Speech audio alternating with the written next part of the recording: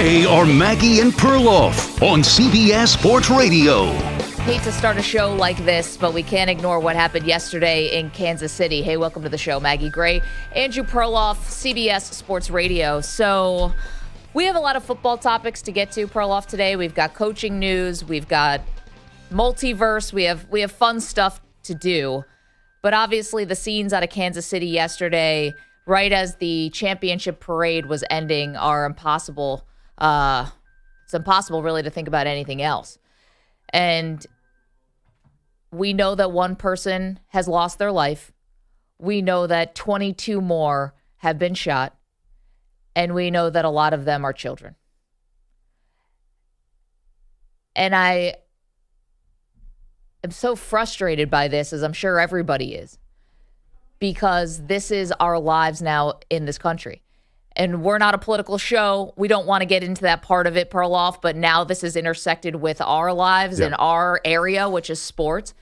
And I just keep thinking back to myself that none of us want to live in this type of America. Whether you're pro-gun, whether you're anti-gun, it doesn't matter what side you're on. Nobody wants to live in this type of America where you can't go to a parade, the grocery store, a movie, a nightclub, a church, a synagogue, a mosque,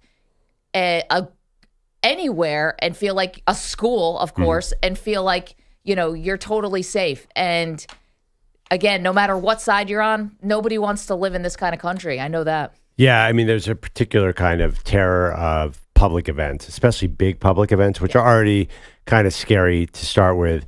There was, this 48th shooting this year, mass shooting. There was a subway platform in my city that a gunman opened up 2 days ago, 4:30 in the afternoon, and 7 people got shot. Something like only, kids too. That's the thing too. The ages here are stunning.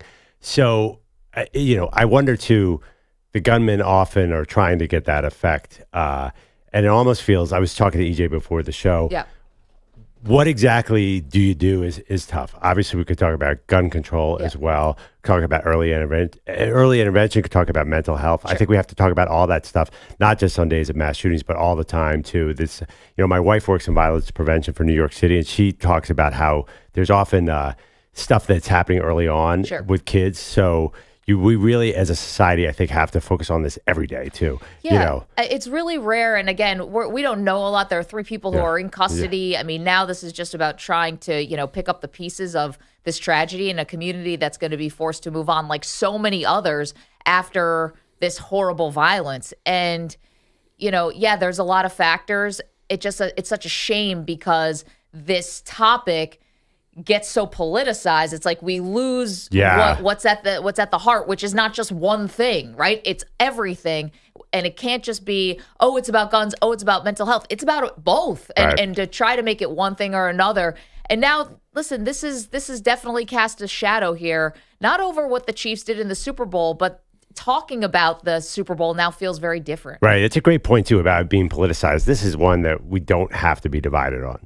There's no reason that I understand we are. No, I'm saying as a country, I don't think there has to be two sides. There shouldn't be two sides to this story. There should be one side is that we do everything we can to prevent this kind of thing. Regardless of where you stand at gun control, there's reasonable gun control too that has to be talked about. There's so many things that has to be talked about, and it doesn't need to be polarizing. That's what I'm saying. And the way you put it, I think is well. It's politicized. It doesn't have to be. I think that we really, all of us, have to get on board here because, I mean, the ages of the victims. Well, it's just you see 6 to 15, nine kids.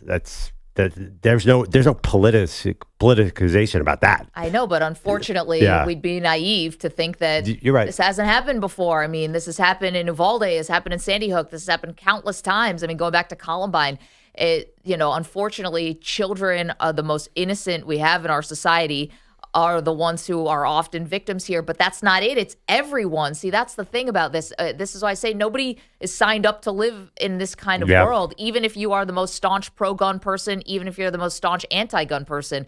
We're all sick of it. There's nobody who says this is a great way to live. Other countries in the world don't live this way. Yeah.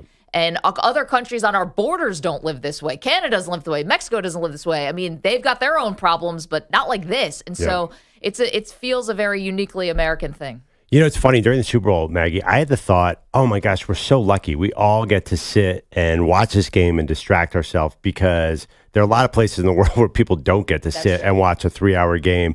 And it's sort of a refuge, I think, from the real world. That's kind of what sports is. It's obviously, we've called it an escape. Yeah, sandbox of life. Yeah. So the Super Bowl, I was actually sitting there before. I'm like, wow, isn't it lucky that I get to sit here and worry about whether my prop bets are going to hit? And that is a very positive thing, but it's also, you're naive if you just put shutters on your eyes and say, wow, I'm in sports, I'm not in the real world. And this is such a great reminder that, hey, the real world will come into everything, including celebrations for sporting events, which should be the happiest thing that happens in Kansas City by far. Yeah, and it looked like it was a very happy day, obviously, until it turned into just chaos and devastation and the looks on people's faces. I mean, they'll be traumatized for the rest of their life. And so will everyone else, because, again, you can't go anywhere anymore and think I'm totally safe, which is such a sad indictment on where we are. Okay, coming up later in the show, PJ Green, who is a sports reporter in Kansas City, he's going to join us. He was there yesterday, so we wanted to get some, reporting on what actually happened and what he saw and what that was like for him. So he's going to join us in about 2 hours, again, from Fox 4 News in Kansas City. So PJ Green will join us later, and we will, talk about this. We'll also try to attempt to have a little fun today, because that's what our show is, and we try to, again, distract even on the toughest days. Yeah, absolutely. We were in Kansas City for the draft last year, and lovely. with a lot of people, and get a physical sense of what is happening, because the terror sort of spread a wide path yesterday. We actually got to see a lot of the video. I mean, imagine how terrifying it would be. You're there to celebrate the Chiefs wearing red, and that breaks out. It's devastating, and there's no other way to put it. And now this is here. This is front and center. And what happens next year when there's a Super Bowl champ? What happens in the NBA when there's at the finals? Are people going to be more reluctant to have a parade? I have no idea. We'll keep you updated on all the latest too. Crystal Presti's in doing updates for us today, so he will keep us up to speed on all the news coming out of Kansas City. Okay. Sports, coaching stuff. Yeah. So I think we were not totally shocked yesterday when the news came down that the San Francisco 49ers, fresh off of an overtime narrow loss to the Kansas City Chiefs in the Super Bowl, are now parting ways with defensive coordinator Steve Wilks. Again, it's weird when a team goes all the way to the Super Bowl to then start firing coaches, because generally it means, oh, you made it to the Super Bowl. This was a super successful season for you. Everyone should be thinking about contract extensions at this point. But instead, Wilks gets fired, and Kyle Shanahan said things were harder than they needed to be this season. Yeah, it's funny because Wilks had probably his best game in a long time against the Chiefs. Yeah, especially that first half. Yeah, dialed up the right plays, but they were the number 8 defense this year compared to number 1 last year. That obviously you went from DeMeco Ryans, who had so much success as a head coach in Houston. What do you point to? There's nothing to point to except Steve Wilks, because you're spending so much money on this defense too. You have a rookie quarterback who's not costing you anything, so you can go out and get a Javon Hargrave to bolster a defensive line that was already great. You bring in Chase Young. So I think it's just pure economics. You can't spend that much on the defense and not have. Really, you can't fall on defense. You can't go from the best defense in the league to not the best defense. And honestly, I said I did not think this was we argued about this. Yeah. I did not think this was a really particularly great Niners team, because the defense had fallen off. Last year, they were terrifying. Right. And even early in the season, remember what they did to the Cowboys? Nick Bosa would ruin quarterbacks' games. He was like TJ Watt. He could win single-handedly. And now the Niners didn't have that this year. So that, I think if the defense, they had last year's defense and this year's offense, maybe they beat the Chiefs.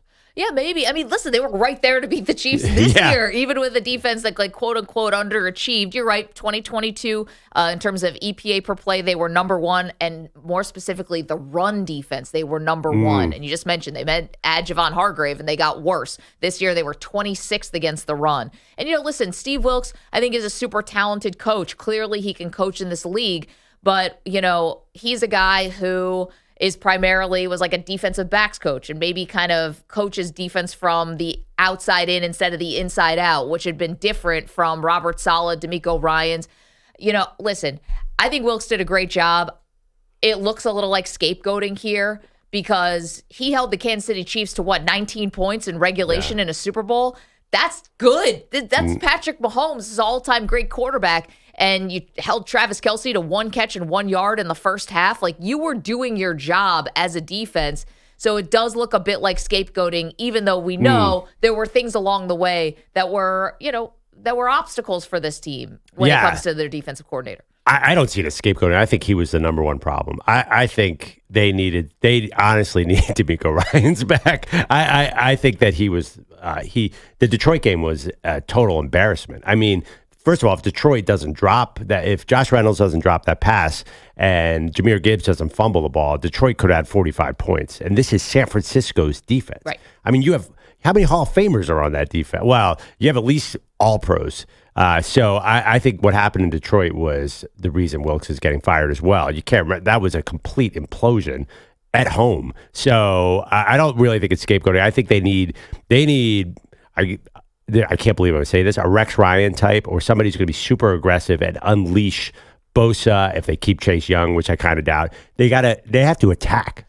I mean, I think they actually would be better off with like Pete Carroll. Isn't he don't they play a lot of this cover 3? I mean, everything they do is like basically looks like the Seahawks. Wouldn't you want the originator, or not the originator, but the guy who perfected that in Pete Carroll? I want, it's funny. I want a Buddy Ryan kind of deal. I think a Buddy Ryan for Philadelphia. I want a guy, a coach to say, we are going to impose our will on the other team. That can be Pete Carroll in certain times. Definitely. And not lately, by the way. Pete Carroll's defense has really, really struggled. But I want a real I want Nick Bosa to have 15 sacks and Javon Hargrave to have 13 sacks.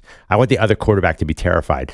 Patrick Mahomes got so comfortable in the second half. I don't think he got touched in the fourth quarter. Yeah. So I think you have to be very, very aggressive. Look at Steve Spagnuolo on the other side. He was dialing up blitzes left and right.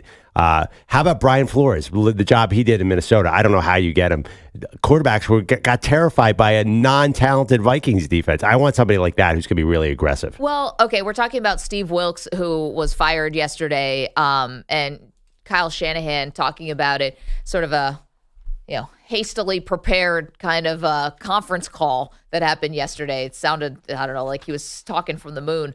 But there was another part of this where, remember, Steve Wilks liked to coach in the booth, right? Up top. You could see everything. I totally understand it. But then the players thought the communication was a little bit off, could have been a little more buttoned up. So they brought him down to the sideline and things did get better. But I think that is just one way where Steve Wilks was an outsider here. Like, remember, Robert Saleh has been in this like Shanahan, Kubiak, McVay type of thing since he started coaching. I think he was like an insider. Then you went right to D'Amico Ryans, who was on Robert Saleh's staff, who was already there and elevated him. This is the first time you went out of the building. You got Steve Wilks, and they weren't as good, but they weren't a bad defense. So why it looks like scapegoating a bit to me is why wouldn't you give him a second season? Like, why wouldn't you give him another year? He's someone who came from the outside, still getting to know your program, still getting to know your players. Why wouldn't you think it could get better with another offseason? Because now you're scrambling. If you don't have someone internally you're going to elevate, you're scrambling. Who's out there? Bill Belichick, Pete Carroll, Mike Vrabel? Are these guys coming to be a DC? Ooh. I don't know. I never even thought about that. No, I'm just saying. You can get me one of those guys, yes. Yes. But I don't know if you're going to. And then outside of that, you're so late into the coaching cycle. Where are you getting this all-time DC? Well, I think that if you go back one game and you judge the Lions game, then it's easier to fire Wilks. You could bring that up. I think that's a fair assessment. And also the second half of the season, the Ravens game too. They just weren't terrifying. They should be the scariest. They should be scarier than why are the Ravens? The Ravens don't have the same kind of talent that the Niners do. The Niners have Fred Warner. They have Nick Bosa, Javon Hargrave, Eric Armstead. These are stars. I know they lost Hufanga, the safety, who was really good, and that did hurt for sure. But his replacement did fine. I think they need to impose their will. They should. And here, Kansas City didn't score a lot, but that's a function of Kansas City. Kansas City had been playing so conservative offensively for most of the season. I think if Kansas City wanted to turn it on, they could have scored on this defense as well. Okay, we're talking about Steve Wilks. The 49ers defensive coordinator was fired yesterday. Here, answer this question for me. Dre Greenlaw doesn't pop his Achilles tendon running onto the field near halftime at the Super Bowl. That could change the game. I mean, he was doing it. He was playing an incredible. Great Fred player. Warner got totally taken out of his mind, I think, distracted because of Greenlaw and his injury. No excuse there, but I think he was, and we have the audio for that. If you had won the Super Bowl, are you firing him? No. No shot. No shot. But was Steve Wilks going to win that Super Bowl? Do you honestly think, did you see any fear in Mahomes' face in the last 18 minutes of that game? I don't know. If Greenlaw doesn't get hurt, I don't know how this is different. Can we play the audio, by the way? Guys, we have the Fred Warner, so you're going to hear this is from inside the NFL. Everyone's mic'd up, so a lot of the sound is coming out now. So you have Fred Warner, Kyle Shanahan, and George Kittle in that order, right? All reacting to Dre Greenlaw getting hurt. No!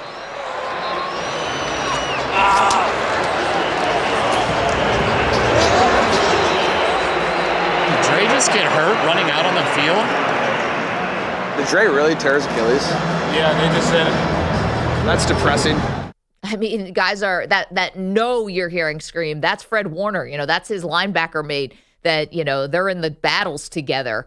And I think everyone was devastated by the Greenlaw injury. Yeah, EJ. Yeah, I mean, that changed the game. And again, I'm going to go back to that whatever muff punt, whatever you want to call it, deflected off the guy. Yeah. The Chiefs were not moving the ball for basically 2.5 quarters. And then they got a one-play touchdown on that drive that changed the entire game. I saw the game differently. I feel like that Niners defense was flying around. They were hurting people. Like, they looked as terrifying. I was surprised because of how bad they looked against the Lions. They seemed to have clearly turned it around. And to Steve Wilks' credit and those players' credit, remember 2 weeks ago they said there was a lack of effort that led to that Lions debacle in that first half in that game. They were playing with great effort in this game. I said, wow, this is like an entirely different defense. You're right, especially Chase Young, and it was Wilks who got the credit for calling him out. Remember, Right. I said it was embarrassing after the Lions game. I mean, Well, why didn't he call him out before? I mean, that guy was a dog all season. Well, I mean, maybe he was behind the scenes and didn't want to do it publicly until they basically were within an inch of their life of, getting taken out in the NFC championship game. One thing, though, that Chiefs team scored 17 points against the Ravens. I mean, they could get super conservative. They did not throw the ball downfield. They threw one pass into coverage. It got picked. But Mahomes was pulling back. His last few drives, touchdown, field goal, touchdown. So when it mattered, where was the Niners defense? Well, at that point, Greenlaw's not on the field. That's And what I'm that- saying. I don't think Greenlaw made that big a difference. he's a huge player for them.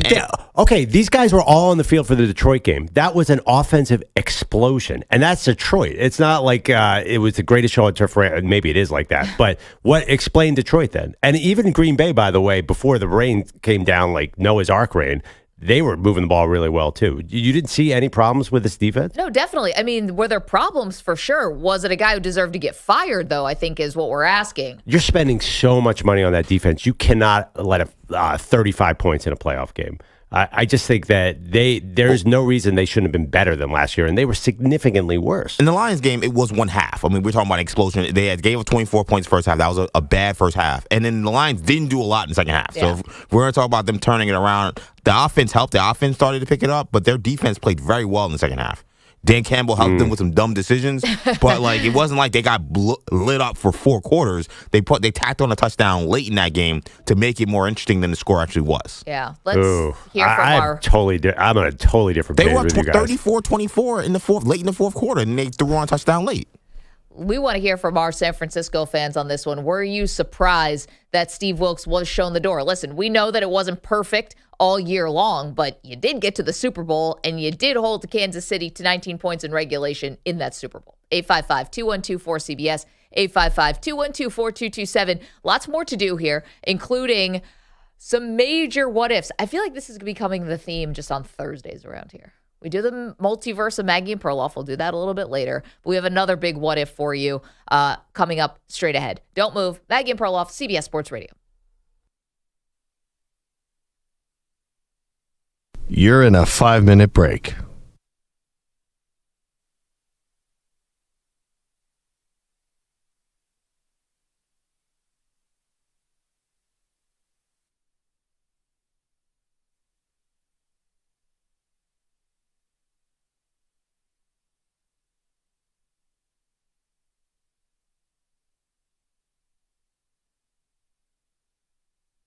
Four minutes, 30 seconds remaining.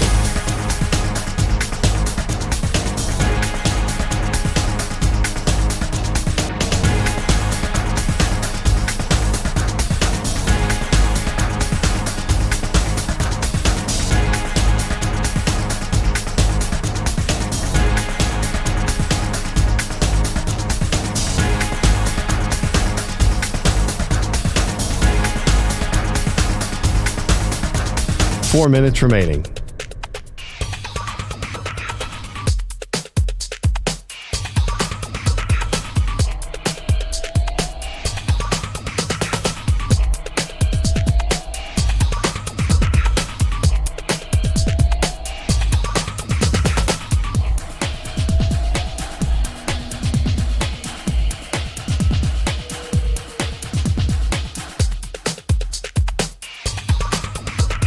Three minutes, 30 seconds remaining.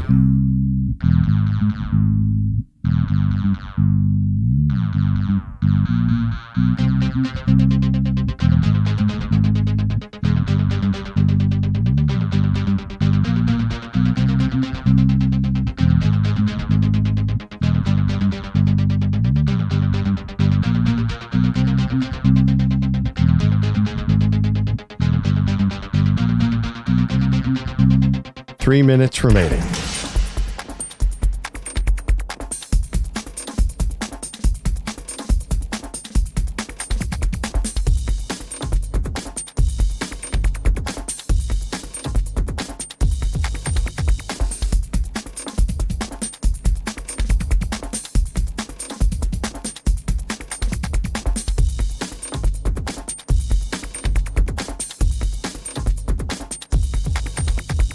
Two minutes, 30 seconds remaining.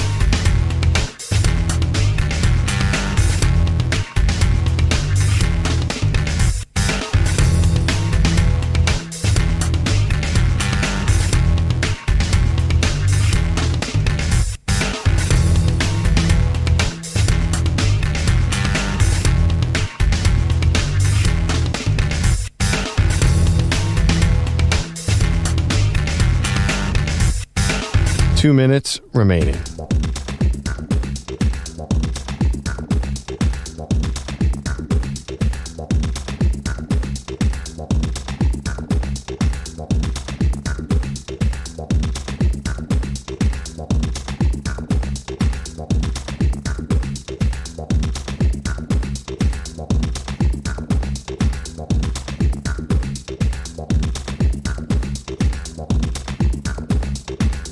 One minute, 30 seconds remaining.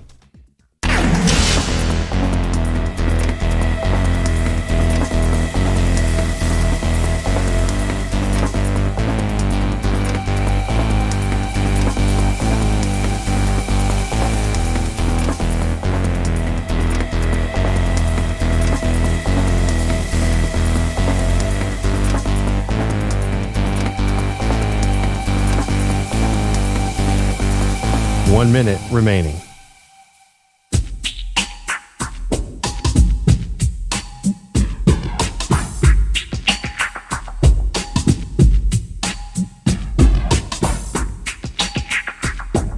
Forty-five seconds remaining.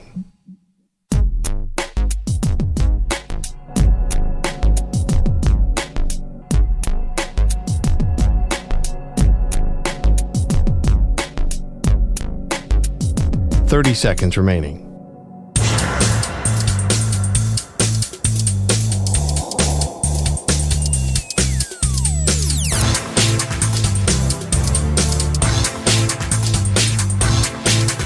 Fifteen seconds.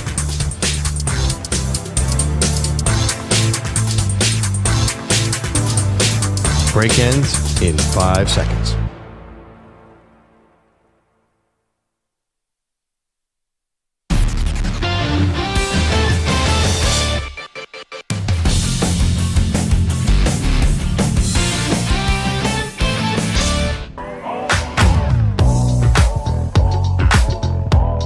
Welcome back to Maggie and Perloff.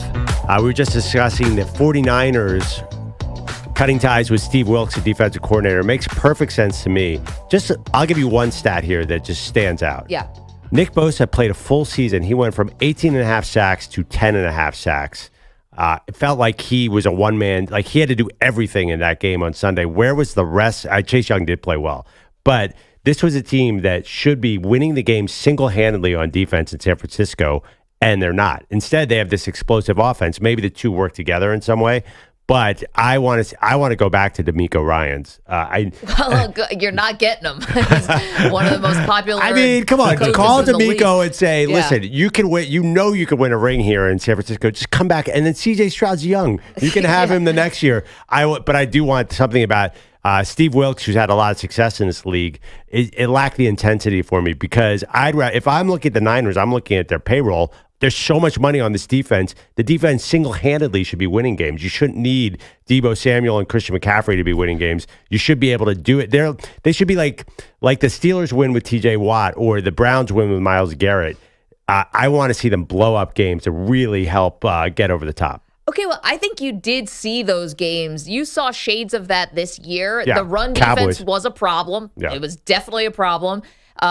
Acknowledging that is, you're not going to bury your head in the sand. However, to get rid of a guy after one season when you knew he was a guy who was coming from the outside, so there's going to be a little adjustment in terms of culture fit. It's not like the defense as a whole totally fell off a cliff and they became the worst defense in the NFL. You made it to the freaking Super Bowl. You're in overtime against Patrick Mahomes. If you just defer, maybe you win that game instead of taking the ball. And if Dre Greenlaw's not hurt, there's a couple ifs here where they win the Super Bowl, and then they're definitely not getting rid of Steve Wilks. So that's the interesting part of this to me. Well, they let up 450 yards against the Lions. They let up 455 against the Chiefs. You should have the best defense in the league. Why is Baltimore better than San Francisco? San Francisco has Bosa, Warner, Greenlaw. I understand he got hurt. I mean, there's so many names. Baltimore's defense has been great for years. Yeah, but we don't even know who those guys are. Okay. Meanwhile, you have all pros and Hall of Famers all over this defense. Okay, but here's the thing. So you can go back to the Lions game, right? The big stat was they gave up 148 rushing yards in the first half. They gave up 34 in the second half. Well, if Josh Reynolds, in part because the Lions got really conservative, but also if Josh Reynolds catches that ball. Down. What are you talking about? They kept going for it on fourth down. When they were up 24-7, they called off the dogs. Well, they because really Dan did. Campbell kicked a field goal at the end of the half? No, they just came out and they were not play calling aggressively in the third quarter because they thought they had a 17-point lead and they were just not make mistakes. Dan Campbell? They totally got conservative in the third quarter. They were playing with the lead.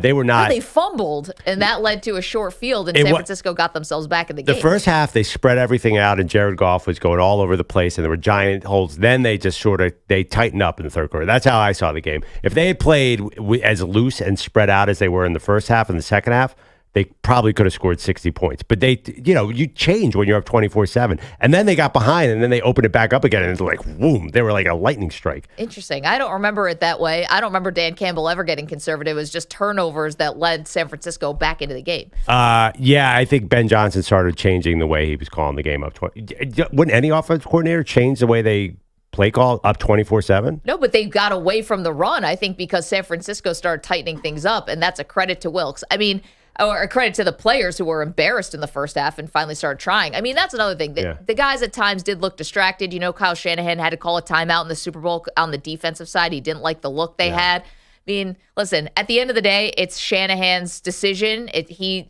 Steve Wilks works at the favor of Shanahan.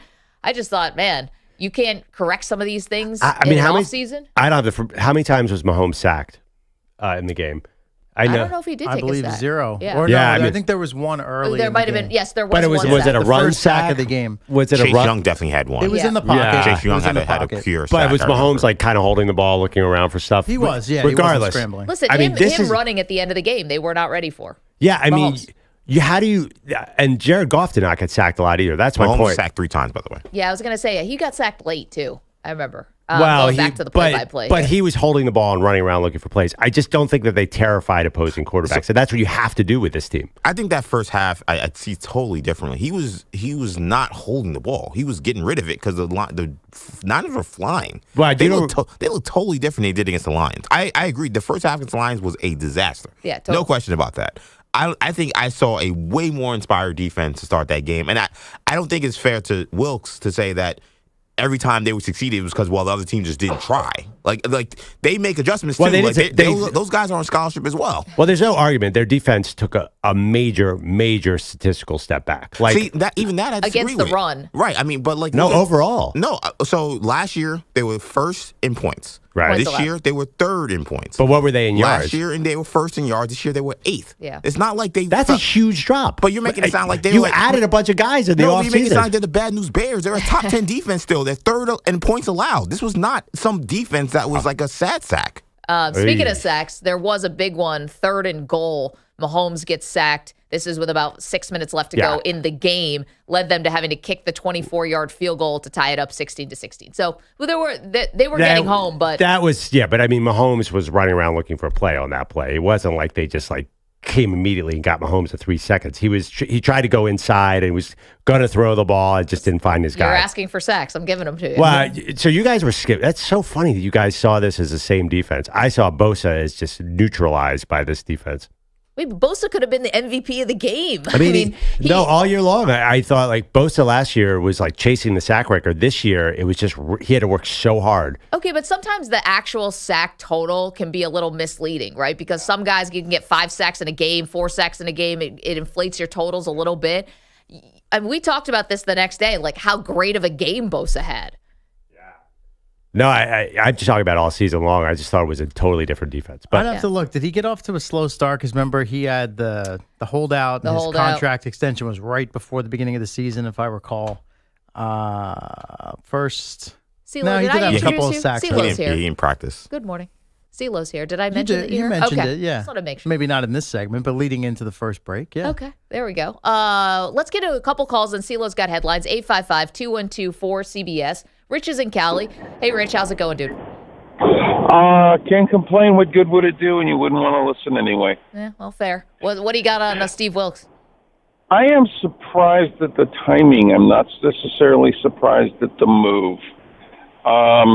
If you do it this close to the Super Bowl, there must have been something else going on while that game was going on. It was really uncharacteristic of Shanahan to necessarily take a timeout to change a defensive set. Yeah. I know that during the course of the year, Wilks started up in the booth, and they brought him down to the field. And I'm not really sure why or what have you. I know the local press is talking basically about square peg and round hole. Yeah. The problem is, Yeah. is there enough room for, a large ego like a Belichick or Yeah, the guy Carol from Vrabel. Seattle? Rich, what's interesting about this, though, and thank you for the phone call, was there maybe a personality difference? I don't know. We might get some reporting on that. But the timing, I don't know how it could have been different.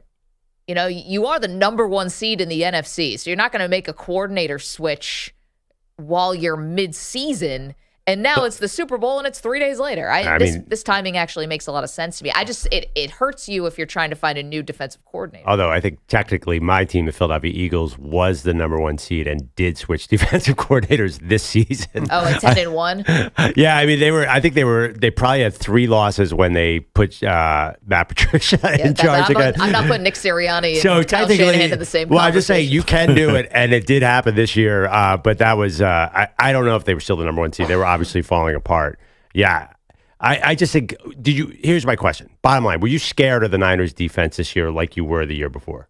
No, but then I did watch them in the Super Bowl have a lead against the Kansas City Chiefs, Yeah. and I saw them play really well. And I saw a guy in his first year where a lot of these defensive dudes aren't going anywhere. So why not think you could build on what you already have? I just thought Mahomes wasn't scared at all in the fourth quarter. Well, he's Mahomes. Is he scared Yeah, of yeah. anyone I other thought than the the first- Browns Anybody. defense in They that should one be- Super Bowl? They should nickname him Bone Crusher. I mean, you guys- song, Never Scared. You guys saw the Tampa Bay Super Bowl. That was a Yes. scared Mahomes. I Well, mean, they Well, he had couldn't no, protect he had him, no yeah. offensive line, Yeah. remember? well, I get and also the Bucks were flying on all cylinders. Yeah. This Niners team to me was not flying on all cylinders. Yeah, Chase Young played good early in the game, then kind of wore down. Maybe it's a Dre Greenlaw thing, but I see the Niners defense way differently than you guys. CeeLo is here. He's got headlines. Good morning. Good morning. Sponsored by Progressive Insurance. Drivers who switch and save with Progressive save nearly $750 on average. Call or click today. Find out if we could save you hundreds on your car insurance. Let's stick with the 49ers team there as Kyle Shanahan, with another day to reflect on that latest Super Bowl loss, did circle back. Bit of a 180 as compared to what he had said earlier in the week. Wasn't ready to talk about yet because I wasn't sure which direction I was going to go, but sleeping on this for a few nights and trying to make a come up with a few tough decisions. But this morning I relieved Steve Wilks of his duties. So like Maggie had said, sort of an impromptu conference call after he had done his, not game after press conference, but a day or two later, sort of summing things up, wrapping things up where he didn't indicate that maybe any changes were coming. Sounds like he struggled with this one a bit on a personal level. Really tough decision because really says nothing about Steve as a man or as a football coach. I mean, he's exactly what we wanted as a man. He is a great football coach. But just where we're going, where we're at with our team from a scheme standpoint and things like that. And the mention of the scheme there feels like the square peg, round hole. So it doesn't sound like personality. Right, exactly. So maybe it's not they need some sort of big presence. Maybe it's an under the radar. If they have an idea of how they want their defense to play from a scheme standpoint, someone that's on the staff already, who knows? I mean, we'll find out in the coming days, obviously. Yeah, I mean, it might not even be a reflection on Steve Wilks. I kind of agree with that. Maybe they're like, oh, this is not the style of defense with this. I think they tried to play the same style. Yeah. Maybe that was it. They tried too much to do, hey, we're doing exactly what we did when we had, Saleh and DeMeco Ryans and, maybe weren't open to a lot of new ideas. Maybe that's part of it as well. Listen, the soul searching from Shanahan, I only buy that like 10%. I think they're looking around for another DC. I think also the front office played a role in this because they're like, we gave you the most expensive defense in the entire NFL and you got worse. I think they look at it as a salary cap allocation thing as well. Could be. Following up on the lead story, of course, you've got at least one person dead, 21 others wounded by gunfire in the latest mass shooting in the United States, this time at the end of Wednesday's Chiefs Super Bowl parade. 3 people have been detained and are under investigation, according to Kansas City Police Chief Stacey Graves. Did hold a press conference last night saying, among other things, quote, "I'm angry at what happened today. The people who came to the celebration should expect a safe environment." I'm sure you've seen the footage of the fans tackling that one person there, sort of along the pathway of the parade. So don't know if that was one of the 3 that were fully detained or not. So still some question marks about who put this all together, who the real suspects are, so on and so forth. You did have the Kansas City radio station KKFI saying one of their DJs, Lisa Lopez Galvin, died in the shooting. Not clear if that's the person that Kansas City police said passed away or if this was an additional death. So obviously still a lot of questions to be answered. But you did have many of the Chiefs players, Travis Kelce, Patrick Mahomes included, kind of taking to Twitter/X last night asking for thoughts and prayers for those who were directly impacted by the shooting. So if you take it from where you were at the beginning of the day, it's a light-hearted, feel-good celebration. Kelsey's clearly having a few drinks and singing Friends in Low Places, and then it takes just a tragic turn at the end. So obviously a sad scene yesterday in Kansas City, and we'll continue to look for further updates on that and keep you updated throughout the course of the morning. A couple of NBA notes here. The Clippers outlasted the Warriors in San Francisco 130-125, despite 9 threes and 41 points from Steph Curry, who tried to do it single-handedly. His team comes up short, though, as LA outscored Golden State 44-28 in the fourth quarter for the come-from-behind road win. Meantime, the Suns beat the Pistons in Phoenix 116-110. The story here, though, is pregame, as Pistons center Isaiah Stewart was arrested for assault after punching Suns center Drew Eubanks at the arena hours before tip-off. So Stewart was already ruled out of this game because of an ankle sprain. Eubanks ended up playing 18 minutes in the victory for Phoenix. He said the altercation happened as he was coming into the arena. There was some sort of argument that started. He says they were chest to chest before Stewart threw the punch, and then security intervened from there. Afterwards, you had some commentary from Kevin Durant. It's supposed to be a brotherhood, but I also understand dudes get into stuff, and stuff may happen, but we try to avoid that in this league, but happens, and hopefully we can move on from it. And we all support Drew and got Drew's back, and he'll move past it. Okay, so my question, what's the backstory? We got to know the backstory. It's never okay to punch somebody, obviously. That's not what we want to, we're not condoning that. I'm just dying to know. I mean, do we need a backstory with Isaiah Stewart? I mean, he is a loose cannon. I mean, I don't know if you remember the clip from several years ago when he was charging at LeBron James through like 5 or 6 different security guards and Lakers because of a flagrant foul, and he was bloodied up on the play. Yeah. But it just sounds like Isaiah Stewart's a bit of a loose cannon.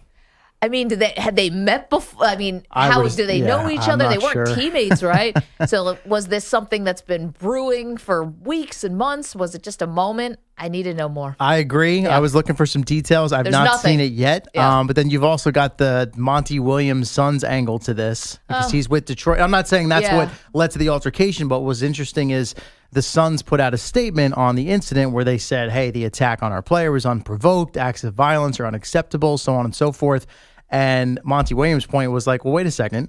The NBA is going to do an investigation. We don't fully know what happened here yet, and basically said it was a bit responsible for the Suns to say it was unprovoked and that they wouldn't go to that length until they got more information. Right. So, why are we assigning blame when we don't know the all the details? Team that fired him last season. Things obviously aren't going well for him. First year in Detroit. That's an understatement. Yeah. So you had that. You had that angle as well, as he basically said the Suns statement did not need to happen. So as EJ mentioned, though, Stewart was involved in that incident with LeBron back in 2021. He was suspended 2 games for that, and LeBron got 1 game. So not to say that one incident suggests, hey, this is a bad dude or anything like that, but maybe does run a little hot under the collar. I will say, too, I mean, to add insult to injury, no pun intended for the Pistons. I mean, if you were saying this may be the last straw for Isaiah Stewart, I don't think so. They just signed him to a 4-year, $64 million contract this offseason, so he ain't going nowhere. So he's a loose cannon, and he's an empowered loose cannon. Yeah. And now he's a very rich loose cannon. Yeah, he's a poor man's Draymond. Great. 4-year, 64. Isn't that the new veteran minimum? Yeah, these NBA contracts. How's he going to eat? Nice. He's a center, so this is good center money. CeeLo, thank you so much. We got more for you from you next hour coming up. This is one of the bad ideas of all time. We'll get to what is going on with one NFL team. Why are they going this route? We do not know. We'll answer that question next. Maggie and Perloff, CBS Sports Radio.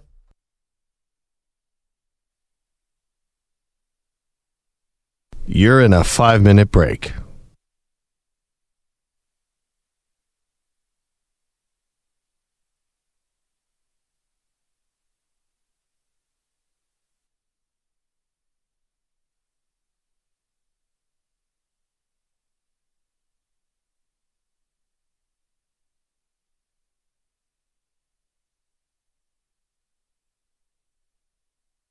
Four minutes, 30 seconds remaining.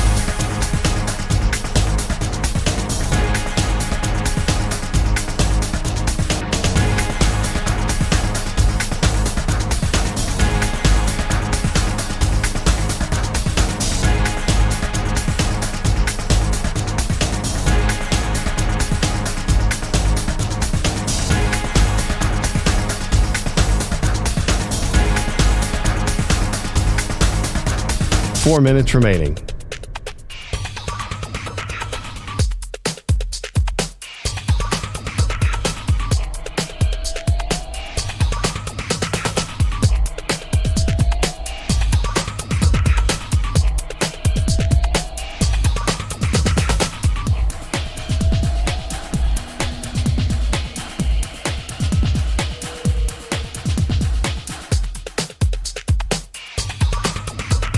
Three minutes, 30 seconds remaining.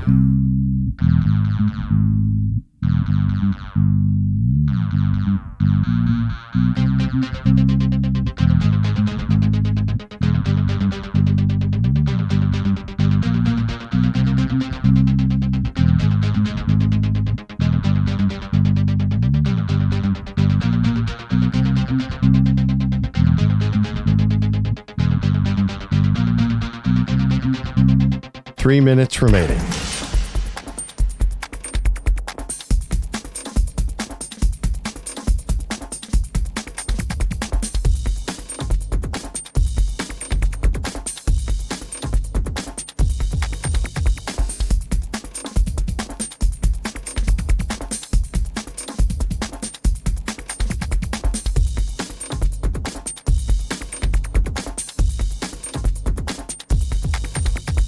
Two minutes, 30 seconds remaining.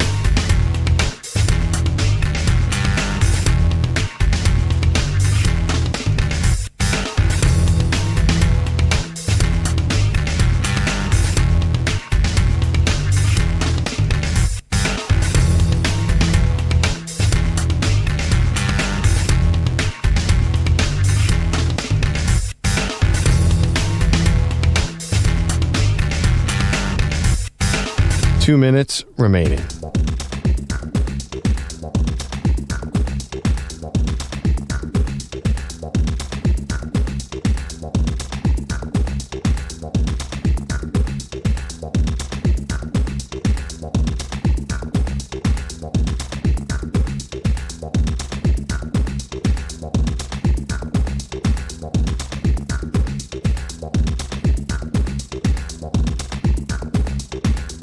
1 minute, 30 seconds remaining.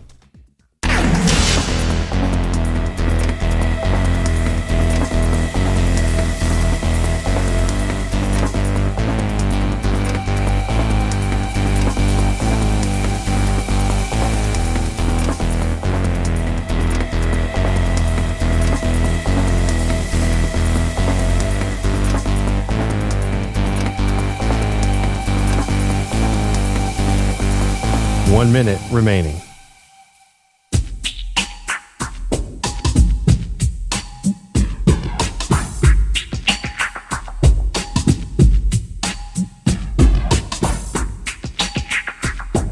$45 seconds remaining.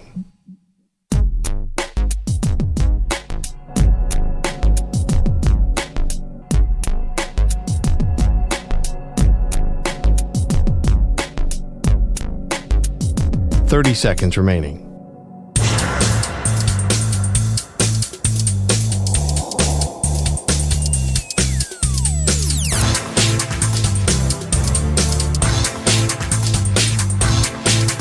$15 seconds.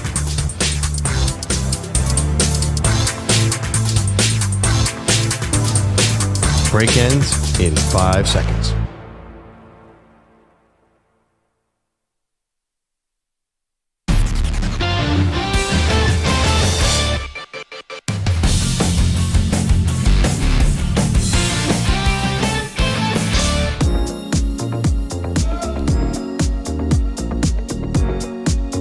Of the show is sponsored by the new Hyundai Tucson, available with complimentary class-leading Blue Link Plus. Now it's easy to use your phone to control your Tucson.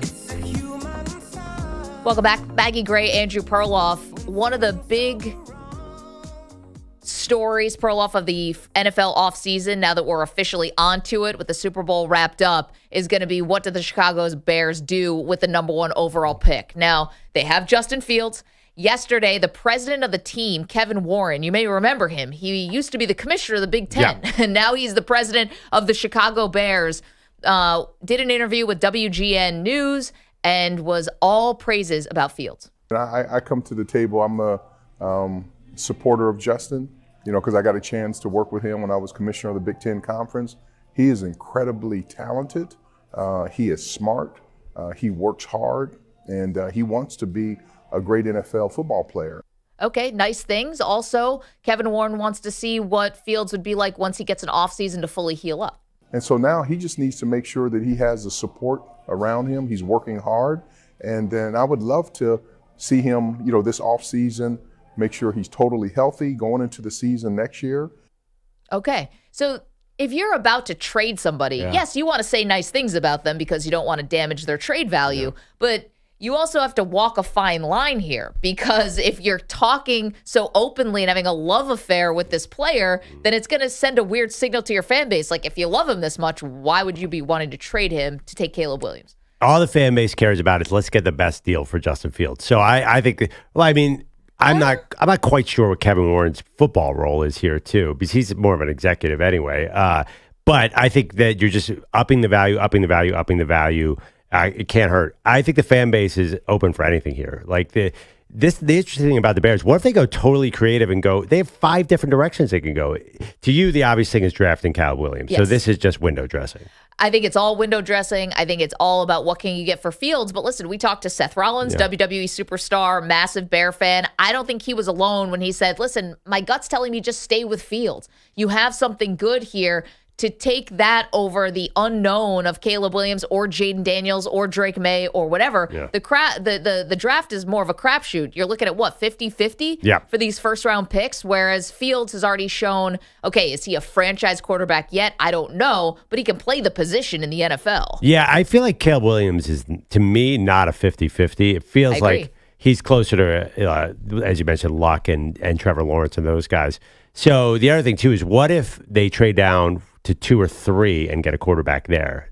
What if they think Caleb Williams doesn't want to be in Chicago? Fine. A lot of people have Drake May and Jaden Daniels right there with Caleb Williams. So there's a lot of different directions. And somehow a fantasy football player, give me Marvin Harrison, one of those other. Would you rather have Drake May and Marvin Harrison or Caleb Williams and no Marvin Harrison? Well, again, that's where Caleb Williams, I think, already separated himself as like the cream of the crop of this draft. Because if I'm now going to go to Jaden Daniels and Drake May, now don't you have to keep comparing them against Justin Fields? I mean, if they were all in this draft together, do you think Drake May and Justin and Jaden Daniels are getting drafted?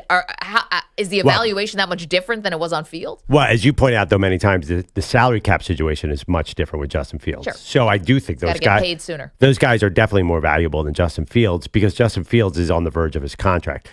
One more thing about this Caleb Williams thing: does the Super Bowl affect the way they think? In what way? You can have the most talented team around your quarterback of all time. The Bears could get 20 first-round picks, and they can be all-pro at every position. If your quarterback is not the elite of the most elite, can you win the Super Bowl? So maybe they say, oh, man, you need a Mahomes. We need to take a swing at a Mahomes. And I don't think Justin Fields is going to be Mahomes. Is he enough?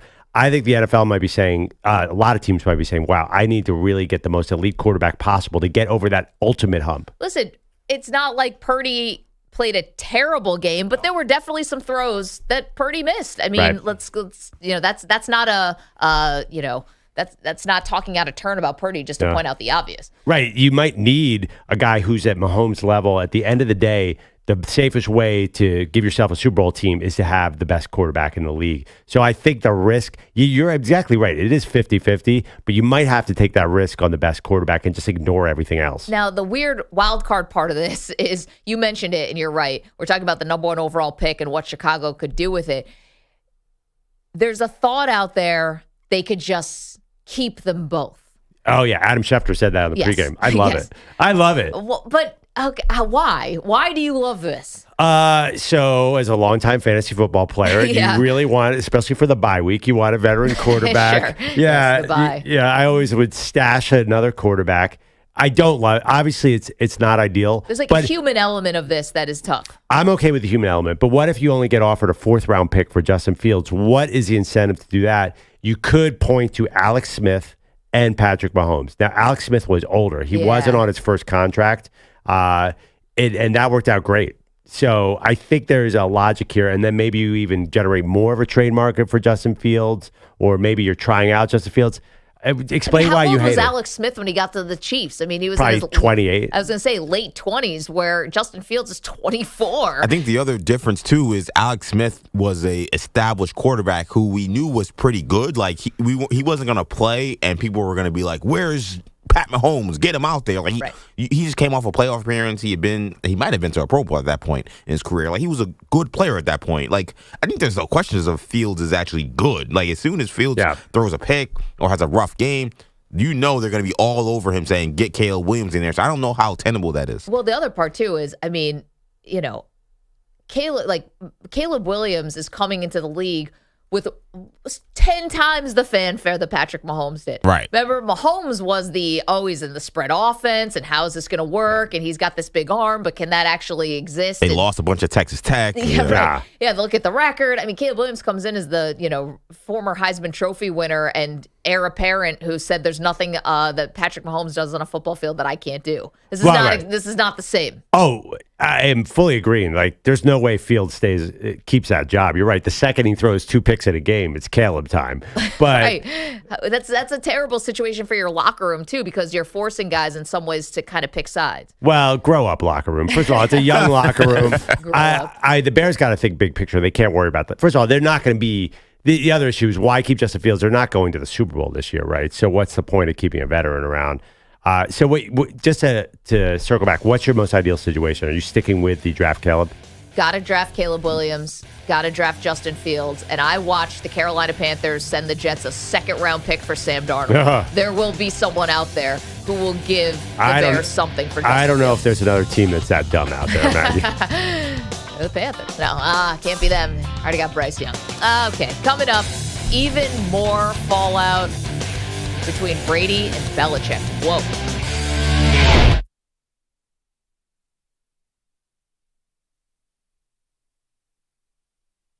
You're in a 5-minute break.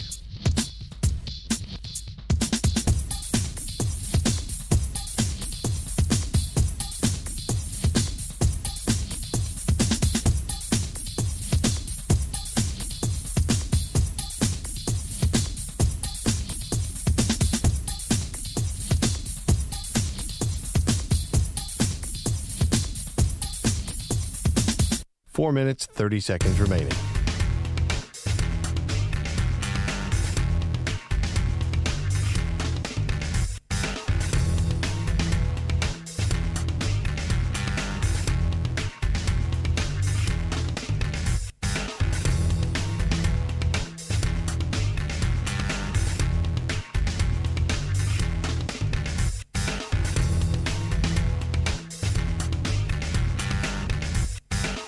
Four minutes remaining.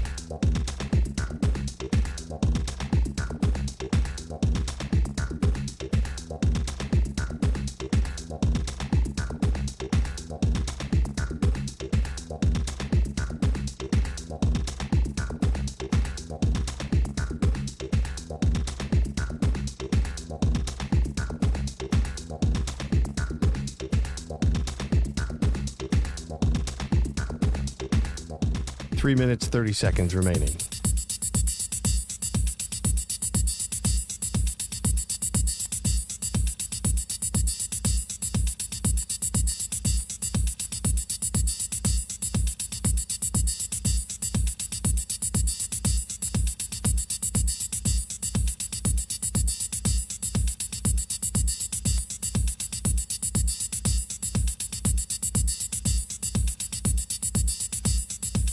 Three minutes remaining.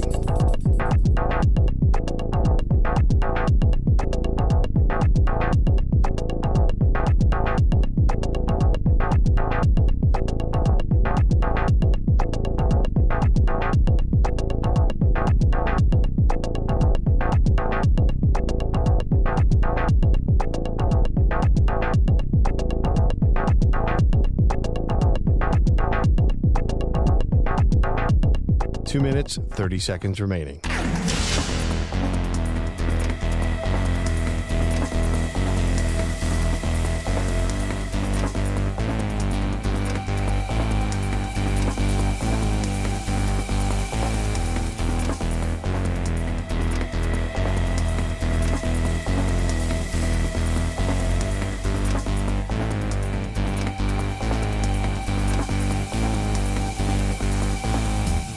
Two minutes remaining.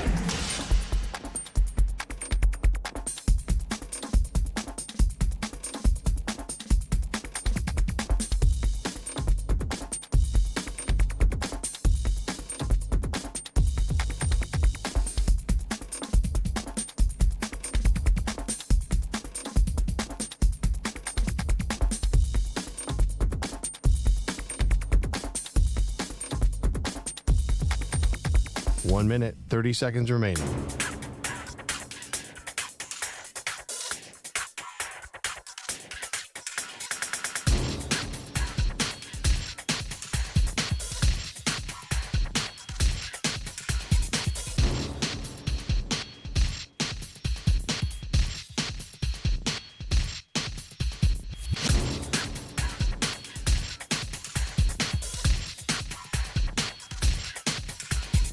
One minute remaining.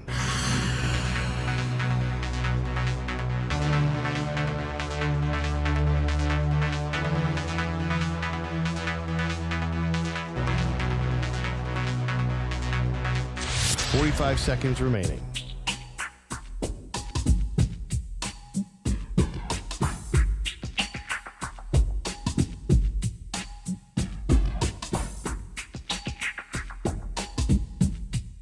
Thirty seconds remaining.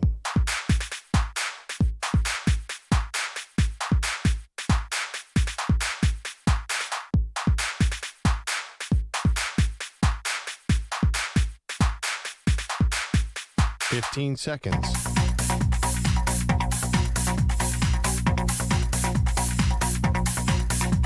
Break ends in 5 seconds.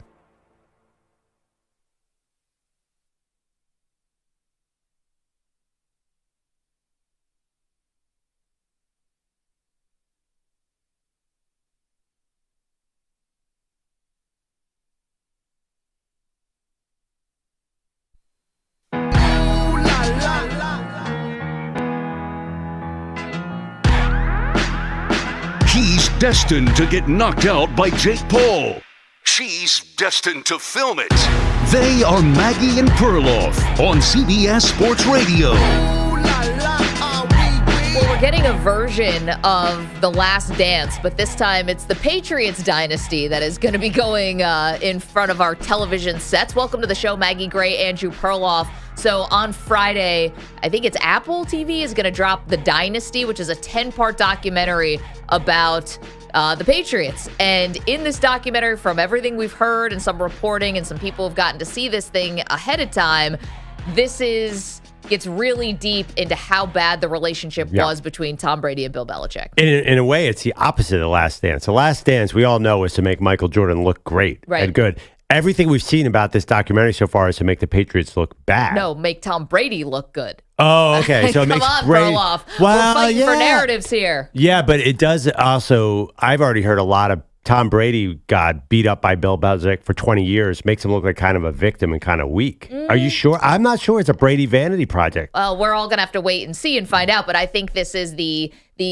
never-ending fight for credit and for who really was responsible for the dynasty. I think what this is attempting to do, and again, we'll have to wait and see, which is showing how Brady won despite the circumstances, how much of a hard-ass Bill Belichick was, and Brady kept coming back for the greater good, like realizing he could win there, making the sacrifice that he would be treated like a dog so that, Belichick could hold everybody else to a really high standard. I think that's what's coming, and this is very Last Dancey to me for Brady. I don't feel that way at all because I feel like nobody, like Michael Jordan wants to be considered a hero, like on top of Mount Olympus. Getting compared to an abused dog is not a good look for Tom Brady. Wes Welker called him an abused dog under Bill Belichick. I think Brady's going to look kind of soft in this. Oh, I mean, an abused dog? What? This is not a good scenario. No, I think it's going to show that he was a selfless guy. But anyway, let's hear. So this is what it's going to sound like. This is the trailer for the new movie, The Dynasty. We worked for Bill, but we played for Tom. Bill tore Brady's head completely off. There's things that are done that can't be undone. I was just trying to hold it together the best I could. I mean, so that was Danny Amendola, Randy Moss, then Brady, then you heard from Robert Kraft. Listen, Bill Belichick is in this documentary too, but what are you going to get from Belichick? I mean, he's not going to sit in front of a camera and start diving deep into what went on, the interpersonal relationship between him and Brady. The hell would freeze over before he'd do something like that. You know what my issue is here? The Bulls of the 90s, The Last Dance. Everybody has positive memories of that. Nobody cares that Michael Jordan punched Steve Kerr. Like all that stuff was kind of cool in the documentary.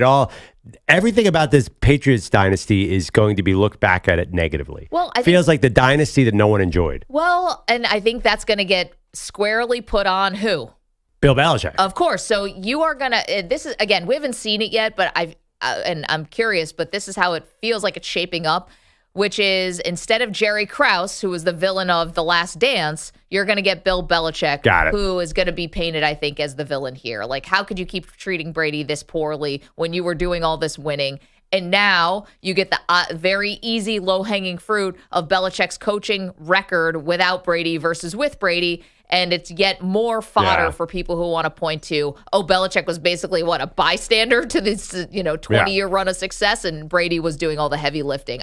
Obviously, the truth is way more in the middle. Yeah, I mean, I think the effect is going to be that everyone's going to look back negatively on this Patriots dynasty as somewhat just a sort of an ugly little thing that happened in the NFL. A little bit, and EJ, I know you're not going to like this, kind of like people view a little different, but the Spurs dynasty, nobody really enjoyed the Spurs dynasty outside of San Antonio. They kind of killed the NBA ratings all on their own by just playing smart team ball. Yeah, but I think they all hated each other. But my point is, they didn't all. No, they all loved each other. It's a totally different thing. Is on but I just think that this Patriots, I don't think there's a lot of sizzle around this Patriots dynasty. And if there ever was, this is just going to completely kill it. We're going to be like, oh God, this Bill Belichick, Tom Brady dynasty, what a drag that was. That's how I viewed that. I saw the promo. I'm like, is this a funeral or is this like a celebration of the Patriots? Well, I think it's probably going to be more of a celebration of Brady. Maybe it's just a little more real. I think what it's going to mirror is, the ascent and the rise, which I'm sure was really exciting and maybe that was a lot more positive. Then you go a decade without winning and 2 brutal losses to the Giants in the Super Bowl. And then you get the second half of this, and I think that's where the relationship really fell apart. I mean, we've read books about this. Egos start to get in the way. Brady didn't want to be treated that way anymore. And yet still at the very end, Brady said, give me 2 years and $50 million and I'll come back. And Belichick said no. Yeah. I mean, the Jimmy Garoppolo aspect of this, I think Brady felt really slighted by. So, okay, two things here that I think are interesting. One, Belichick didn't get a job this time around. Yeah. And maybe you could point to his coaching record or the fact, the infighting or, wasn't able to develop Mac Jones or whatever you want to look at. I wonder if teams called Tom Brady and asked, is this somebody I should bring in? And now that we know just how bad it got, and we're going to get this on camera, did Brady give Bill Belichick a positive review? I mean, Bill Belichick's been around a long time. Do you really need to call Tom Brady and ask what's the deal with Bill Belichick? I don't know. I mean, the Peyton Manning calls team owners all the time on behalf of guys. I think Aaron Rodgers calls people on behalf of guys. I think these big-time quarterbacks who hold a lot of influence, I do think they make phone calls. Yeah, I mean, but Bill Belichick is not Adam Gase. I would think they pick up the phone. Yeah, I think Belichick would have his own relationships, unlike the young guys that Peyton called about and that Brady's probably called about as well. I understand what you're saying. Yeah, I thought the same thing. Is this why Belichick's not getting a job? That being said, teams know Belichick. Bill Belichick has been in the league a lot longer than Tom Brady was. Right. He was even, goes back to the 80s Giants. So I would hope that somebody likes Belichick, even if Brady hates him, and the narrative comes out of here that he was the bad guy all along. I mean, is that enough of a reason not to hire him? You probably wanted him this offseason.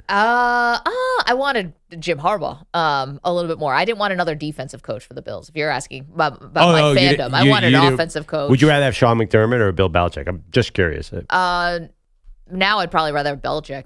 But that's just I want to change. I got to be honest. As an Eagles fan, I was interested in Belichick. I honestly, even if he comes off as a total jerk, we all still know he's a good football coach as well. Definitely. I think he'll work again. That's my point. Again, we're talking about this new documentary that's coming out, 10 parts. It's going to 2 episodes every Friday are going to start dropping tomorrow.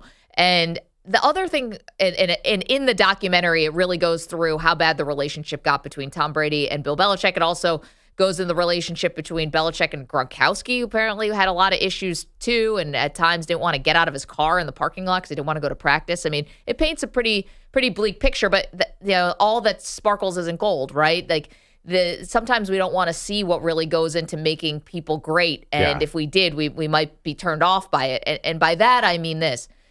Do you think Brady would have been as good if Belichick wasn't this way? No. Exactly. So I think this documentary is going to paint Belichick as the villain. Again, I think he's going to be the Jerry Krause of the Last Dance documentary. You're going to get this with Belichick here with this Dynasty documentary.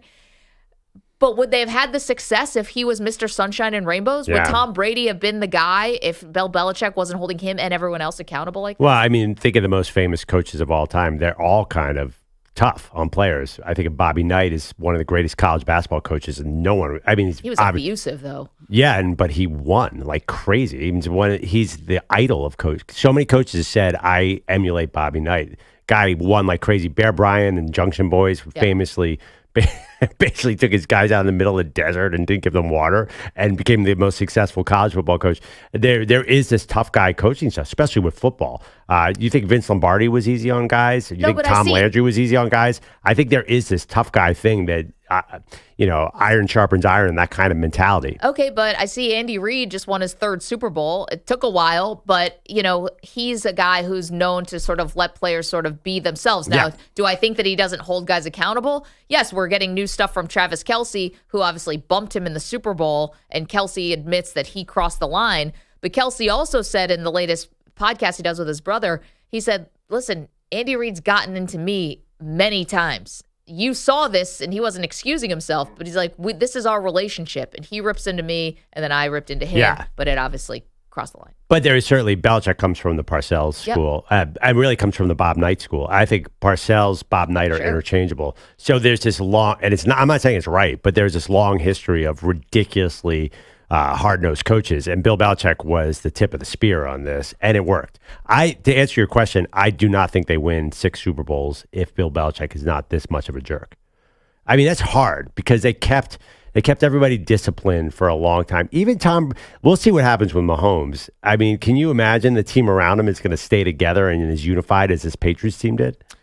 Well, I mean, it's a long way to go. No, I know. I actually wrote that down. What can the Chiefs learn from this? Will the Chiefs face any of these problems? I just, right now, that's hard to see because, again, I feel like the vibe is totally different. You're intimidated by the Chiefs because of Mahomes, Reed, Steve Spagnuolo. You were intimidated by the Patriots because the fear of Belichick, it was more of a paranoia that was around Belichick along with a fear. No one's paranoid about the Chiefs. They're just better than everyone. Yeah, I mean, you look at the dynasties. You were afraid of the steel curtain because of Joe Green. You were afraid of the doomsday defense because of Randy White. You were afraid of Bill Belichick and the Patriots because of attention to detail. Yeah, special teams and tightening things up. Like you better know the new rule book really well because Belichick is going to get you on that one. Yeah, well, and also it's like, is the locker room bugged? Who's taping something? Detail.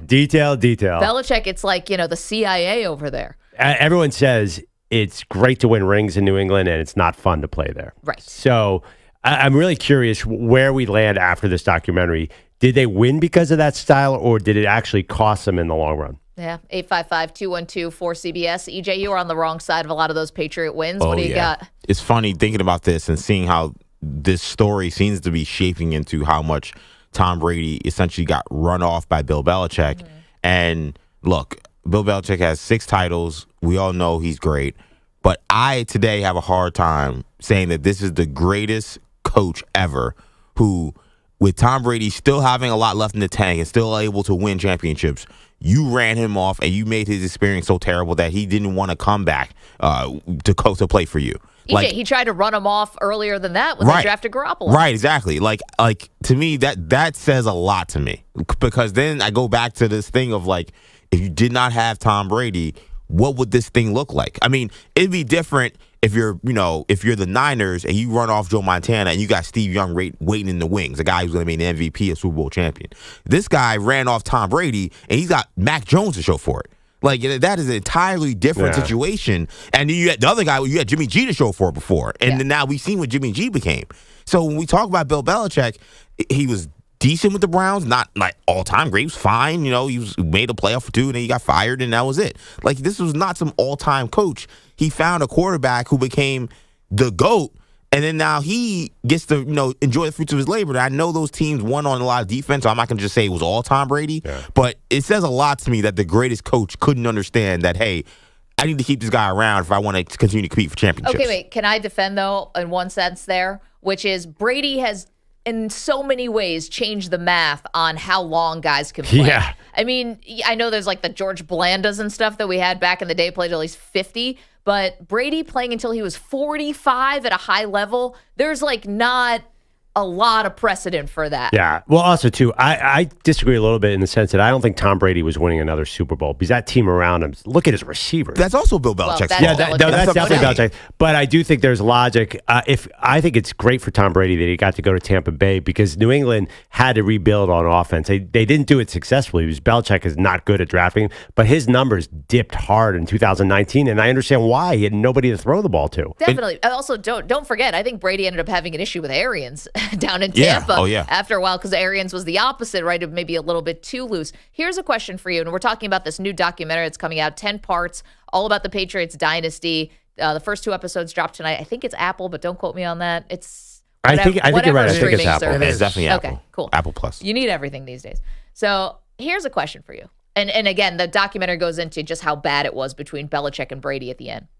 If Brady doesn't win the 7th Super Bowl, does he talk about Belichick this way? Does he do this? Because Brady getting the 7th really kind of slam dunked this argument a little bit more about about how much did he have left in the tank and him going on to win right away in Tampa and all of that, where Belichick has now struggled, because of a lot of different factors. If he doesn't win the 7th, does he do this? Yeah, it gives him some power here. Yeah. I think you're onto something. I think it's very easy for. By the way, did Brady produce this? Will you say he did this?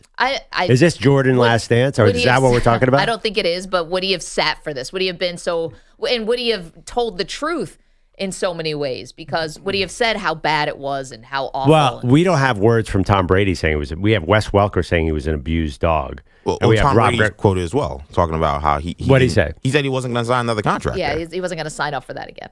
Yeah. No. Yeah. But, I mean, I think Welker took it to a totally different level. I think. But you don't think, though, for a guy who was Mr. Patriot, I mean, he is the image of the Patriots, him saying, I will not sign another contract to play under these conditions of that guy. That is a stark statement. I've watched Brady talk about Belichick 100 times. I'll bet you Brady comes off more middle of the road in this documentary than his teammates. I think his teammates are going to tell a different story of how bad it got. I don't think Brady's going to admit that he tore my head off like this, that, and the other. I'll bet you Brady, Brady's a politician too. We'll see what he says. He always gives Belichick a lot of credit, but we also know that he, his body man, Alex Guerrero, he banished him. Brady had to basically get his treatment in like a suite or some kind of shed. I mean, not becoming something that doesn't behoove the greatest quarterback of all time and the face of the franchise. One more thing. I heard this the other day, and I had forgotten about it. The year they won the Super Bowl was great with Tom Brady. Wait, which year? 2020. I'm sorry, in Tampa Bay. Yeah, yeah. The year they, it proved that he was better than Belichick. The next year, he led the league in passing with 5,316 yards, 43 touchdowns. And I actually saw a statistical analysis. It was one of the most egregious things ever to give Rodgers the MVP instead of Brady. So he could have won a Super Bowl and an MVP in Tampa Bay to really just close this argument door forever. It was egregious. Remember that Brady didn't win the MVP that year, and it came down to like a lot of off-field stuff, I thought, with Rodgers. Remember, there was a reporter in Chicago said he'd never vote for Rodgers because of his stance on the vaccine. Yes.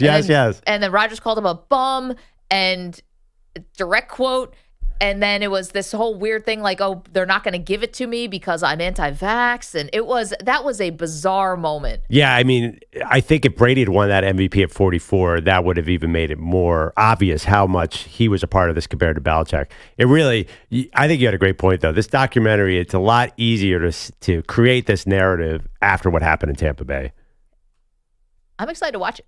I can't wait to watch this. I know. I already saw it. I'm not. You already saw it. You guys remember the last Patriots Dynasty? I don't like Patriots Dynasty. The Man in the Arena, I didn't. There was another one after the Man. There's been multiple. I mean, those didn't excite me. This one does. Well, if they're going to get real about it. You like the negative stuff. It's going to be hard, though. Yeah. It's going to be hard to watch as somebody who's got their team got their butt whooped by the Patriots for 20 years. It might be hard, but I like mess. Like, I watched The Bachelor. I was watching Love is Blind last night. That came out. Like, I love mess. Wait, don't you know somebody who's on the show? Yeah, my high school teammate is on the show. Oh, nice. Love is Blind or Bachelor? Love is Blind. Wow. Now, it don't look good for him. He don't seem to be getting a lot of screen time. Oh, no. He mentioned he had an offhand comment about one of the other contestants on the show, but that's all the screen time he's had so far. Maybe it's like they're building him slowly. Well, the problem with the show is that, like, basically they have, 40 people, but only, 10 continue the journey, or 10 or 12, depending on how many couples. So, there's a very high chance that, he may not continue after the next episode. Wait, the first episode. Is this, to be one and done on a reality show? I know. And he's such a good guy. Shout out to Ariel. He's a cool dude. Wait, so Love is Blind is where they wear the costumes, right? No, Love is Blind is when these men and women are in two separate parts of I guess in a house, I want to say. Okay. And they date in pods where they can't see each other. So you're on one side of a wall, they're on the other, and you have to just talk. You don't know what the person looks like. You don't know what you know what they sound like because they don't change your voice, but you don't know what they look like. You don't know anything about them unless you ask them, which then becomes awkward because it's like, well, this is not how this is supposed to be done. Yes. What do you look like? Yeah. Which causes what are you problems. supposed to say? It's caused issues. But what would we all say if you were on the other side of a wall from somebody and they said, "What do you look like?" Yeah, I've seen Love is Blind a million. By the way, you confused Love is Blind with Masked Singer as an all-time thing. That's definitely what she was doing. That's where they wear the costumes, right? That is Masked Singer. You were thinking about Masked Singer, Dr. Ken Jeong. Listen, I'm whatever they feed me 100 times a Sunday when I'm watching football for 12 straight hours. That's the show I know. When people ask me who's your celebrity comp, I always go Bradley Cooper or Clive Owen. I'm like, because it's such a dumb question. Jason Momoa. I'm like, Brad Pitt. Just go way over the top on how good looking you are. That's you my can't start strategy. off this relationship with a lie. Right. You ever not watch Love is Blind? Well, yeah. Well, then your problem is if you lie, then eventually what happens is you have 10 days to figure out if you're going to get engaged to somebody. And then if you agree to get engaged, that's the only time when you get to meet the person. And then at that point, once you meet the person, you go on a 4-week adventure to see if you can actually get married. You go to the altar and you have to decide at that point, is Love is Blind? Okay. Are you willing to get married? All right. So what would you say? Pete, you're dating somebody who's never seen you before. What do you tell them you look like? Adam Carolla. Do you look like Adam Carolla? No. Do you aspire to look like Adam Carolla? No, I would go very random person. Just lie. Okay. Yeah. I was once told I look like Flo from the Progressive commercial. I think she's a lot older than me, though. That could work. Yeah, I think she is. It might, maybe? Yeah, I think so. Good. That could work. Okay. I would not.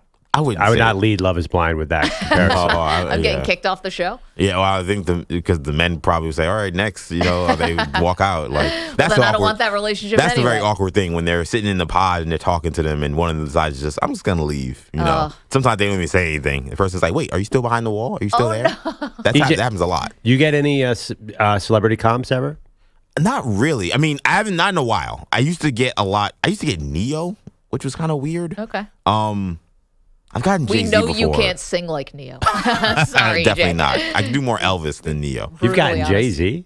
I've gotten that. I don't get that either. Jay-Z? Someone has told me that. Again, you're like, he's 20 years older than you. Right. Well, I mean, that's not the point, though. You just don't look like Jay-Z. Right. No, exactly. There's that, too. Like, I've not gotten a lot of good comps. I think Andrea has one for me, but I don't remember who it is again. There are a few out there. Oh, Andrea says I look a lot like Khalid. That's been the one she goes to. Okay. I actually didn't realize, I get Cameron from Ferris Bueller's Day Off, Alan Ruck in Succession. I get a lot, like a long, narrow face. One of the greats. Yeah. And I think that's a little more realistic because I'm not saying Brad Pitt. Like, I can do Alan Ruck. Yeah, no, I think Alan Ruck is good for you. I get that a lot, yeah. Before his legal trouble, someone said to me that Kevin Spacey would play me in a movie. I can see a little bit of that. I can see he went bald. Maybe. Yeah. Wow. I'm getting a Kevin Spacey and Seven vibe from you right now. I don't know. That's what he was going for. Yeah, I mean, let's be honest. Pilates not that far off from that character. Take American Beauty. Only after You'll only take after American. The Mets lose. Won an Oscar. American Beauty. Yeah, that movie is a little bit dated as far as political correctness. Oh yes, it is. Can't do that one anymore for a lot of reasons. 855-212-4CBS. 855-212-4227. Okay, got a lot more to do, including we got bombshell reports coming yesterday. Fast and Furious, one bigger than the next. What's going on with these latest rumors and reports? We'll get it all next. Maggie and Perloff, CBS Sports Radio. You're in a 5-minute break.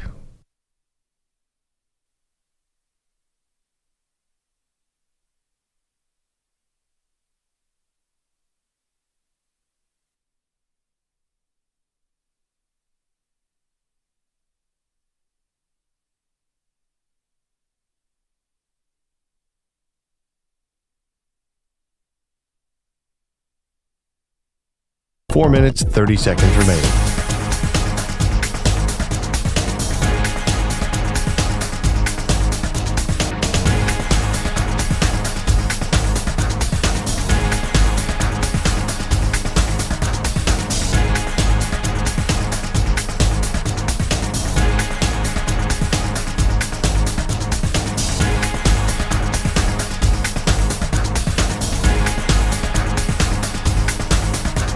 Four minutes remaining.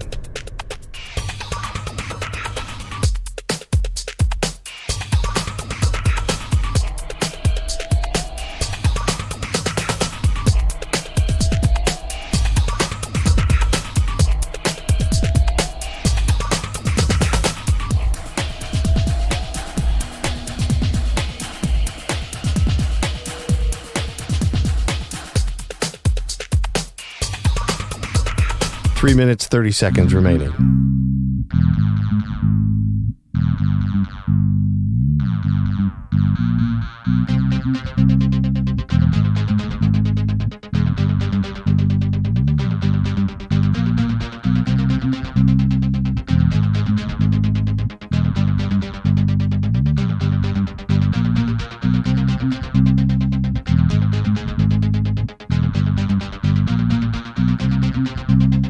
3 minutes remaining.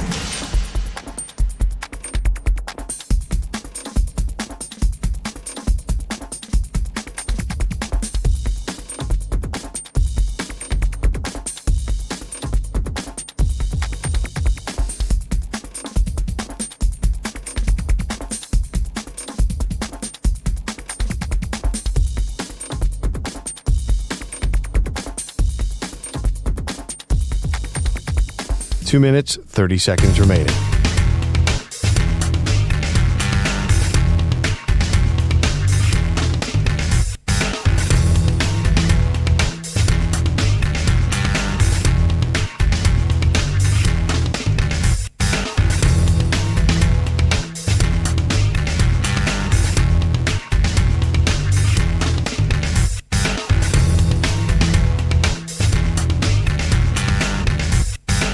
Two minutes remaining.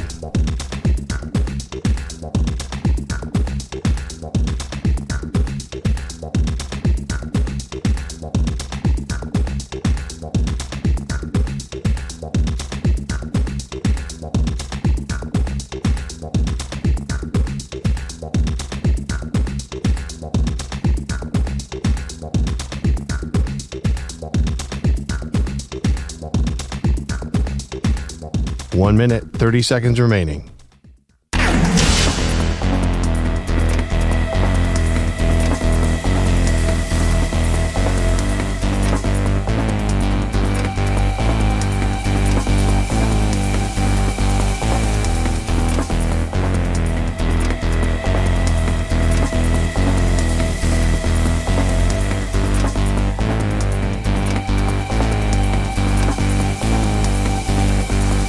One minute remaining.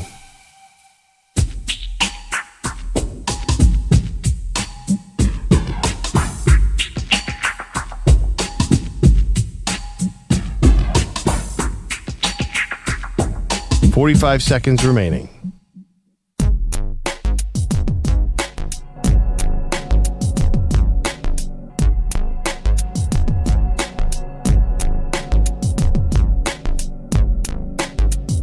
$30 seconds remaining.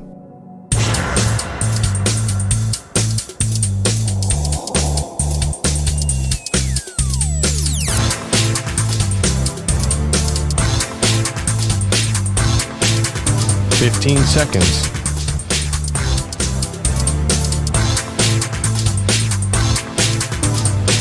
Break ends in 5 seconds.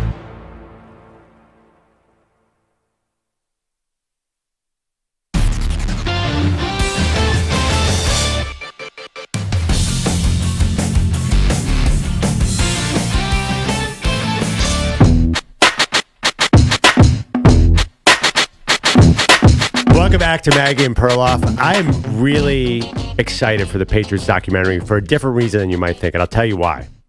So we were just talking about, they pulled some headlines that it's about Bill Belichick abusing Tom Brady. Rob Gronkowski was so depressed he didn't want to get out of his car and go to practice.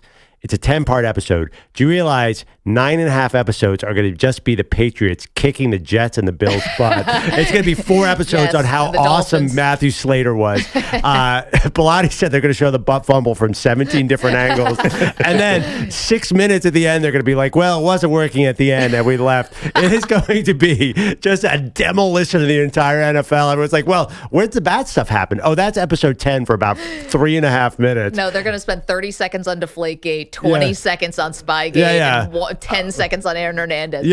It's going to just be, then Belichick lined up Gronkowski and Hernandez, and no one in the NFL could stop them. And it's going to be a celebration of New England. Honestly, you guys think it's going to be bad. Honestly, I would say that aren't the Patriots the masters of misdirection? You think they're going to do one thing and then they come out doing something totally different? This would be the ultimate Patriots troll. Wait, can we do like a Patriots Dynasty bingo card? Because I think there's a couple things that are going to be on it. You're going to get them destroying Tebow in that playoff game.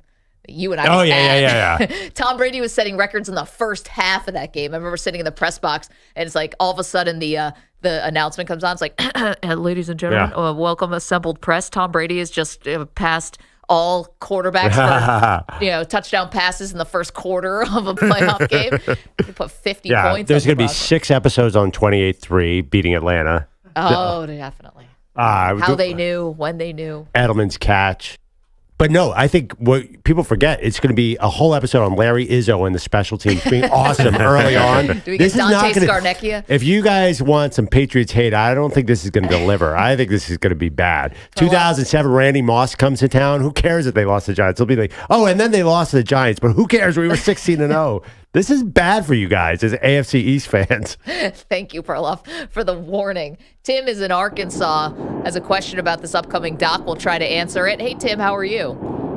Hey, good morning, guys. Great show. Appreciate you. Yeah, you talked about, the possible coaches calling Brady or Brady calling them for a reference on Belichick. You know, owners are pretty powerful people. I'm sure they screened the show prior to offering any kind of position as due diligence. I wonder if that turned them off because, some owners are not going to want their program run that way. Oh, interesting that they would have gotten an advance copy of the documentary and would have had to do like damage control or spin. Tim, diabolical. Yeah. I'm into that line of thinking. Love it.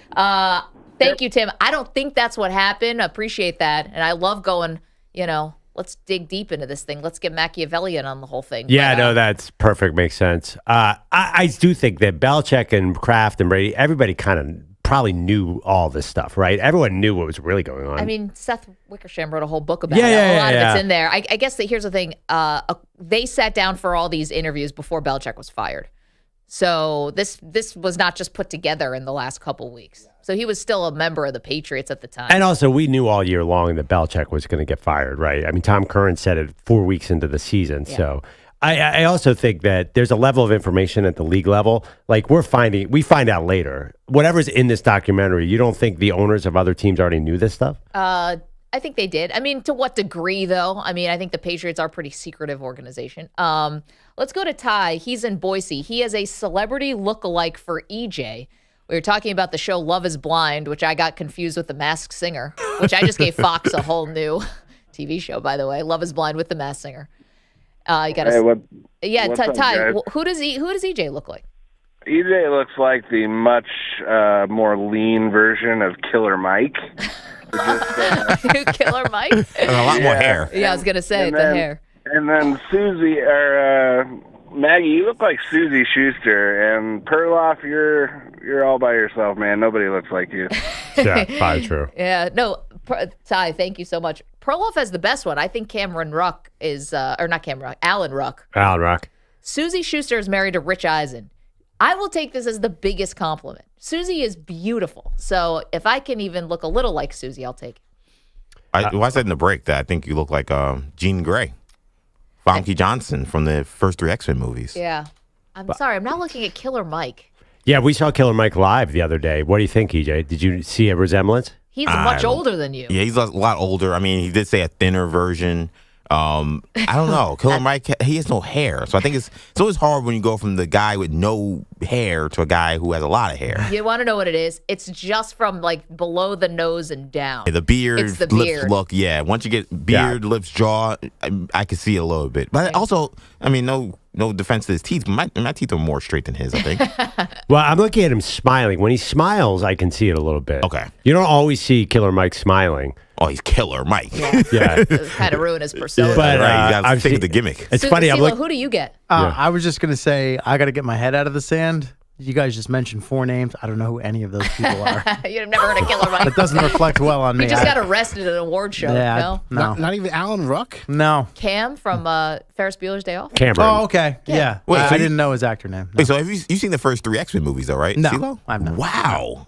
So that's like how many? You, Maggie, didn't see him, and neither did Pete. Pretty much since I started working in this business and then coupled that with having kids, a lot of that just got wiped away. I've seen the first X-Men at least 50 times. Wow. Right. It comes on TNT like it's all on, the time. It's on right now. We should put it on in the studio. You can actually pause check the it show out during and the just breaks. watch You it. don't know Halle Berry as Storm? I'm aware that I think that she played the character, but I couldn't tell you anything about. This sounds like CeeLo at a the deposition. movie. Yeah, I'm aware. Right? Yeah, I'm very carefully choosing my words here. Is there any movie that you've seen? Have you seen Shawshank 100 times? Not 100 times, but that's It also came out in 1994. Yeah, the movies I've seen a ton. Wait, Shawshank older is movies. Yeah. Shawshank. Who cares when it came out? It's on TV 100 times a day. That's the point. There are movies that get played and played and played and played. I don't make a habit. I don't watch enough TV anymore to like, oh, this is on. I'm going to watch that. I'll give you the one that anytime it's on, I have to sit down and watch it. My Cousin Vinny. That's an easy one. That's a great one. It's classic. Yeah, it's awesome. This movie I saw. Perloff's not makes fun of him. What I'm bummed about is that, like, my kid, for example, he's not going to channel surf. Yeah, I know. That doesn't exist anymore. But is My Cousin Vinny getting rotate? I don't see that. See, for me, Turner bought a bunch of movies and showed them on their channels over and over again. So that's why I've seen Goodfellas and Shawshank 100 times. Sure. My Cousin Vinny, is that on all the time? Maybe not now, but you're right, nothing's on anymore. Point it was. Do you remember when I was like younger? I would say when I was a kid, we had HBO. And Yeah. HBO would go through like a month where they would show one movie like 100 times. And it would be on across multiple shows. Yes. Hey, I caught it halfway, Yeah. but on HBO West, I'm going to catch it from the beginning. It starts in another couple hours here. Yeah. That's how I got to know movies. So I saw Caddyshack 1,000 times. Yeah, Right, that's channel one surfing. I don't think channel surfing exists anymore. Like, I asked my kid now, he's 4. But I'm like, so what do you want to watch? YouTube. Everything's on demand. Or that. Right, and you won't watch a movie on Netflix twice. You'll watch it once, where if it came on again. Well, my kid watches movies over and over. Right, just but the first 20 minutes. But I wouldn't go back and watch a movie again like the next day like I would on HBO. Great For point. Sure. Yeah. Great point. I mean, wait, if you guys haven't seen Goodfellas 25 times. Not 25. We've talked about this. I've never seen Goodfellas. I've talked about this on the show. All right, see, now I don't feel as bad. Maggie, No you offense, EJ. might want to watch it. I heard it's great. My dad's favorite movie. I still haven't watched it. This is a lot of cultural references. Maybe that's why. Maybe you don't want to become your dad. Let's go armchair psychiatrist on this one. Sorry, what? Have you seen Godfather? No. Okay. Mob movies, they don't do it for really you. interest me. Never seen Sopranos. Wow. That's same. Which is not, you Well, know yeah. what it was? When it was on, my parents forbid me from watching it. You were a kid. And I've never circled 99, it. right? It came out. Yeah, I was like early teens, and they were just like, nope, we're not allowing it. So, and I didn't have a TV in my room. Yeah. And I've never circled back. My wife has no interest. Like someday down the road, maybe when I've got more time on my hands, I'll binge watch it, but Yeah. I've never done it. And Lopresti, you're Italian. Yeah. I was about to say, your 50%. parents didn't want to Jersey, too. influence the head of that. Where did you grow up? You're in Italian from Jersey? New Jersey. Yeah, mostly Jersey, yeah. Did you know guys like Jersey. The Sopranos? He Not doesn't quite know. that bad. He's never seen the show. No, yeah. I can imagine. Complete the fit. I've seen the movie. I haven't seen the show. I've seen movies that deal with that same subject matter. Yeah. Maggie, you grew up in the restaurant business in upstate New York, and I know a few things about the restaurant. You must have run into some of that. Oh, my parents are totally mobbed up. No, I'm just kidding. No, not at all. No, but what's funny about Sopranos is Julia Margulies. Remember someone who maybe I could be a lookalike? Bringing it full circle. Okay. Yeah. Maybe. Sure. Kind of. In the show, remember she becomes a girlfriend of Christopher Moltisanti, and her character's from Binghamton, and her parents own a restaurant. And I was like, been you. Whoa. stop Loosely tapping my based phone. Wait, and But she she's was- also a terrible drug addict, which Yeah, I she was never did. crazy. Yeah. That Stops there. Not to scare you guys, but my dad was in the wholesale grocery business in South Philly. Oh, boy. Someone end up in the freezer? There was many court things that happened. Because I don't mean to stereotype, but the unions in South Philadelphia had some connections. Yeah. So there are he knew a lot of people who ended up in jail. That's all I'm going to say. So if you mess with me, my dad knows people. That's all I'm going to say. All right. My Yeah. dad was in sanitation. Oh, so you Oh, my definitely- God. In New York City? Yeah, supervisor. The closest my parents I think ever got there, obviously not. I'm just joking. They're totally not bobbed up, but they did once cater a very, very fancy Christmas party for someone who was on house arrest. And their house was beautiful. I mean, I've never seen a Christmas tree this big in my life inside somebody's home. Gorgeous. And they had the ankle bracelet? I don't know about the ankle bracelet. I wasn't looking that closely, but the person was on house arrest, so everyone had to come to their house for the Christmas party. My parents threw them an amazing It Christmas would have been party. funny if you were like, hey, we need some help. You mind coming out to carry some of this food in? You're like, I can't do that. Is anyone else? Why is that? No, they would never ask the host to carry anything. Is anyone else jealous of someone under house arrest? I would kill to be under house arrest. Imagine if you didn't have to go out and just sit home and watch TV all day. Is there anyone who doesn't want to do It that? doesn't feel like the worst punishment in the world. My daughter would pay $1 million to go under house arrest. She hates when we make her get out off the couch. Someone who wants you're taking away all the stress of like your pending court dates and things. I had COVID last month. It kind of felt like being under house arrest, to be honest. That's true. It wasn't as bad as I thought it would be. Like the actual not moving. The being sick was terrible. I mean, this might be controversial, but I think there were people who enjoyed that aspect of the pandemic, that they could stay home and spend time with their kids, and definitely. Is that it? It was also extremely depressing, though, and for people who are alone, it made it even more lonely. Well, that's why I said some people. I definitely think it appealed to some people. Yeah. I mean, we got to spend a lot of time with our kids, but that's a depressing turn on this. I will take house arrest. If anyone here gets arrested and needs an ankle bracelet, I'll take it. Why not? Do you just not want to do the show anymore? No, I'd love to do the show. Just being at home all day would be great. Build your own studio, build your own bar, build your own restaurant, the whole thing. I mean, look what happened after the pandemic. Now everybody, quote unquote, works from home. Yes, that's like the national trend. How about the clothing trend? I've always been a dress for comfort guy, but if you've noticed what's hot post-pandemic, it's like the baggy comfort loungewear. I think there's a reason behind that. Oh my God, I never made that connection. I mean, after the pandemic, I was like, if I could wear sweatpants every day, I would. Me too. I haven't seen a tie since 2020. Right? They all got burned up. They got thrown in the trash. CeeLo, I think we have time for a few headlines. Hi. All right. Well, I apologize for the awkwardness of the transition, but we will focus on something more serious here. We're going to hear from Paul Contreras. He is one of two Good Samaritans who managed to capture one of the 3 suspects who were detained by Kansas City police yesterday in the wake of the latest mass shooting, which, of course, took place at the very end of the Chiefs' Super Bowl victory parade, left at least 1 dead, 21 injured, including a number of children ages 5 to 15. So there is video of this takedown. If you haven't seen it, it's out there on social media, where the suspect is running through the crowd behind a barricade lining the street of the parade route. Here's Contreras with his account, courtesy of KETV 7 Omaha. One guy was hollering and saying, stop him, or catch him, tackle him, whatever. And he's just bailing running. And out of nowhere, I heard that guy hollering, so I'm just like, okay, well, I'm right here. And I didn't think about it. It was just a reaction. I didn't hesitate. It was just do it. So instinct kicks in, did what he had to do in that very moment. So I went to go tackle him, and another gentleman did the same thing. And as I'm tackling him, I see his weapon either fall out of his hand or out of his sleeve, because he was wearing a long jacket, or like a Carhartt. So when I seen that hit the ground, I'm like, oh, we got to take this guy down. And they managed to do that, but then had to wait for the authorities to arrive on the scene. We held him down, and it seemed like forever, but it probably wasn't. It was like 30 seconds holding him down, and me and the other gentleman are hollering at ongoers, where's the cops? Get the cops over here, get the cops over here, we got them. And eventually they did arrive, and I believe from the story I read, they did recover a weapon there on the scene of this individual. So no details released about the 3 detainees, whether they were connected, motives, etc. Obviously an ongoing investigation. Oh my gosh. I mean, this person is a hero, yeah, but he should never even be put in this horrible predicament where your adrenaline takes over and you go do this, A big pack of people, and you can see the guy running, trying to make his way through the crowd. And luckily, this gentleman and one other just kind of, took him down, essentially a football tackle to the ground, and held him down until the authorities arrived. So good on them. Wow. Unreal. We're going to, I think there's going to be more stories that are obviously going to be coming out, stuff like this. Sure. It's just unreal. No question so about sad. it. I'll do a couple of other things for you here. NBA-wise, the Celtics completed a home-and-home sweep of the Nets. They beat up Brooklyn 136-86 in the final game for both teams before the All-Star break. So Boston's got the best record in the league. They become the 3rd team in league history to post multiple 50-point wins in the same season. So they've been hanging some big numbers on some teams throughout the course of the year. The Nets are kind of the low-hanging fruit right now, and that was a bloodbath. Well, can you do 1, 2, 3 Cancun before the All-Star break? It's usually just the end of the season. Maybe not on vacation with Bogish. Probably. That's a good point. That's possible. We mentioned the Clippers last hour, so they've got this situation with not just PJ Tucker but Bones Highland as well, where both were kind of rumored as possibly being moved at the deadline. They weren't.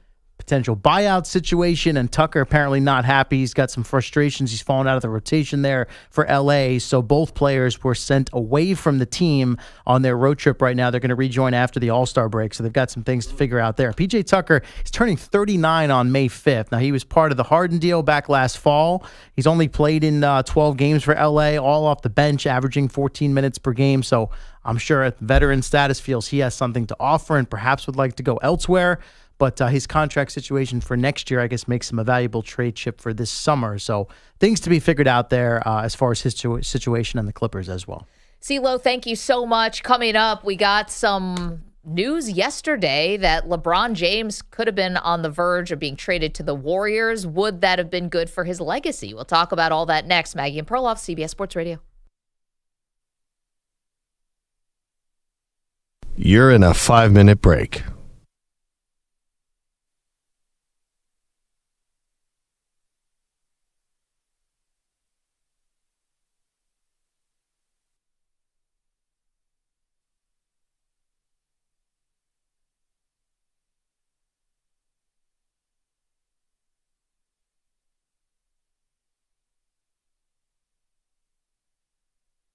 Four minutes, 30 seconds remaining.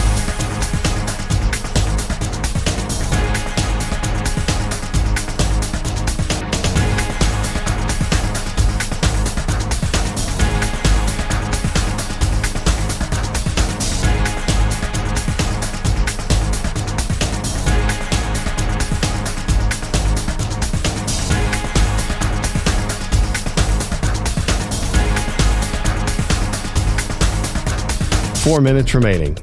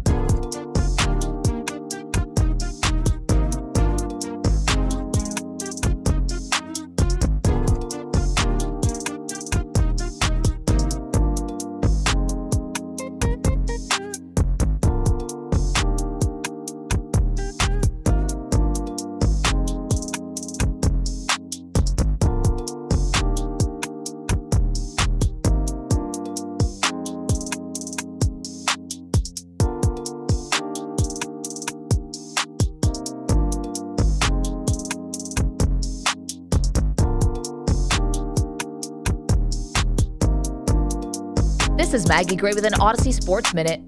This is Maggie.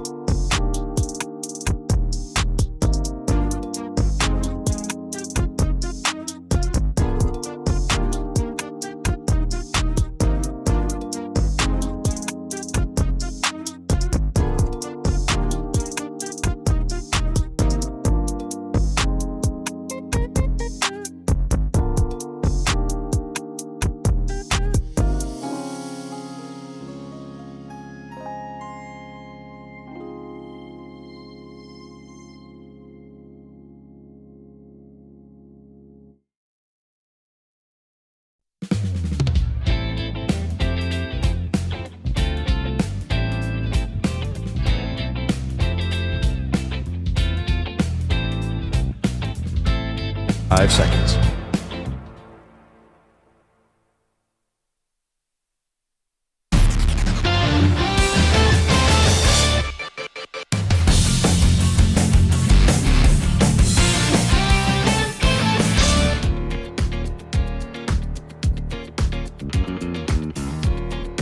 Welcome back. Maggie Gray, Andrew Perloff. Big news yesterday, Perloff. ESPN drops a report that at the 11th hour, the Golden State Warriors try to make a play for LeBron James. Now, what's interesting about this is not just the what if of, wow, what if LeBron actually teamed up with Steph Curry and Draymond and Steve Kerr?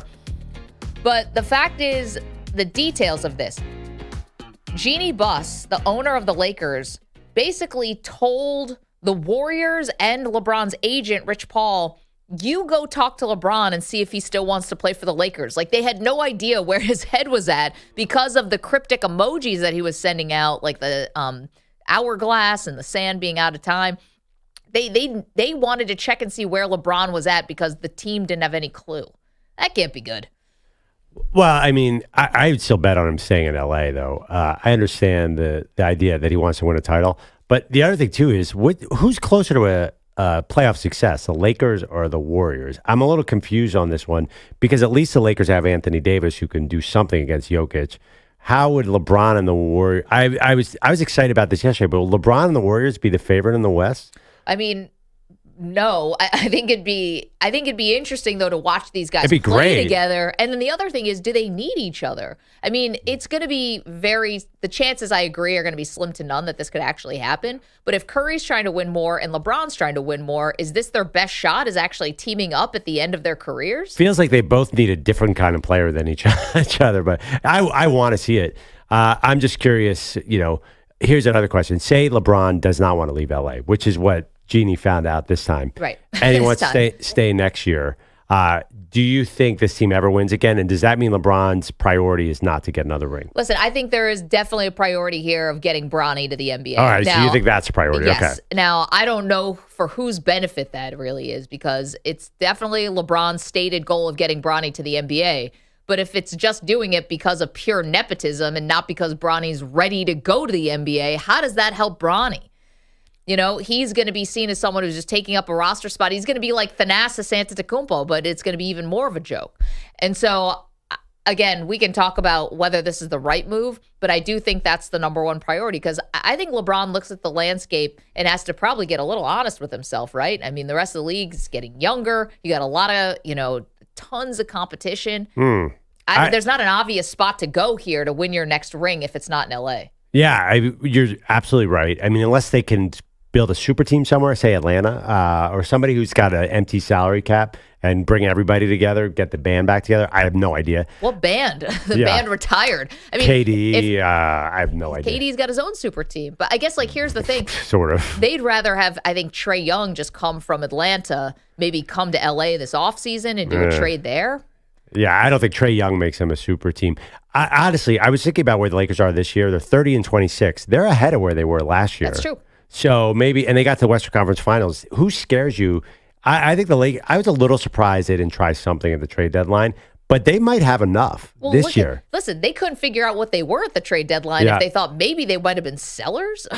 Maybe you're either trading LeBron James or you're making a big move for somebody. That you can't be doing both at the same time. If there was uncertainty around LeBron, I don't know how they would have operated.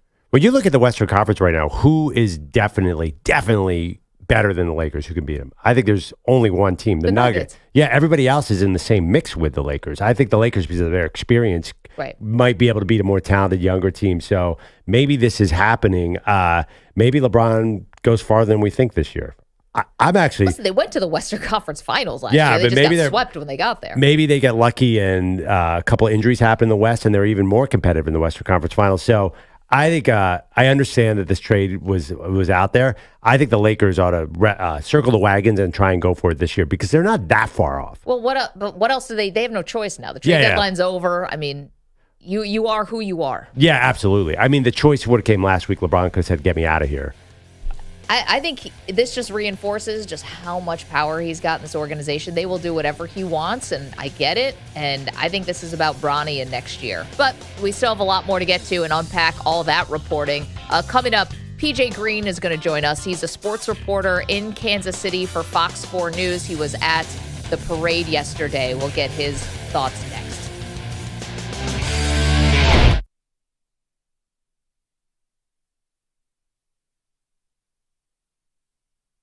You're in a 5-minute break.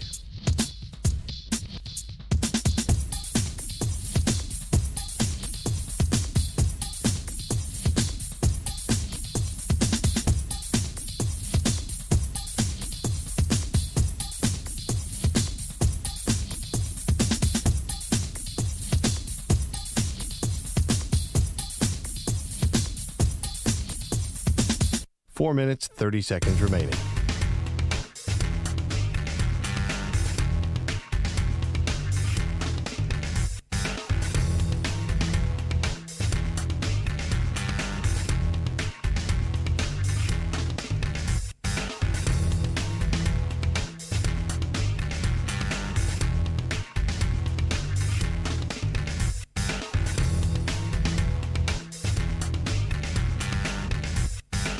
Four minutes remaining.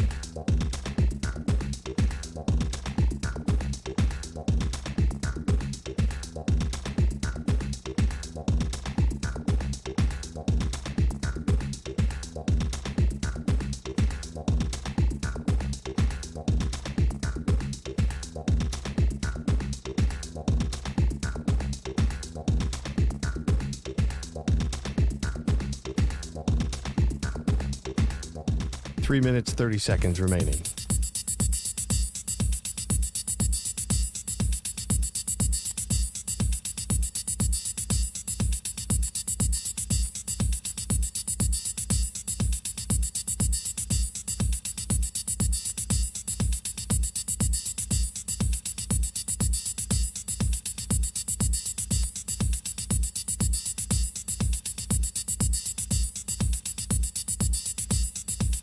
Three minutes remaining.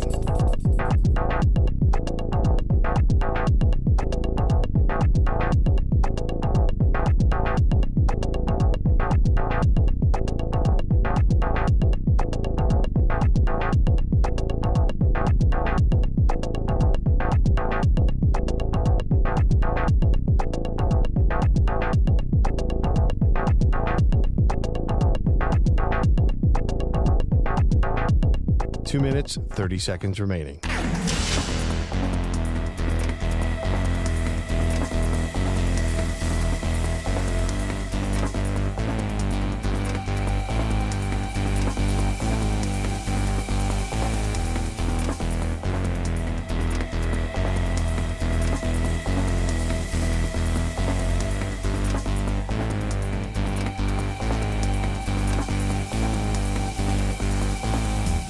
Two minutes remaining.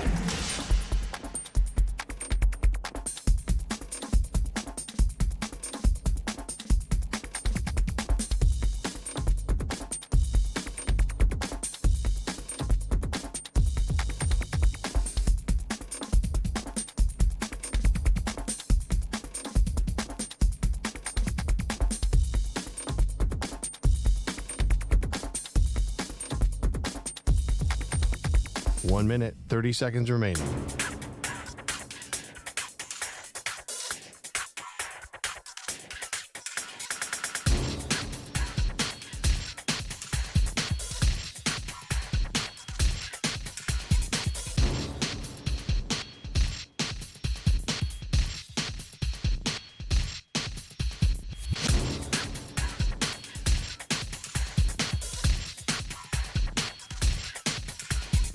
One minute remaining.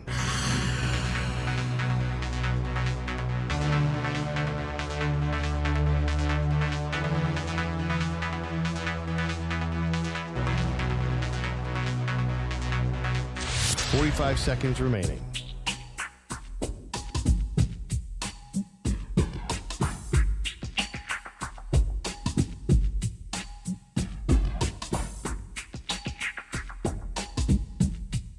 .30 seconds remaining.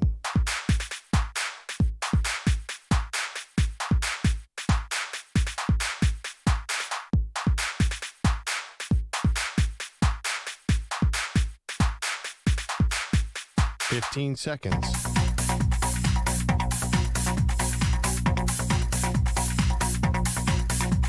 Break ends in 5 seconds.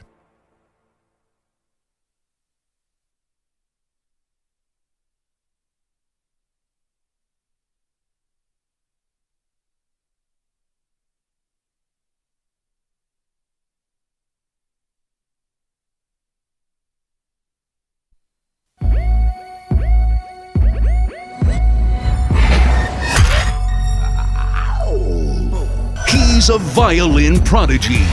Her full name is Maggie the Stallion. They are Maggie and Perloff on CBS Sports Radio. Welcome to the show. Absolutely devastating scene yesterday, Perloff, in Kansas City. The Super Bowl parade going along as normal. Then all of a sudden chaos ensues with shots being fired. One person we know has lost their life. 22 more are injured from gunshot wounds, and a lot of them are children. Just devastating. Yeah, it's supposed to be a celebration in Kansas City. Ended up being a very sad day and also a very chaotic day. We were following in the afternoon.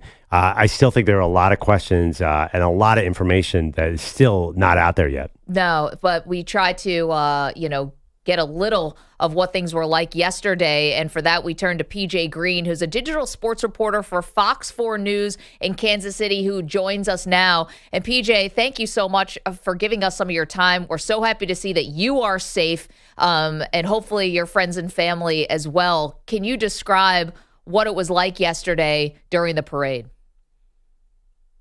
Thank y'all for having me. I mean, y'all said it. I mean, you saw the joy from the players, you saw the joy from the fans, just from the football side of it, just because of what the Chiefs went through this year to get to the Super Bowl and to win it once again. And that made the pie so much sweeter for them. So the celebration was great. I mean, it was great weather, players shirtless, like all the love with the fans. And then, I mean, less than 5 minutes after they left the stage, they were completely off the stage. That's when, being somebody I was next to, heard gunshots ring out. We didn't want to believe it at first, but then just about 90 seconds later, people come rushing towards us, trying to just flee from gunshots, flee from whatever chaos was kind of transpiring during the moment. The people I met during the rally, we're just going to others, trying to make sure they're okay. We have crying kids, crying young people trying to call their families, families covering up their children, just in case anything kind of sprays their way. So, I mean, just a pure chaotic scene. And then we had another crew on the scene, and then my coworker, who was a live reporter, she's having to go live and try to collect some information in just the next 3 to 5 minutes. So just a lot going on, and it's just a short 5 to 10 minute span there, and just trying to figure things out. And I'm telling people to exit the area because that's the best thing in the moment. PJ, I have a question about timing. So they had left the stage. Had people started to disperse at all, or was everybody sort of staying and celebrating when this all started to happen? So for the most part, everyone was dispersing. I mean, a lot of people were still in the area just because, you want to take your pictures. You want to just bask in the moment just because of how great a day it was. And last year, the parade was, I think, less than 35 degrees outside. So you were trying to get in and get out just because it was cold. And then yesterday was just an absolute beautiful day. You couldn't ask for better weather. So I think people were just trying to bask in it, and then just everything started happening, and folks just started fleeing. So PJ Green is joining us. He's a digital sports reporter for Fox 4 News in Kansas City. He was at the parade yesterday, heard the shots ring out. So you mentioned, you hear that, you don't want to believe it at first, right? Maybe it could be something else, a firecracker, who knows? But then people start running and the chaos. I mean, how did you know where to go, and where were people going? Was it just everyone running in crisscross directions, or could you tell where people were going to try to get safe? What was that like? So when you're looking at the stage, I was on that left side where you see a lot of those shots of officers just running into Union Station. So at the moment, I was turned around. The first time we heard those gunshots, nobody really reacted in our area. Okay. It was me and one guy. We're just talking like we think that's what it is, but we weren't seeing a general reaction to that sound until about 90 seconds to 2 minutes later. And then people started running away from me. They started running towards us. People just kind of fleeing in all directions. And then we see law enforcement also running everywhere. I mean, they're running into Union Station. They're running around Union Station on that left side. And then a few minutes later, once you think things might be handled, I heard another shot from that right side. Then I turned my attention there, and then law enforcement officers are running there. So it's just a wild scene. That's why I was just urging people to just leave the area. In the moment they were telling people to shelter in place inside Union Station, but then officers were telling folks to just exit the area just so they can block off things and try to get it under control. PJ, it's about 8 o'clock Eastern now, and I know information is still coming out. 3 people were detained, and there's talk about guns. What do you know now about how many guns were actually on the scene and how many people were firing?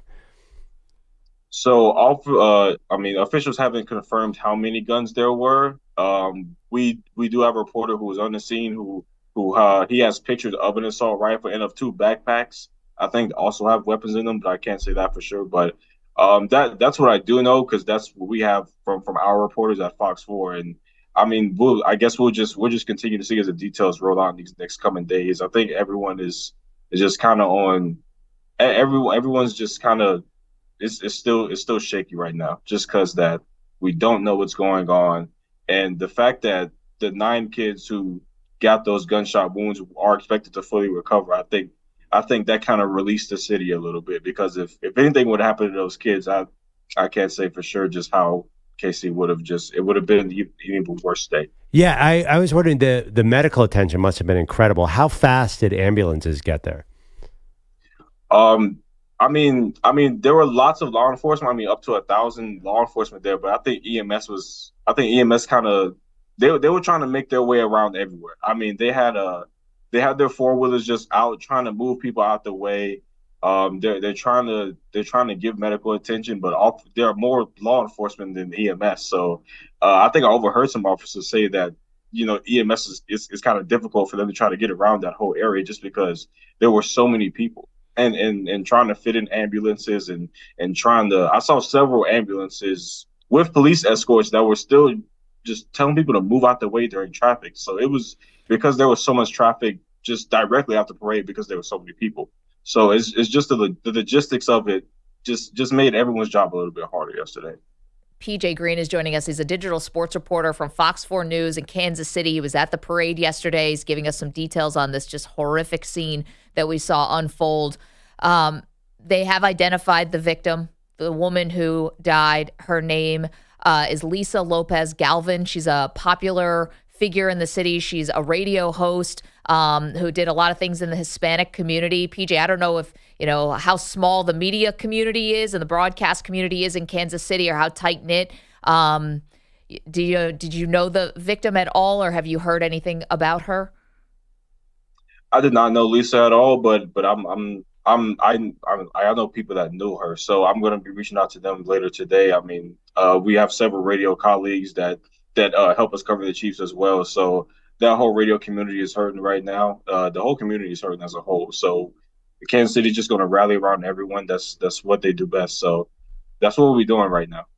PJ, last one for me. And again, thanks for talking with us about this. I know this has really been a difficult, last day.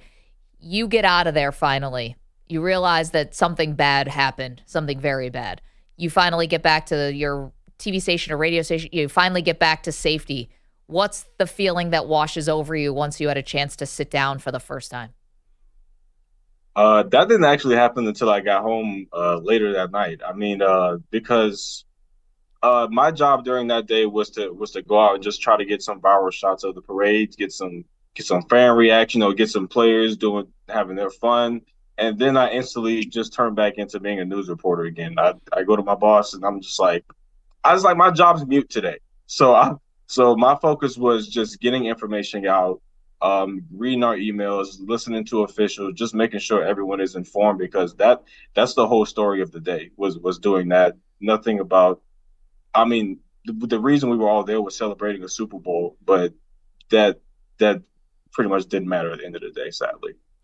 PJ, we're so happy that you're safe. Your friends and family are safe. We appreciate, again, you joining us to give us some really some boots on the ground, reporting and analysis of what happened. Again, thank you so much, and I'm sure we'll be checking in with you again soon. Thank y'all so much. Appreciate you. Appreciate that. I mean, yeah, you jump into a different mode. As soon as something like that happens, adrenaline takes over. And if you are, on the news business or the media side, something else takes over. But just what a devastating day. Another devastating day in America, because unfortunately this has become all too common. Amazing. He mentioned the recovery. The spokesperson for the Children's Hospital came on. I think they had 9 children that were there, and that they were all going to come to recovery. I was watching her live press conference, and you could hear the exhale. Because that's a large number of children. That is really heartening in a sense. And I got the sense the medical people did an incredible job, because we're talking a lot of gunshot wounds. No, but also you and I, I don't know if you ever went to the Eagles parade. I'm sure you probably did. Did you go to the parade? I've been to 2 parades, and I did not go to the 2017 Eagles parade. Okay, so I've been the ones in New York with the parade, the Canyon Heroes and stuff like that, and trying to cover them as a reporter.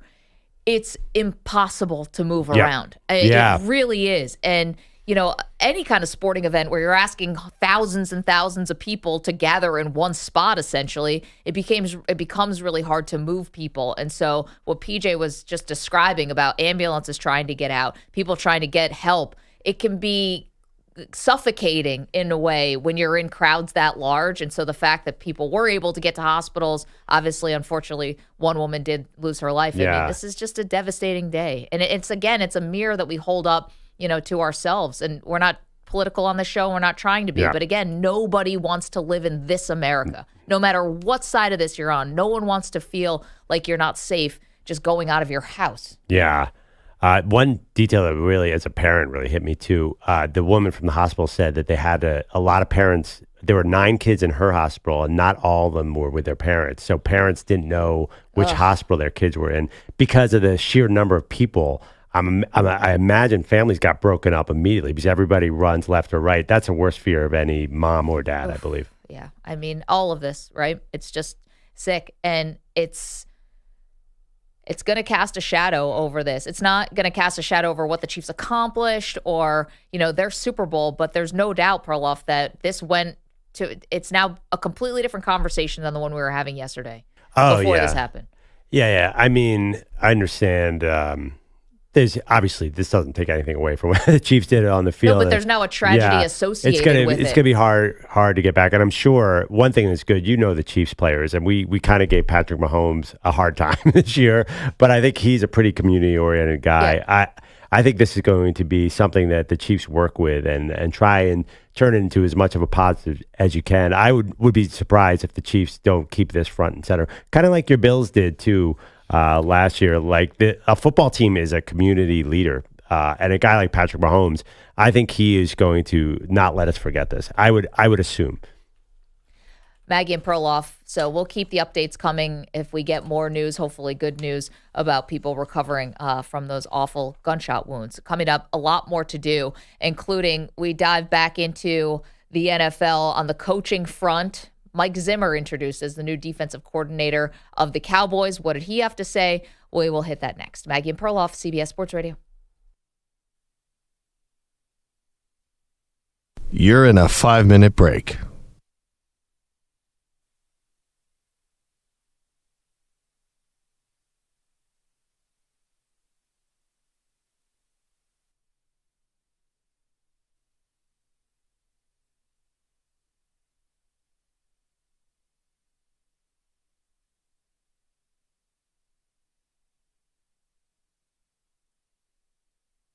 Four minutes, 30 seconds remaining.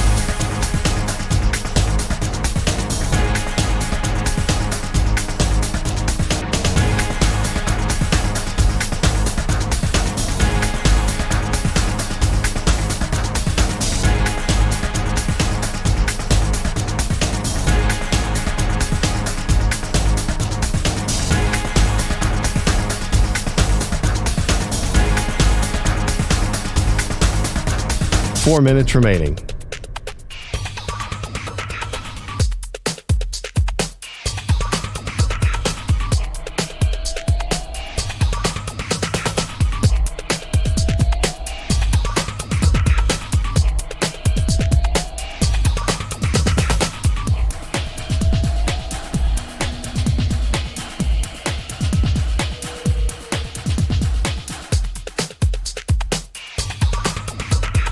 3 minutes, 30 seconds remaining.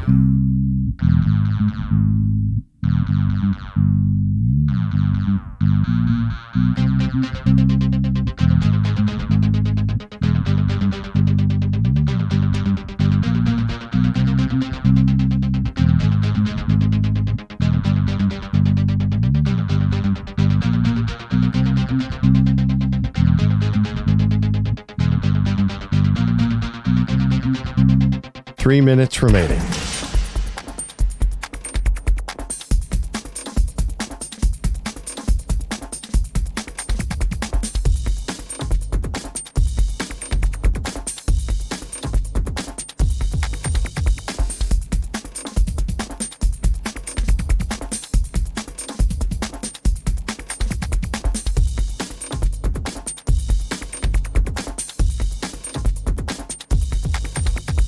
Two minutes, 30 seconds remaining.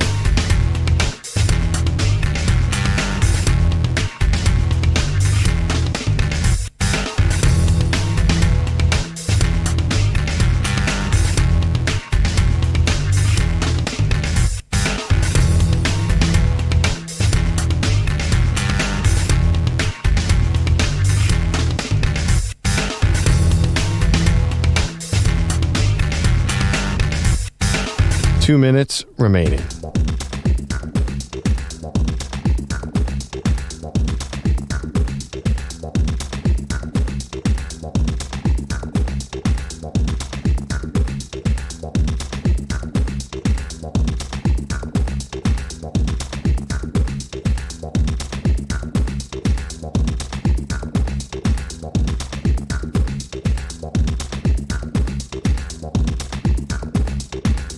One minute, 30 seconds remaining.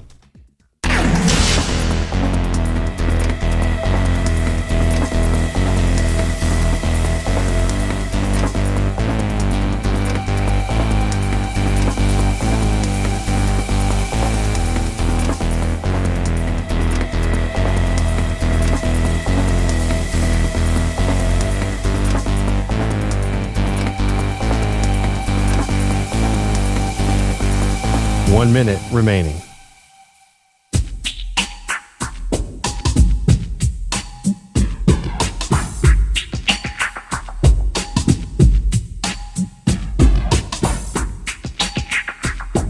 $45 seconds remaining.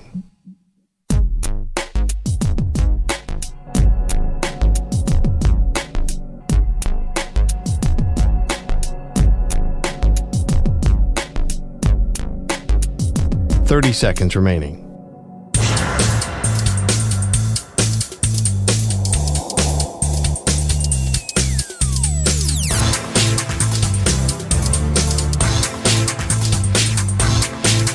$15 seconds.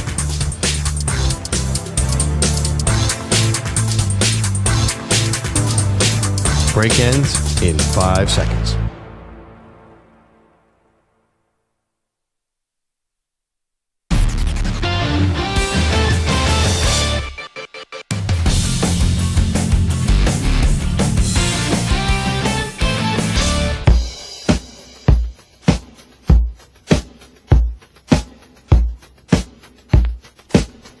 Back on Maggie and Perloff.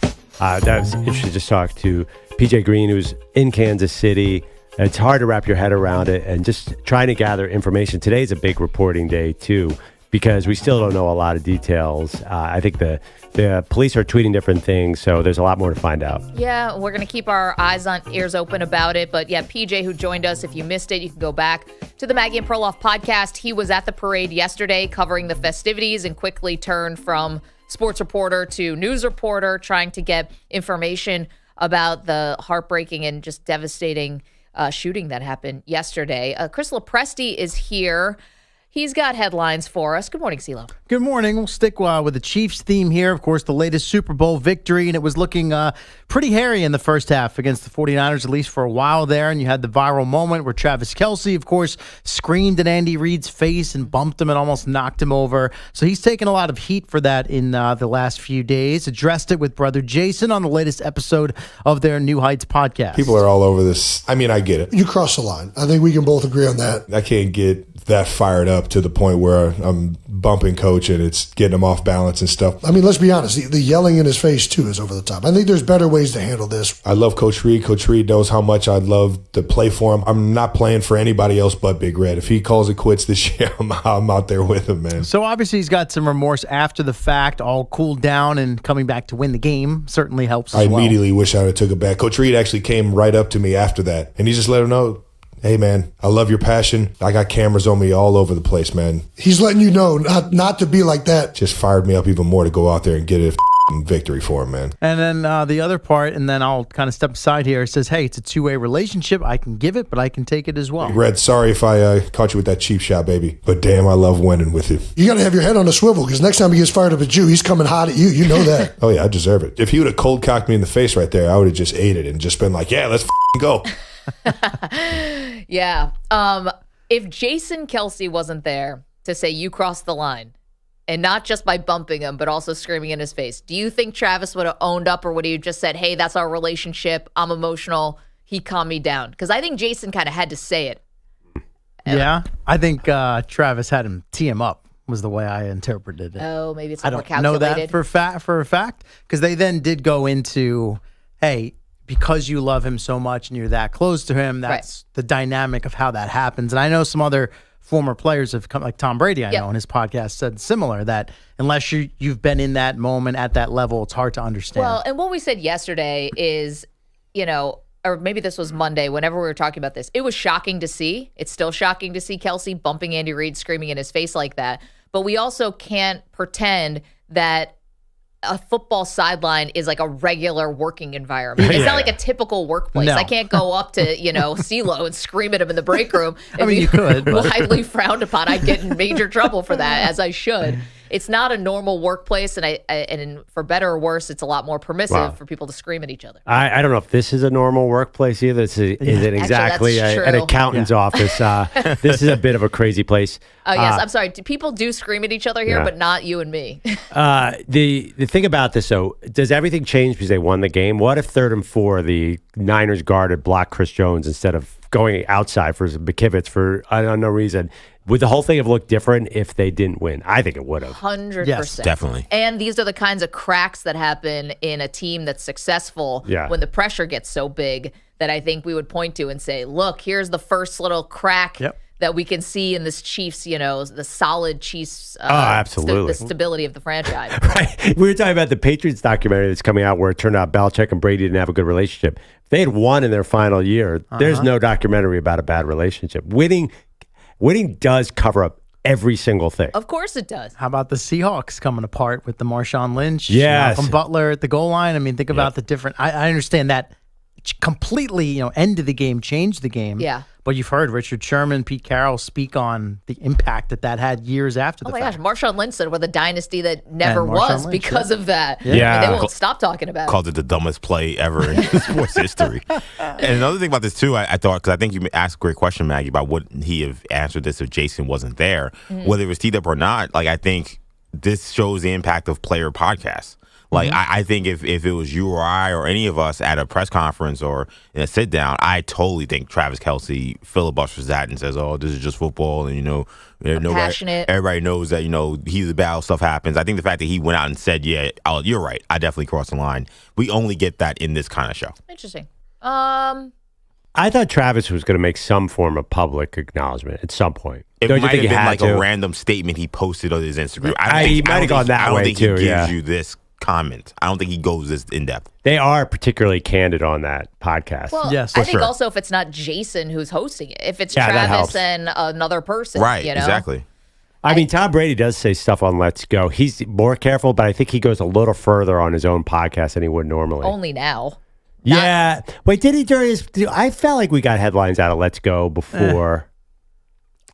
You're probably right. It was always a good listen. Don't get me wrong. It was always a good listen, but when he was playing, he was in player mode. Was it? When did Let's Go even start? I remember he used to have that interview with Jim Gray on Westwood One at halftime of the Monday Night Football game. And that morphed into the Let's Go pod. I think Let's Go was obviously after he left New England, so there was one into the Tampa Bay. Felt like I said a little. Okay, maybe I'm no, more so than him at the bar podium was so low. Post-game press conference or during Brady the week. You've been at a Brady podium. That is a waste of time. So was Belichick, of course. Well, Brady said on that Let's Go podcast that 90 95% of what he says in those press conferences are BS. Yeah, and which absolutely. we know, because he'll be like, "Oh, that safety that talked so bad about me. He's a great player, and really excited to go out to compete against him." And of course, his first 5 plays are 50-yard bombs at that safety who said that Brady was overrated. Wait, I asked a question. Do you guys think Andy Reid's mad about this for real? I know Andy Reid lies more than any coach in the league. Do you think he's upset? Like, there's no press conference that means anything that comes out of Andy Reid's mouth, forget it. He's like Kadarius Toney was going to play. He's just utilitarian. He's just trying to get off of that stage. Get to a hamburger. Do you think he's upset? I actually don't think he is. I think he's cool. No, I think that. Listen, I think behind the scenes, maybe he gets into players a little bit more than publicly he would ever air out. But no, I think this is what happens when you have like a permissive, you're like a player empowerment kind of guy. I'm not saying that you deserve it or anything like that, but I think you're going to try to harness the passion. And let's be honest, though. We talk about the Patriots. Brady's over there screaming his head off at everybody, and that was supposedly, the most everyone feared the head coach. Yeah. And Brady unloaded on Bill O'Brien, Josh McDaniels, anyone he could find. Offensive line. And that worked because they kept winning. How about Peyton Manning and Jeff Saturday? Have you ever heard those clips from them mic'd up back in the Colts days? So he's screaming at Saturday, and Saturday's screaming back at him. I love that clip. Emotions run high on the sideline. You know who actually I always But meanwhile, Stephon Diggs walks away, and everyone's like, "That guy, what a selfish loser." It's like, no, I think the guys just sort of get into each other a little bit on the sideline. Receivers always get it worse than everybody else. Well, and not if they win, though. Well, that's true. Remember Des Bryant got unnecessarily criticized because the body language looked really bad on the sideline once with him and Romo, and then the audio came out, and he was being so positive. He was just trying to pump Romo up. Yeah, it was like, I remember that. We don't know what's going on. Yeah. But you know who does a good line of this?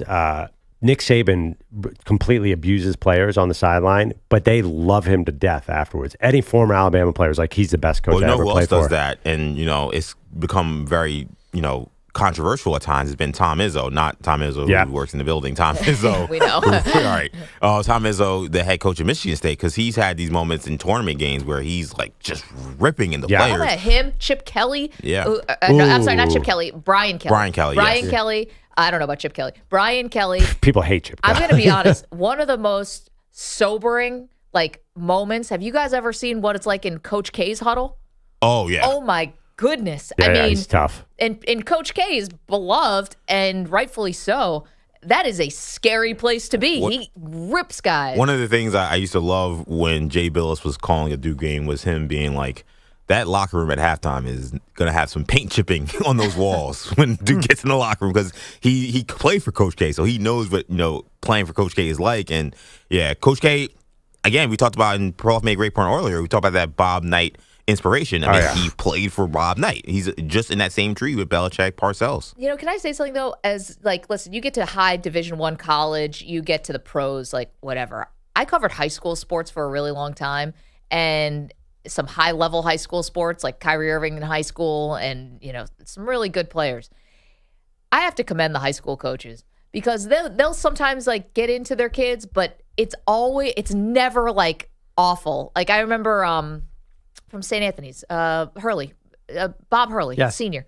He would yell at kids, but he would never make it so personal. Or at least when I was there, they had high school coaches, I felt like for the most part had a good way of knowing where the line was. I never felt like I was watching guys who crossed the line. Motivational. Got to get through to your guys, right? You know who's famously, another NFL coach who's Kyle Shanahan is supposed to be really hard on players, problematically hard. People do not like Kyle Shanahan, and he's 44. So he's, I was thinking, is this just the older coaches? And not really, because I think Shanahan's really intense. McVay is a player's coach, right? Mike McDaniel is definitely a player's coach. Mike McDaniel. I feel like McVay has an intensity. I'm not saying he's not a player's coach, but I feel like there's more, certainly as compared to Mike McDaniel, there's more of an intensity. Is it fair to say younger coaches are going to be less like Bobby Knight?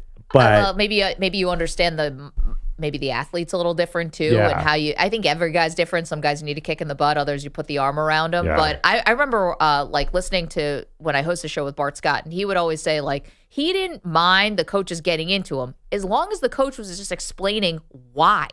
It's the one thing he always wanted was the coach to make him better, help him be more successful in the league. If you can explain the why to a player, you can get away with a lot more. And it can't just be do it my way because it's my way. Yeah. If you can explain how it's going to help the player, there's a lot more leeway to get yelled at. Have a reason for your anger. Right, exactly. Not just Maybe like, we'll take it to heart. Yeah. And coaches are held more responsible now than they were when Bobby Knight was throwing a chair.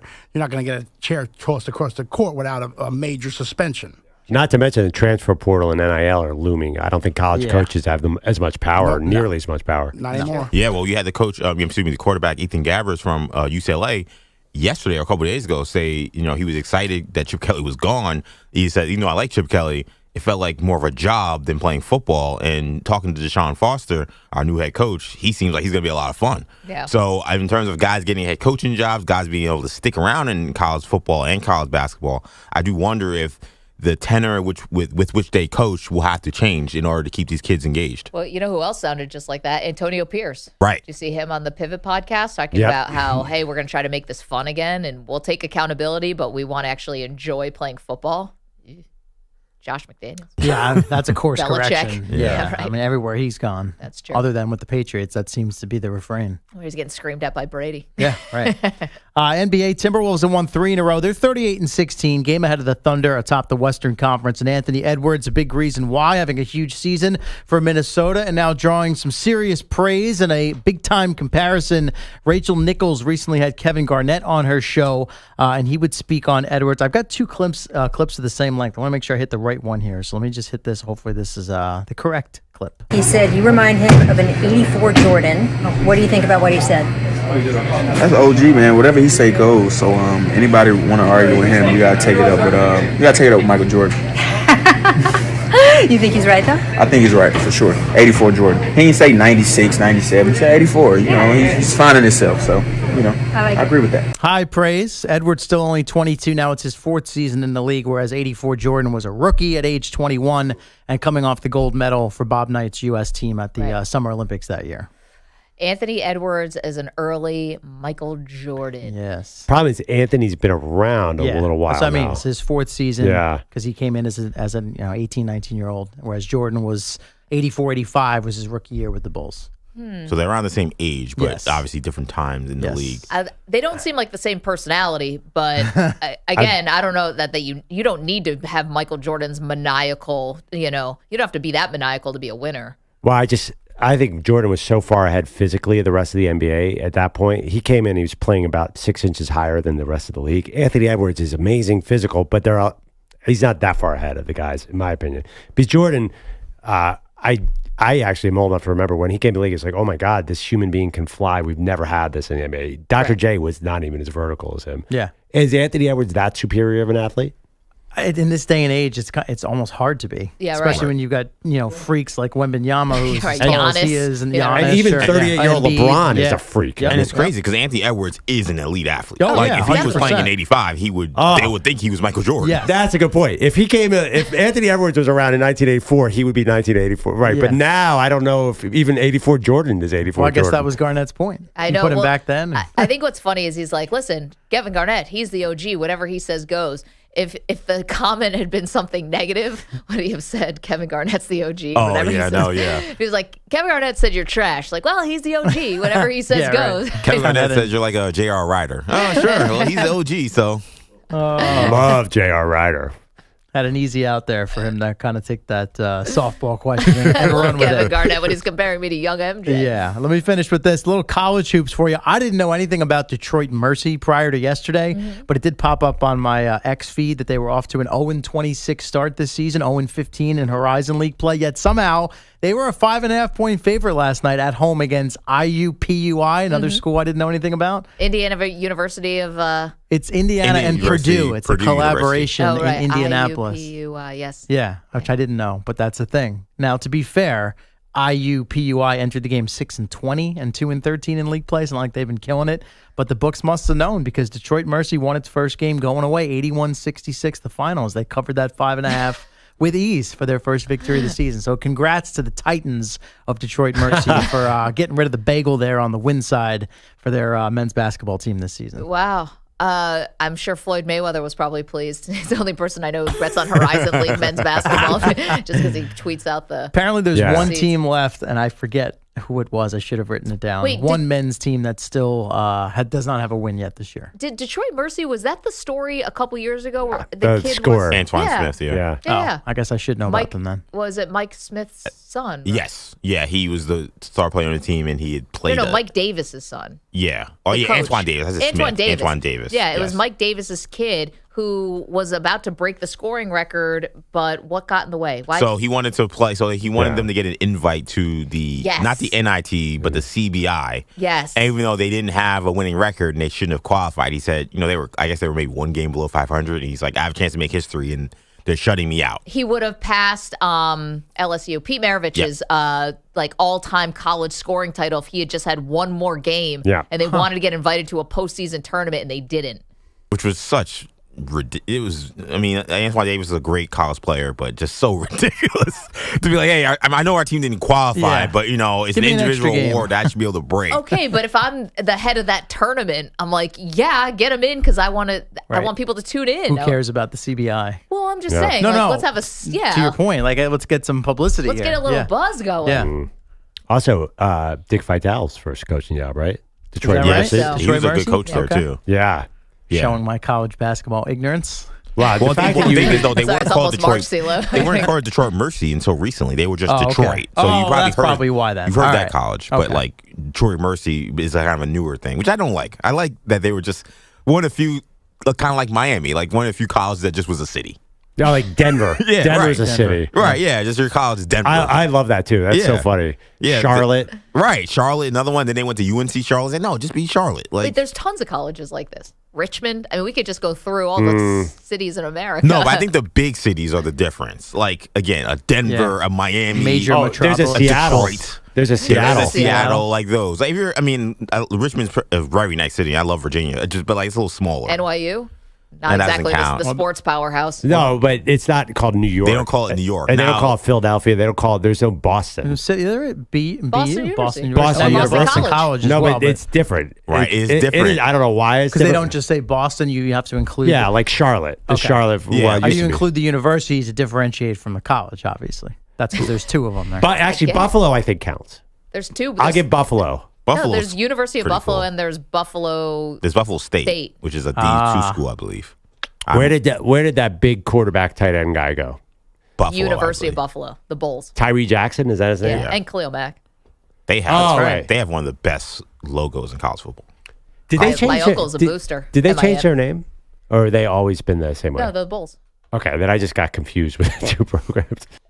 Wait, so UNC Charlotte's not Charlotte anymore? That's annoying. Well, I think they went back to being Charlotte. They were UNC Charlotte for a while, and then it was like, and then they realized they made a mistake, so now they're Charlotte again. I'm going to be honest. You guys disagree on almost everything, EJ and Perloff. This is an amazing common ground for you two to find. Is it not awesome? Your school is just named Denver. That is really cool. Like, It's not that cool, guys. it is. If Charlotte It's went not. back to it, their They could be. website hasn't. UNC Charlotte, the University of North Carolina at Charlotte. That's a shame. Now, I'm not a fan of their football coach though. He's a little bit of a loudmouth. But Biff Poggi, I believe his name is. Biff. He was upset. name. He was upset because because they ranked him last in the conference, even though they were coming off a one-win season. That was, I remember that. That was funny. I'm like, bro, you had a one-win season, and you're a new coach. Why are you upset that they ranked you last? There you Listen, go, chip Biff. on the shoulder. What is Biff short for? I don't know, but you I think can't. it's his real name. I think because we did a whole show on this. Not show, but like a segment on this like a couple years ago, last year. Say, not on this show. If your name is Biff, the only thing I'm going to think about is Back to the Future. Of course. I'm sorry. There's just no other. I There's don't nothing even- else. Letterman. I don't remember who Biff's. So Biff's real name, Biff Poggi, the head coach of Charlotte football, his name is Francis. And I did remember that thing too. How do you go from Biff. Francis to Biff? Let's see. Biff nickname. From back to- Bifferson. I put Biff nickname right away. Biff Tannen comes right up. And there's a connection, to this show because he's a former Harbaugh assistant. So a little there we Michigan go. tie there. Maybe he'll be Ravens or Chargers head coach. Wait, soon. EJ, Or you've coach soon. seen Back to the Future, right? Yes, Okay. not in a long time, but I've seen it. Have several you seen times. all of them? I don't think there's 3, right? Yes. Did not see the third one. Yeah, Saw the you first can miss two. the third one. Yeah. The first That's two are really most good. movies, Yeah. franchises. Biff is, according to urban slang, an old British slang for punch or hit. Yeah. I'm not sure why you'd want to be Wow. nicknamed for that, but Well, our boss name is Spike. So that's fair. I get it. For verbs. I was Verbs for now. Yes. I was actually going to criticize you afterward for giving us a Horizon League update, but look at the conversation it started and the directions it went. Well, only because of the win list and they were favored at home. You know, a little kicker story. I don't know. We're going to find out how Wright State did last night later on in the show. Break down the full Horizon League scoreboard for you. Well, how's Milwaukee doing? They're another city team. UW Milwaukee against UW Green Bay. Love it. CeeLo, thank you very much. Let's hit our pal Sean is in Oregon. Wants to get in on this conversation about Jason Kelce and Travis Kelce on their podcast talking about Travis bumping Andy Reid during the Super Bowl. Hey, Sean, what's up? Hey, you know what, you guys? I've been thinking about this. And what I saw Big Brother, I saw Jason give a bad influence during that Bills-Chiefs game. You know, he was acting up, and then little brother thought he could do that in the Super Bowl. You know, he's trying to upstage people. That's what I saw. I saw him upstaging his coach. I saw him up on stage trying to upstage other players. And it looked like 8th grade behavior to me.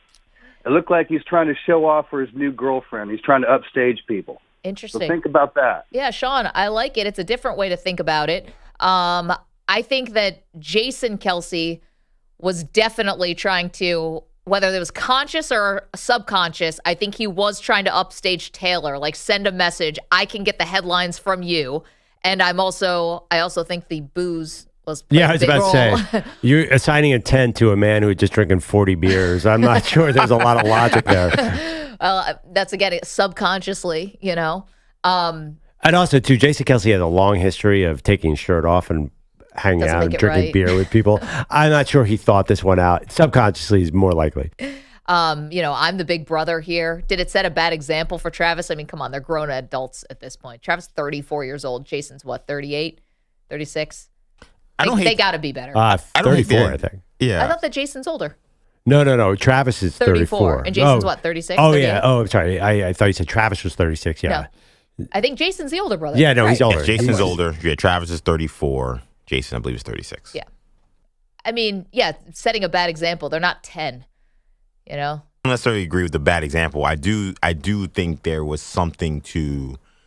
He's been around Taylor, and I don't think Taylor is any more difficult than most celebrities. At least that's not been a story I've heard. But celebrities are who they are, and I think that it was a little. I think there was some influence of that into Kelce's rant or whatever he did to Andy Reid. Do you think it's possible that there was extra stress on Travis Kelce dealing with all this? And, you know, stress can make you do things that are stupid. Listen, I think it's maximum stress just to be in the Super Bowl. Yeah. I don't know if having Taylor there added anything or trying to show off for her. I to be honest, as a woman, I'm not interpreting that in a positive way. If I'm her, I'm like, oh, gosh, I don't want to see this guy screaming at his coach on the sideline and acting like a total fool.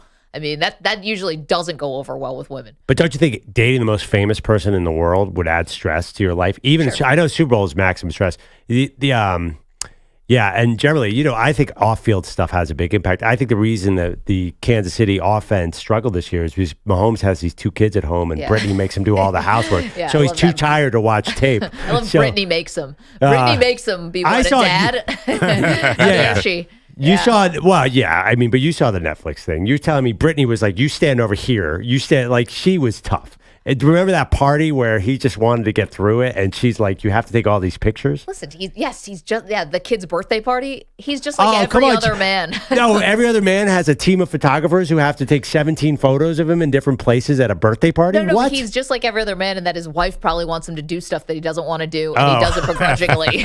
Am I falling into gender stereotypes here? I mean, a little.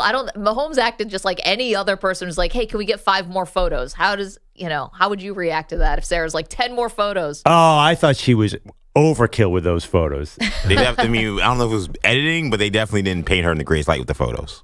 Yeah, that was the one scene that we all took away. It was like, oh my God. Because as men, we hate taking family photos. We all thought I would hate to be Patrick Mahomes right now. Who would hate to be Patrick Mahomes in the world? Probably nobody. But in that scene, I was like, I prefer to be me right now and not Patrick. Yeah, see, that's the most relatable Brittany's ever been. It's like, you paid for the photographer. It's here. Can he just sit there for 5 seconds for the photos? What's the big deal? Oh, I see what you're saying. Yeah. But I read it as more like Brittany is all about appearance and surface and image. And that is the criticism. That photographer is probably like the Banksy of photographers. Like, it was probably like the best photographer. So it's like, we paid $20,000 for this one night of this photographer. You're going to take these pictures. Listen, if Patrick didn't want to be with her, he wouldn't be with her. He clearly loves her. He thinks that she's cool. This is the high school sweetheart. You have no understanding of how marriage works. If that's what you think, he wouldn't be with her if he didn't want to be with her. Yeah. Have you ever met a married couple in your entire life? Did you guys see she was doing the airplane thing yesterday? This was of course before the tragedy with Clyde Edwards-Helaire. I do think if there's anything I do think is cool, I do think it's cool how much Brittany really celebrates the other guys on the team. Clyde Edwards-Helaire came out of a car or something, and she jumped. It looked like it was her brother. So they jumped in his arms, and then they did an airplane down the street, with their arms on the side. And I was like, this is extra, but I actually like this. Well, the problem is that Netflix documentary made you find flaws in all three quarterbacks. Right. I mean, except really Mariota. But Mariota left the team. He didn't even finish the documentary. Right. Yeah, I'm just saying, you get to see, oh man, once you see inside these lives, you realize they're flawed just like the rest of us. And you don't know that until you see what's really happening. Coming up, we've got the latest on the Cowboys coaching news and Mike Zimmer speaking about his new job as Cowboys defensive coordinator. We'll get to that next. Maggie and Perloff, CBS Sports Radio. You're in a 5-minute break.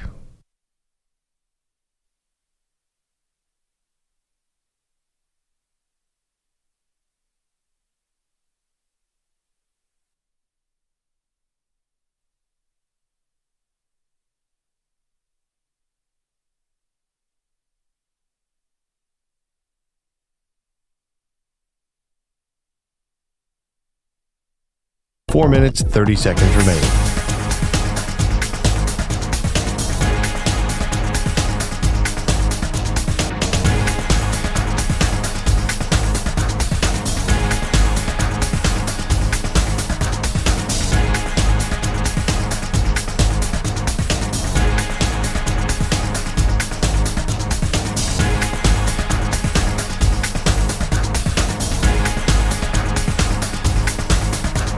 Four minutes remaining.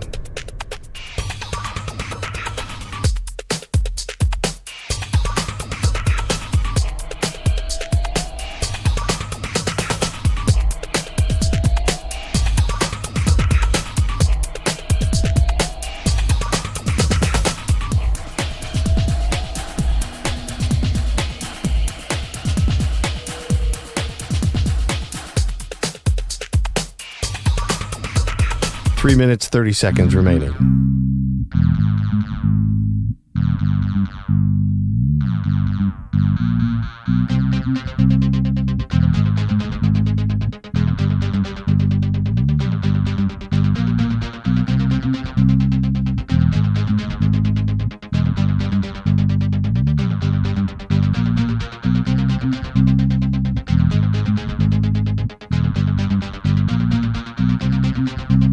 Three minutes remaining.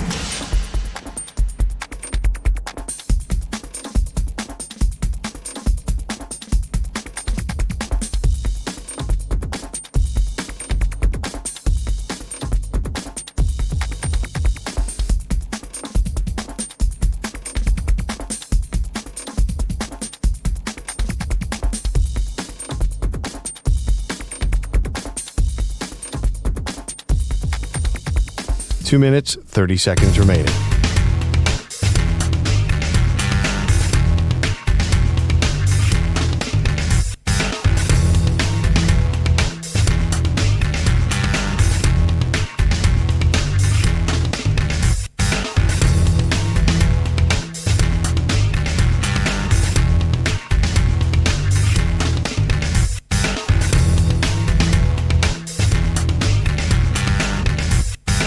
Two minutes remaining.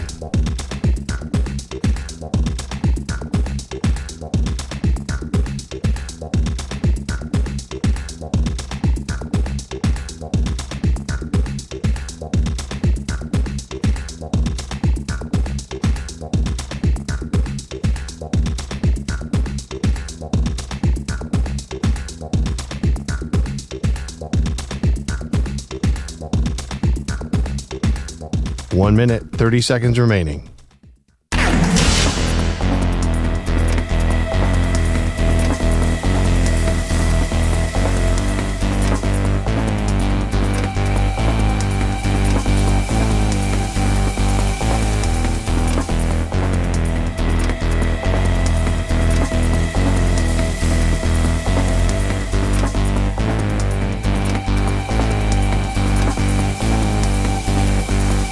1 minute remaining.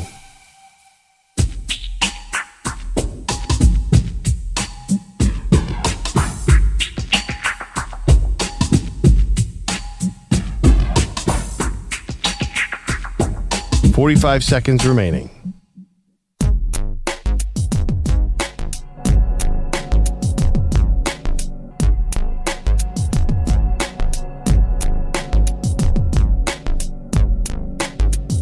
$30 seconds remaining.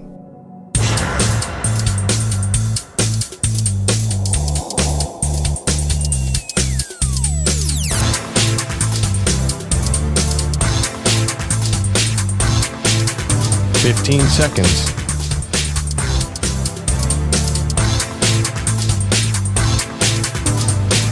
Break ends in 5 seconds.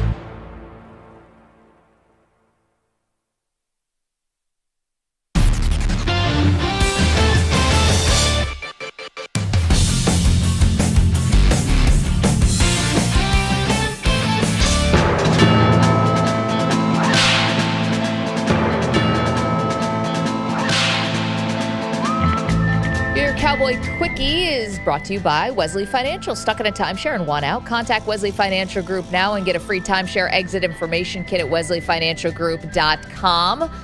Mike Zimmer, introduced as the new defensive coordinator for those Dallas Cowboys, said he turned down other coaching opportunities and feels comfortable back in Dallas. I had other opportunities that I could have taken, and but I wasn't going to go somewhere that I didn't feel comfortable with the organization and the people there. Okay. Obviously, lots of familiarity with Dallas. He started as an assistant back in the 90s. Zimmer also said he's not here to revamp the entire defense. We're not trying to reinvent the wheel here. I mean, they've been pretty good. I know there's been some situations where things haven't happened, but that happens in coaching. It happens a lot. So we're going to look at the players, try and figure out the best way to use them, put the scheme together. And again, we want to take the good things that they've done and maybe add a few more other things that we've done good in the past. Yeah, maybe like stopping the run. And finally, the press conference interrupted because someone was looking for a job. I knew they wanted me to be here, and I was told by, somebody calling for a job. It really was. Yeah, it really was. Might have been Steve Wilks. Oh, I'm sorry. Too soon. I'm sorry. Fired by Kyle Shanahan yesterday. All right, so that's your Cowboy Quickie. So now, by the way, you bring up a good point. Who did the Niners hire? Because I got the solution. Oh, you do? Yes. I've been thinking about it all show long. Okay. If you add Bill Belichick to this mix, He's not going there. he's going there. But you here's think the Bill other thing. Belichick, who, by the way, I know has a really good relationship with Kyle Shanahan and the Shanahans in general because he handpicked the 49ers for Jimmy Garoppolo. He called Shanahan and said, do you want him? Give me a second-round pick. Remember, the Browns were going to offer them a first-round pick for Garoppolo. He gave Patricia to the Eagles because he's really close to the Eagles as well. Was that helping? No. So he's giving the worst people to his quote-unquote friends. Well, at least Jimmy, they got to a Super Bowl. I know they lost it, but he did get there. Can I throw a trade? Brian Flores, I believe, is still with the Vikings, right? Yeah. Yes. I don't know if he's a scheme fit at all, but I want a guy like that who's so overly aggressive. I give up a second-round pick to get Brian Flores to San Francisco. That's who you need. You need somebody who's a killer on that side of the ball, not Steve Wilks, who ended up being a little more passive than the previous guys there. Get Rex. I'd rather have Flores. I saw Flores because I had some fantasy football stuff going against him, man. He was destroying people this year. Yeah, but all year honestly, long. to do a second-round pick for an assistant coach, yes, kind of rich. That'd be don't you think? unprecedented, I think. No, very much so. It'd be funny that Brian Flores can't get a head coaching job, but someone would trade a second-round pick for him to be a defensive coordinator. If San Francisco hired Brian Flores tomorrow, I think the odds would go up by a significant amount that they return. Listen, I think Pete's right, Rex, but here's the thing. If Wilks was an outsider coming in who maybe had trouble adjusting to the 49ers culture, at least that's some of the reporting, what do you think Rex is going to be? Rex is a, one-man, No. Rex hasn't. When's the last time Rex coached? The Bills as a head coach. Like 8 years ago, it right? It went terribly. Yeah. I mean, really bad, guys. Really bad. All right, coming up. Thursdays at this time, we do the multiverse of Maggie and Perloff. It's one of sports' greatest what-ifs and what could-have-beens. Don't move.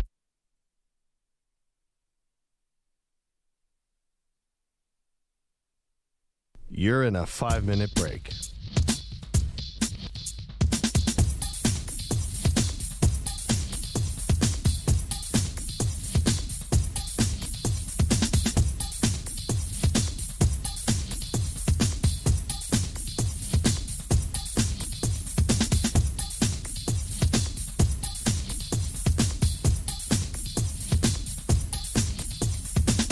Four minutes, 30 seconds remaining.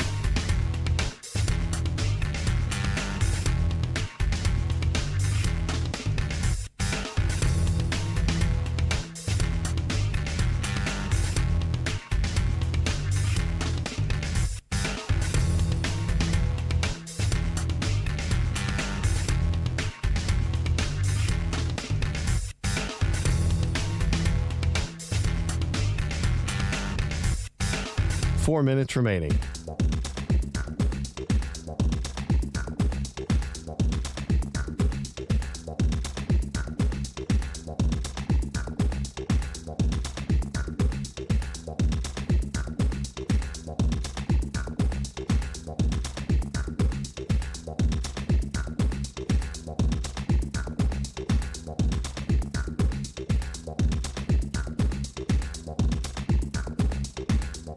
Three minutes, 30 seconds remaining.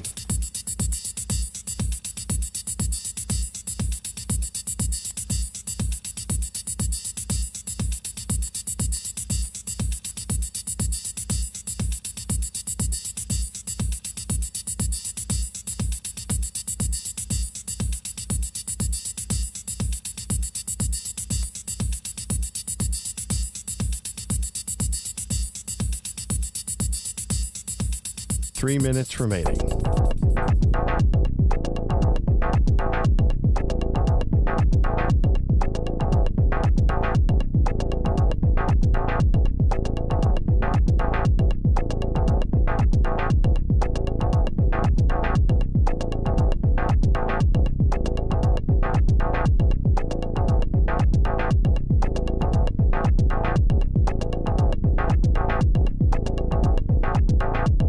Two minutes, 30 seconds remaining.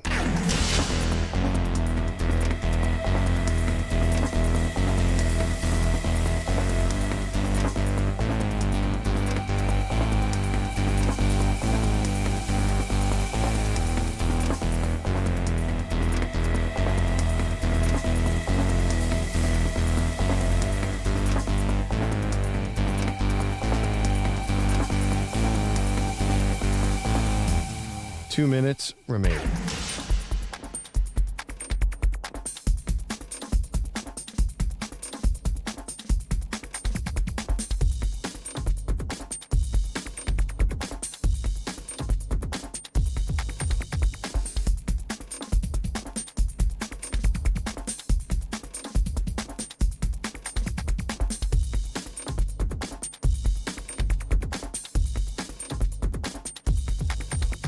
One minute, 30 seconds remaining.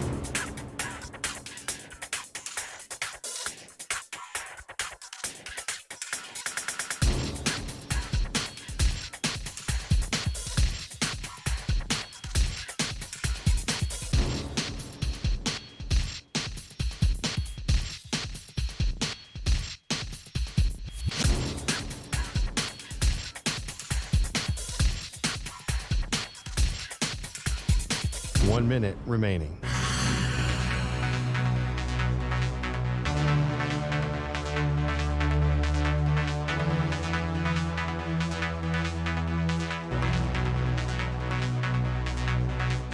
Forty-five seconds remaining.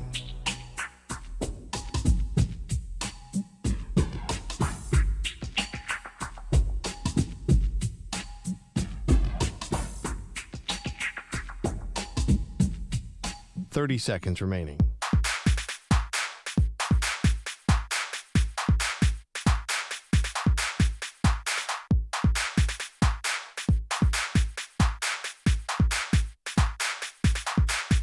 Fifteen seconds.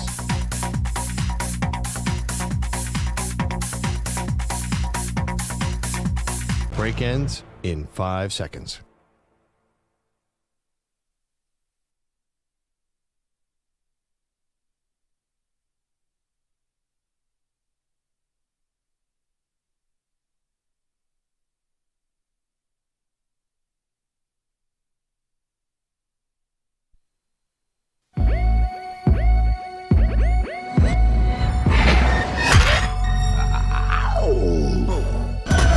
He's been on the TB12 method since he was 6.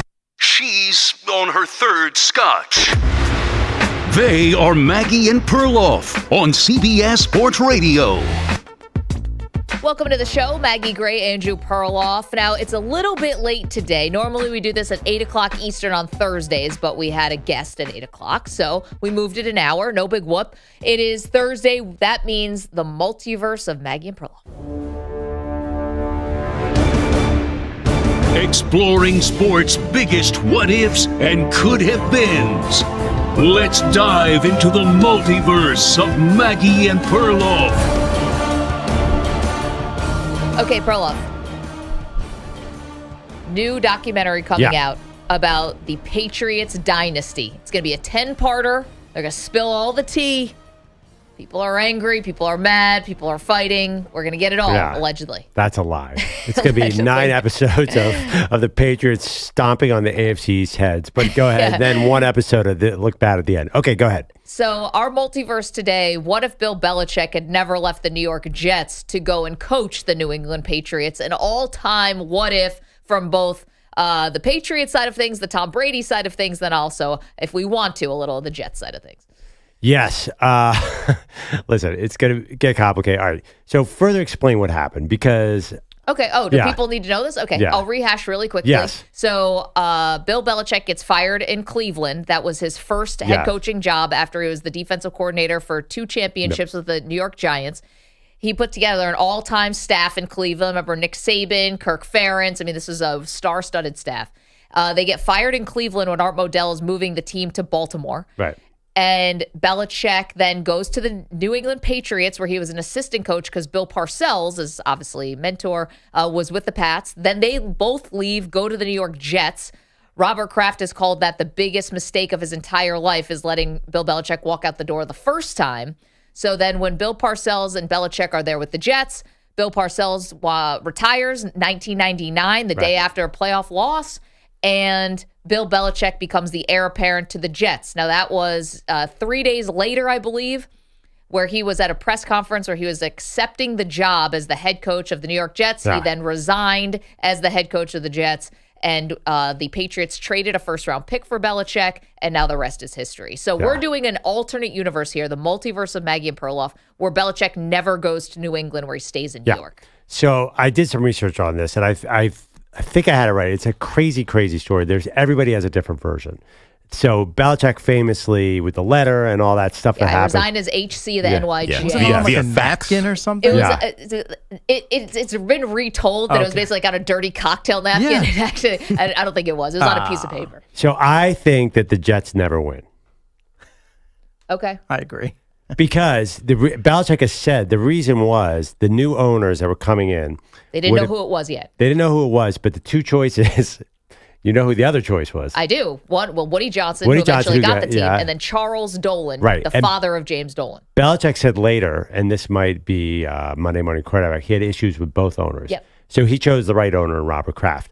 I think to be a Super Bowl winning team, you need all 3 levels to be awesome. You need ownership to be awesome, coaching to be awesome, and the players to be awesome. And I know everyone's giving Tom Brady all the credit now, but I don't think you had all 3 layers with the Jets. So I don't think you reach the same heights that you did. And that's basically why he left, to know what I would call organizational excellence. So I don't think the Jets ever get out of their own way, even with Bill Belichick. I don't think he can overcome what turned out to be a tumultuous ownership situation. And I know Woody Johnson's had moments. He's gotten 2 FC title games. He's by no means the worst owner. I mean, there's never going to be another. Daniel Snyder was in this NFL in the 2000s. There were worse owners, but I just don't think that it was all going to come together in the way that it did come in New England.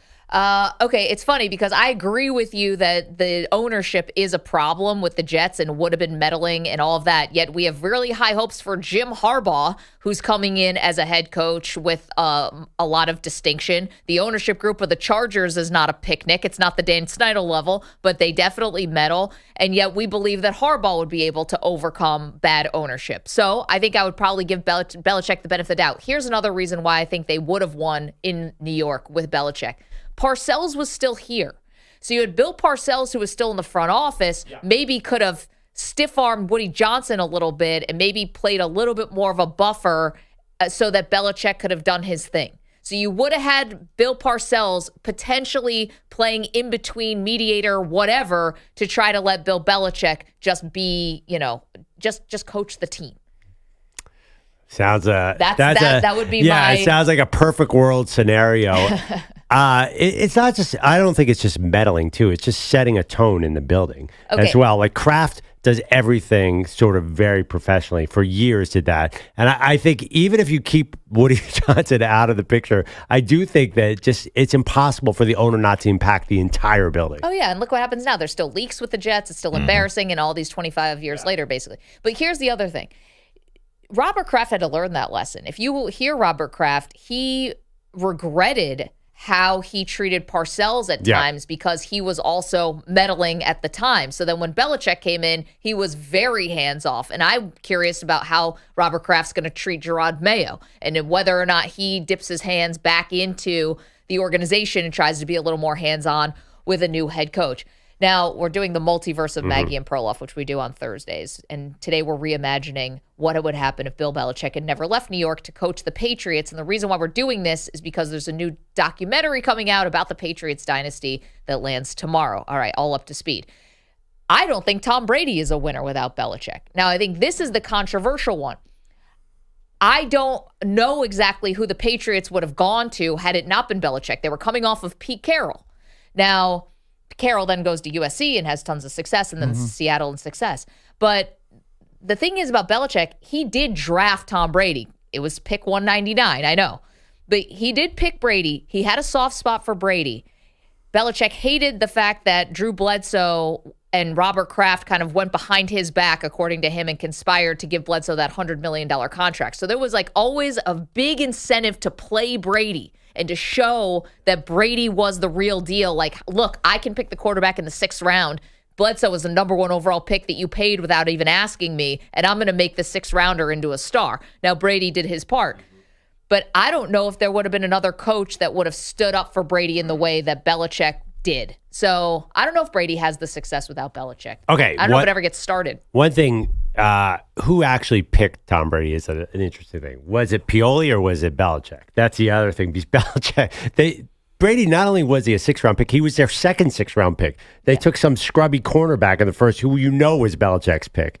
I don't know. Well, I'm not sure Belichick was the guy who drafted the quarterback because they already had a bunch of quarterbacks. Whenever Pioli's there, Belichick is there, they were in lockstep. Yeah, but you sure with Parcells? I just don't know that Parcells might have been running the show at that time in New York. No, Parcells was in New York. You think that Belichick would have drafted Well, my question Brady? is, would the Jets, are you giving...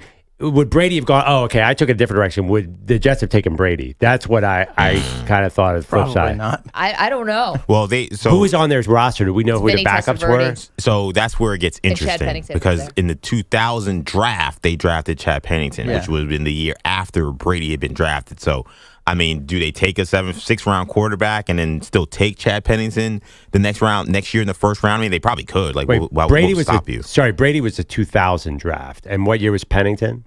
Pennington was 2000. So it's they were in the same draft. They were in the same draft, I believe. Because Belichick Brady was Brady. 2000 draft, and Chad Pennington was 2000 draft. So, do you draft 2 quarterbacks? Like, they're probably not, right? Possible. Well, it's not impossible. But 6 rounders like a deep backup. But in my scenario, I already assumed that Brady was not a Jet, and I think you did too with that saying Brady wouldn't have won. But again, Belichick did see something in him when he was in New England. Why would it have been different? And again, that goes to your question, who actually made the pick? Again, we're doing the multiverse of Maggie and Perloff. This is where reimagine things in sports, kind of sliding doors situation. And today, because there's a new documentary coming out about the Patriots, we're wondering what if Bill Belichick had never left New York to go to New England. Now, Chris Lopresti is here today, and what our great fortune to have CeeLo doing updates for us, because CeeLo was a beat reporter covering the Jets for it was five full seasons okay. and a couple parts. So I caught a little bit about. I was like a half beat reporter for the Tebow years. My first full season was 2013. Okay, so you were after this, obviously. Yes. However, this had to be a conversation that went on in the building. Of course. And I think the key with the Jets is, and you hit on the ownership aspect of it, the constant turnover we've had really from the time they went to those 2 AFC title games, which you can't take that away from them. First 2 years, Rex Ryan, Mark Sanchez, stout defense, and everything that went right with the guys they brought in, Bart Scott included. That's the last time they've been to the playoffs, and there's been turnover head coaching-wise, turnover general manager, a zillion quarterbacks that have come and failed and been chewed up and spit out. And to me, you have to, at some point, look at the one constant, and that is ownership. And it's not to say like you said, he's not the worst owner in football. He doesn't have scandal written all across him. I'm not saying he's a bad guy. He seems like a very nice guy, actually. But there's been so much dysfunction. You mentioned the leaks. Anytime the man speaks into a microphone publicly, there seems to be something that he says that kind of just makes you scratch your head a little bit. Yeah, like the most recent at NFL Honors, Exactly. we said we didn't have a backup quarterback. Well, that's what I mean. That's what I mean. Whose fault was that? Speaking of faults, I was at one of these Woody Johnson sort of, they weren't even formal press conferences. It was sort of like an informal scrum. You'd get it once a year. And one year he talked about foot faults, which I still don't know to this day. In tennis? Well, he was relating it to something in football. So that's what I mean. It's just like Rex? When you've got the Those right, were exactly. That's what I thought. That's low-hanging fruit. Very good, Pete. So when you've got that at the top, and from everything you see and hear and read, he wants to be very involved over there. He's very active on social media. I'm sure you guys noted and saw about the uniform announcement basically 15 minutes after the Super Bowl ended. Like, So just toned down. all Great this timing. stuff. So Yeah. trying to picture what we know about Bill Belichick and that meshing with what Woody Johnson is, to me, would have been disastrous. I get it. And again, we're reimagining what if Bill Belichick had never left New York to go to the Patriots? Would that dynasty have happened in New England? Would the Jets be winners? You did have Parcells still in the For building 1 year. to be now, a buffer. Maybe that would have changed had Belichick been there. But he stayed on after he stopped coaching the Jets. Belichick stayed Parcells stayed for 1 year. Yeah, for Al as Groh. GM. So, how long would that have lasted? And once he's out, then you have Woody coming in and maybe starting to meddle or getting involved. Yeah. He has so many people in his ear, advisors, like some of these general manager searches that they've gone through, the people that were advising him on the decisions. Then the 1 year they brought in Casserly, they brought in Charlie some actual NFL types to help him, and that's still came up with crashed. Mike McCagnon. Right, still crashed Yeah. and burned. Mike McCagnon, who's basically never been heard from since he lost the Same Jets with John GM job. Idzik. You at least Mike Tannenbaum we see every once Well, in a at while. least Idzik went back to being a cap guy for the Jaguars for a little bit. His son's a coach in the league. But like McCagnon was a scout. As far as I know, he's never been heard from since he lost the Jet job. So, I mean, this is the stuff that goes on. Like, he's in the Bermuda Triangle somewhere. Yeah. And that's somehow the guy the Jets ended up with. All right, Like, forget it's just Jets crazy. for 1 second. What happens to the Patriots? See, I was thinking about that because I think that Robert Kraft may have still continued to meddle. Because if you're firing Pete Carroll after a couple of years, are you just doing a revolving door? Listen, the Patriots were not this buttoned-up, super-class organization until they started winning. And so do you still keep the churn? In that way, does it even matter if Brady's in the building or not in the building if you have a new head coach every 3 or 4 I think years?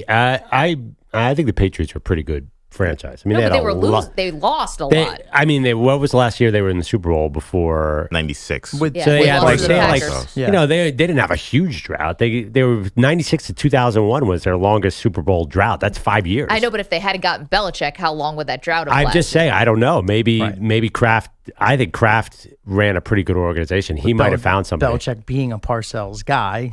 Right. The connection, like You had success with Belichick, and then you basically brought in his clone. Yeah. Kraft is also, some people think Kraft's been actually the most influential owner in the NFL, and the big TV success is all because of Kraft. Oh, that for sure. So But I'm here's just the thinking thing. he's a smart guy. He might have figured. I think he's more likely to figure it out than the Jets figuring it out. Well, okay, but here's the thing. Does Kraft get all that credibility? Does he get elevated without... I mean, they were a dynasty in the snap of a finger. All of a sudden, they've won 3 in 4 years, and it's like, wait, the Patriots are this amazing football team. I think Kraft gets elevated to and his power becomes bigger because of the winning. I think both of these teams would have been very interesting because Pete Carroll did not do a good job with the Patriots. He had a really good roster, and they basically got worse every year he was there, coaching with Bill Parcells as players.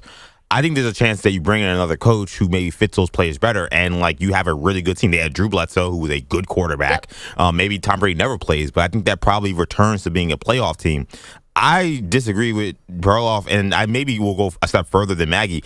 I think the Jets may have won a Super Bowl with Bill Belichick, because I think we forget how good the Jets were. Like 98, they're 13-3. They lose after leading the Denver Broncos at halftime going into that AFC Championship game. 99, they're the favorites to come out of the AFC because John Elway retires and that team is in turmoil. And then Vinny blows out his Achilles. Yes. Right. Well, that then Keyshawn asked for a trade, right? Right? And then also think about it, though. If you don't trade for Belichick, do you get Shaun Ellis?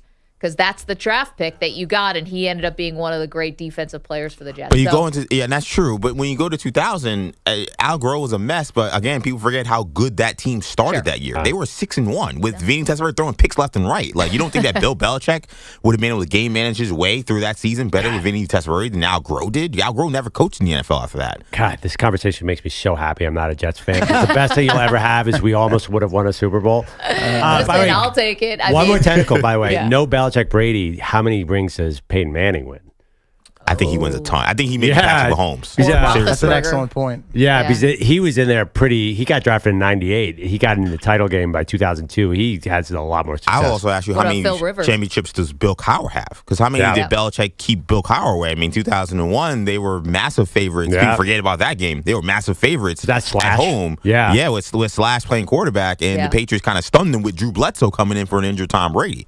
So, like, Bill Cowher, does he even stay that long to get that last championship that last year, or does he win way more before then? Who knows? Yeah, I think Belichick wins in 2000 with the Jets.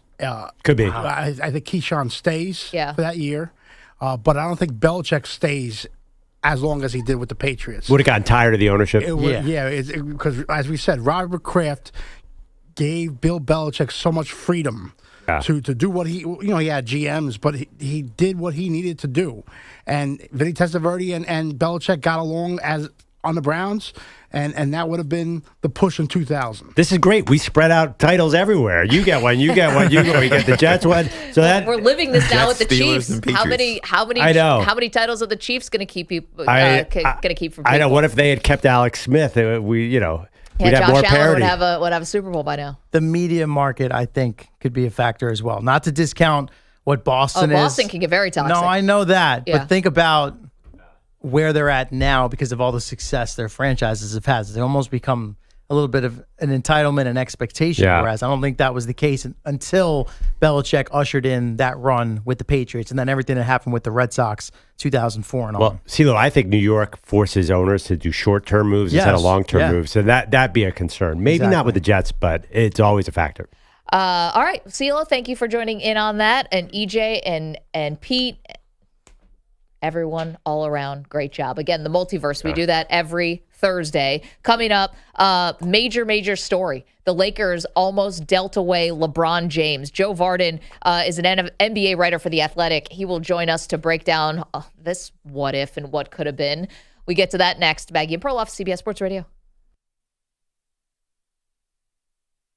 You're in a 5-minute break.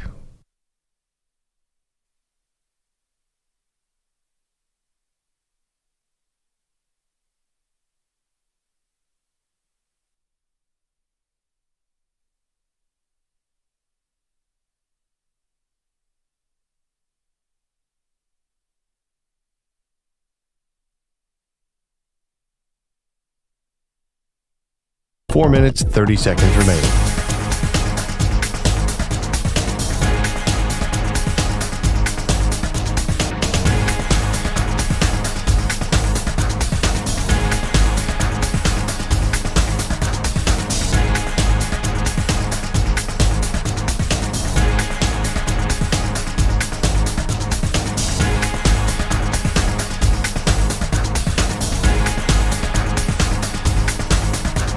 Four minutes remaining.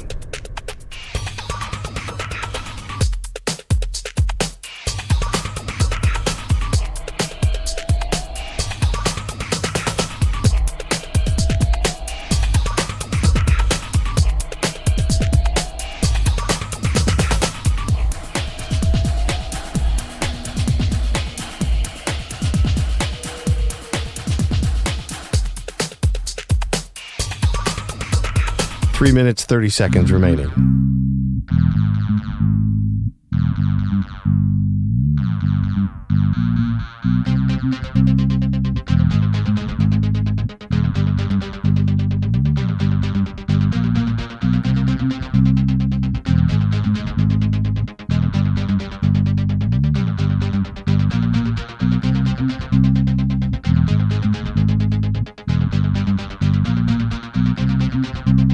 Three minutes remaining.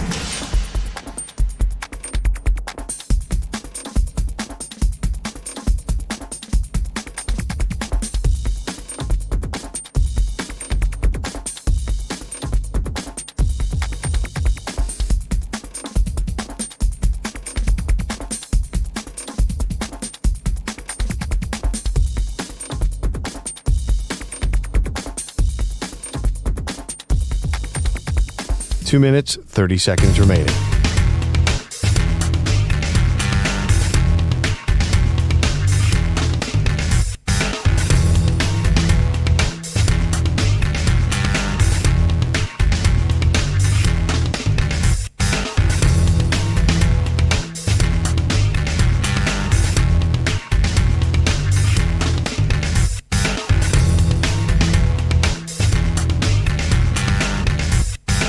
Two minutes remaining.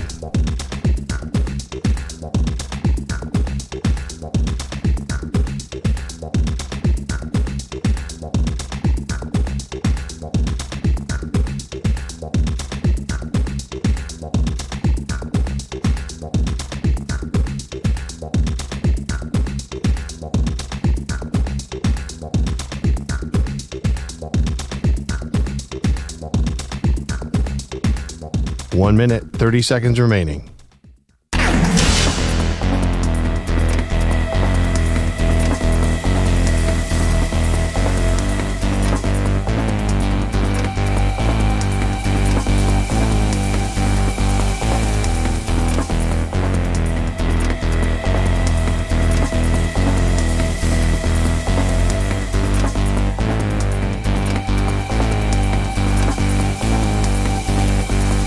One minute remaining.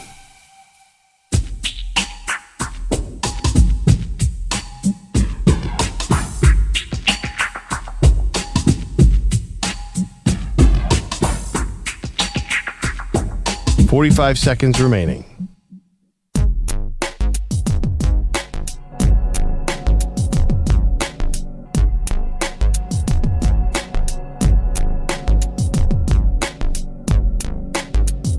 "30 seconds remaining.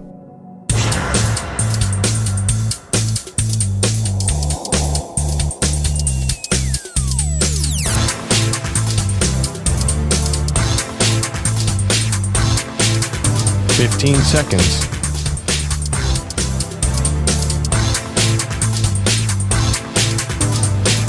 Break ends in 5 seconds.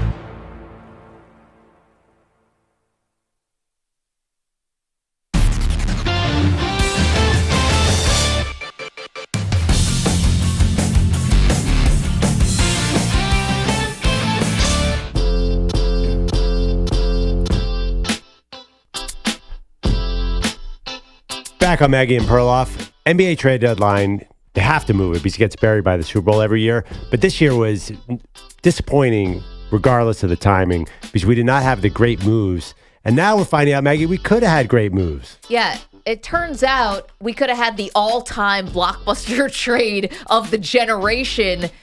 Maybe. Joe VARDON is a senior NBA writer for The Athletic, joins us now. Joe, thank you so much for waking up for us. Thanks for the time. How you doing? Well, I'm good. It's good to see both of you. I wanted to say, since I'm at home, but I know that we're on Zoom, and so I wanted to look presentable. And of course, Perloff has a hat. But I have here a Case Western hat. Ooh. Case Western Reserve Baseball, which is the rival of NYU, which is just a few blocks from where you guys are. So I'm a rival today. Oh my gosh. NYU has an athletic department? I'm just kidding. They have uniforms and everything. It's really great. Wait, Joe, did you go to Case Western? I'm not nearly smart enough to go there. I went to a different small school in Ohio, but my buddy is the baseball coach there. So. Go. Joe Vardon joining us. Okay, so the trade that almost could have been 11th hour, the Warriors reach out to the Lakers. This started allegedly at an ownership level or got to ownership where Joe Lacob is calling Jeannie Buss. We know Draymond Green was part of the recruitment here to try to swing this last-second trade for LeBron. Joe, you're based out of Cleveland. You know LeBron. You're very familiar with him. Do the Warriors really think they were going to get LeBron James at the 11th hour, or are they just reacting to LeBron's sort of passive-aggressive tweets that he had been putting out before the deadline? Well, LeBron has been passively aggressively tweeting for at least 10 years because that's how long I've been in the NBA. He does this all the time. He seldom explains what they even mean.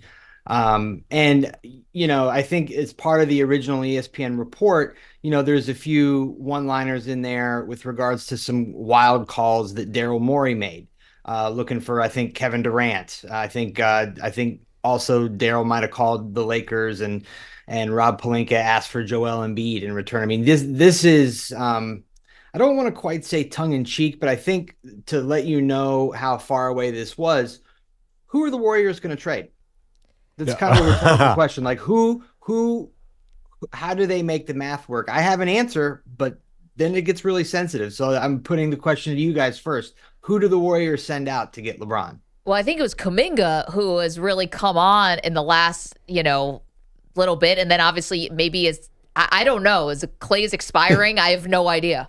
Well, Clay is. And the other thing, of course, is he makes $40 million, which is LeBron makes $47 million. You have to make the salaries match. So that's really what we're talking about here. Were the Warriors going to trade Klay Thompson for LeBron? Would the Lakers have ever accepted that? Why would the Lakers do that? Right. I just I understand what's going on with, the Lakers and LeBron getting anxious like he always does and kind of having one eye looking outwards. Perhaps that's the perception right now. I'm not sure that I buy it. I'm way out there on this and I'm going to stick to it until I'm wrong. Just how happy he is to live in Los Angeles. 2 of his 3 children, of course, are still there. His wife is still there. She loves LA. And listen, I know that people, especially in the NBA, they go to work in one city and the family lives in another one and you fly around on private jets when you can. Certainly they have the means to do that. I just don't buy it. I don't think that's the way he wants to live. I think he wants to stay in Los Angeles. That's certainly where they're happiest. And I strongly suspect that the Lakers will do whatever they can to make sure that Bronny James is on the team next year too. So what does this say about LeBron and his chase for another ring to maybe catch Michael Jordan? Has he partly given up on that dream? Because it doesn't feel like the energy is like, I got to get this championship core together again. So this was last season when he came here to Cleveland. I get a chance to see him every now and then all over the NBA. But when he comes through here, was able to have a kind of a private moment with him. My colleague at the Athletic and I, who both covered LeBron when he was here in Cleveland for different outlets, and we asked that very question: Are you done with the championship? Because if you're not, at the time the Lakers were a mess. They had Russell Westbrook, and we were saying, listen, if you aren't asking for your own trade, if you are not thinking of taking a different contract elsewhere, look at your roster. And he insisted that he was not done. And I think that shows his faith in the Lakers. You look at what happened last year. At this time a year ago, they stunk. They were 13th out of the Western Conference race, and they ended up in the Western Conference Finals. So I know they didn't make a move this year, but they have that roster that got them there last year. So the bet with LeBron, and I think it's going to be this way until he quits, which is for him is get me in the tournament. If you get LeBron in the tournament, he promises to take care of the rest. He didn't get to a finals last year. He didn't win, but getting to the Western Conference Finals at his age with what they had and where they were at this time last February is pretty good. Joe VARDON is joining us. He's a senior NBA writer for The Athletic. You mentioned the Bronny part of it, and I want to get to that in a moment. But if we're reacting off of the news we got yesterday, which is that the Warriors did make some kind of offer, overture. It started at 11th hour talks to try to trade for LeBron James right before the deadline. LeBron and Curry together. Now, Joe, I mean, they're rivals, no doubt. Going back to when LeBron was playing for the Cavs and when the Warriors, they were meeting in the finals year after year. Do you think LeBron would ever not just team up with Curry, but go to Curry's team and kind of do the Kevin Durant where I'm joining you at your place? Do you think he would ever do that, considering the conversation it spurred around Durant and how people, kind of denigrate Durant's titles because he went and joined the Warriors? Well, I think if LeBron were sitting in this chair right now, well, if he was, first of all, there'd probably be a ton of cars lined up in my driveway. But other than that, still repping Case Western, though. That's for sure. Yeah. That's right. If he were sitting here and answering this question, I think he would say something diplomatic, like it would be an honor to play with a player as great as Steph. He would do that, and certainly. All the way back to September, on my way home from Manila, Shams and I reported that LeBron not only was ready to play for Team USA, but that he had called Steph, called Durant, and lined up this group of 6 to step forward and play for the Americans come Paris. So LeBron is certainly wants to play with Steph. Their games really could, complement one another. But to your point about the rivalry thing, I think that still exists. It is softened over time, but this had come up before. There was, I can't remember the circumstances, but I think it was either 2017 or 2018, around the trade deadline, there was discussion about this, about LeBron joining the Warriors either through trade or as a free agent. And this is when he played for Cleveland. And he had to say, come on, get real. At this point, he is not somebody who's going to go and join a rival like that, or at least he hasn't up until this point. He's been doing it for 21 years. So I don't see that. I don't see him going up there to go play for Steph's team. I mean, that is almost like he is giving up his throne as face of the NBA, which isn't necessarily something he always liked to talk about, but he knows he still has it. He knows it's waning, and I don't think he would want to hand it off by going and joining a super team like that. We're talking to senior NBA writer of The Athletic, Joe VARDON. So Maggie mentioned it. I think the missing piece of championship is clearly a point guard who's averaging 5 points a game at USC right now. Where do we stand now with LeBron trying to play with his son, Bronny James? Well, I think it's. How does anybody know? I'm sure that no one in our line of work has sat down with LeBron and said okay, unequivocally, is this what you have to do next year? He had softened on this a little bit. One, because of everything, actually, even before the physical problems that Bronny had. Thank goodness he's doing better now. But even before that, when he had signed at USC, LeBron backed off of this a little bit. He said, that is something I want. This is what I would like, but I've got to worry about his future and what he wants to do. So the last I had heard from around his camp is that the interest is still very high in Bronny entering the upcoming draft. And then, of course, the Lakers are going to do what they can to bring Bronny in, and other teams will have to weigh this and see if it is worth bringing in a player who, as you mentioned, doesn't have a ton of experience, hasn't shown a huge upside to this point offensively. Is it worth drafting him in one of 2 NBA rounds, one of 60 guys? Is your play to get LeBron? If you're Charlotte, North Carolina, is LeBron going to come there? If you're Atlanta, is LeBron going to come there? That's the calculus that you have to make. If I were involved, I would preach. I would love to see Bronny get a second year of college, just because he didn't get to play the whole time this year. He's been on some of these teams as a teenager where there have been some players who are actually higher ranked than him, considered to be better players than him. So I would like to give him a little more opportunity to grow into his game and become sort of that the type of player with the type of mentality that you need in the NBA, because I want him to do well in the NBA. I don't want him to just be there because of his dad. Like, I know there's certain things he does really well. I want him to sort of refine that and have a chance to be successful at the next level. Joe, quickly, we're coming up against a break, All-Star break coming up this weekend. Is there a favorite in the NBA right now? Is there a team that everyone's looking at as this is the year for them? Boston. It has to be. I mean, Tatum and Brown have never won. This is the deepest team they've ever had around them and the most versatile. I know, the words are similar, but they can mean two different things. And so we have to respect what they've done to this point. They have not taken the regular season for granted, and they are loaded, barring injury, for a deep playoff run. Joe Vardon, senior NBA writer for The Athletic. Good luck to the Spartans. Case Westerns, Spartans. It is the Spartans. I'll get you guys a schedule. Thank you. We keep us updated on everything that's going on. We appreciate it as always. Thank you for the insight, Joe. Thanks for having me. Appreciate that. Okay, CeeLo is here. He's got headlines for us, and we'll unpack a little of what Joe had to say about LeBron James. But CeeLo, hello. All right, so we heard from the Kelsey brothers last hour in the latest episode of their new Heights podcast, obviously talking Super Bowl, the fallout from Sunday's OT Classic against the 49ers.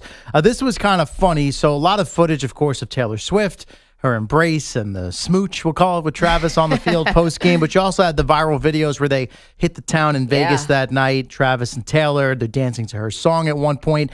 And then you've got Grizzly Jason wearing this luchador mask that he found somewhere along the way and doing a belly dance in it at one point. And they kind of had a laugh about that. It's a very strong dichotomy of just two different worlds. Two people in love and enjoying the moment together, panning to a complete Neanderthal who is no longer connected with modern day society. That about sums up the whole dynamic, but it's working for them. Have you seen it's like a video, and it seems like maybe it's a lobby of the hotel or wherever they were walking, and Travis is there with Taylor, and they're kind of walking arm in arm, and Jason basically falls into a plant. Oh, my God. Like into an indoor tree. On brand. Yeah, wow. He was banged up, and before the tragic events yesterday in Kansas City, I'm sure you guys saw the footage on stage of Travis trying to sing Friends in Low Places and basically being held up by his teammates and Mahomes. I mean, they were... This one went over the top, I think, even for... Listen, parades, in Philadelphia, they're eating horse poop. They have to grease up the poles. I mean, Tom Brady almost threw the Lombardi trophy into the ocean. Yeah, that was pretty good. We've had a lot, and Brady had to get held up by, it was Blaine Gabbert. Blaine Gabbert. Yeah. But we've seen a lot of really drunken behavior. I even felt like yesterday, obviously, way before anything tragic happened,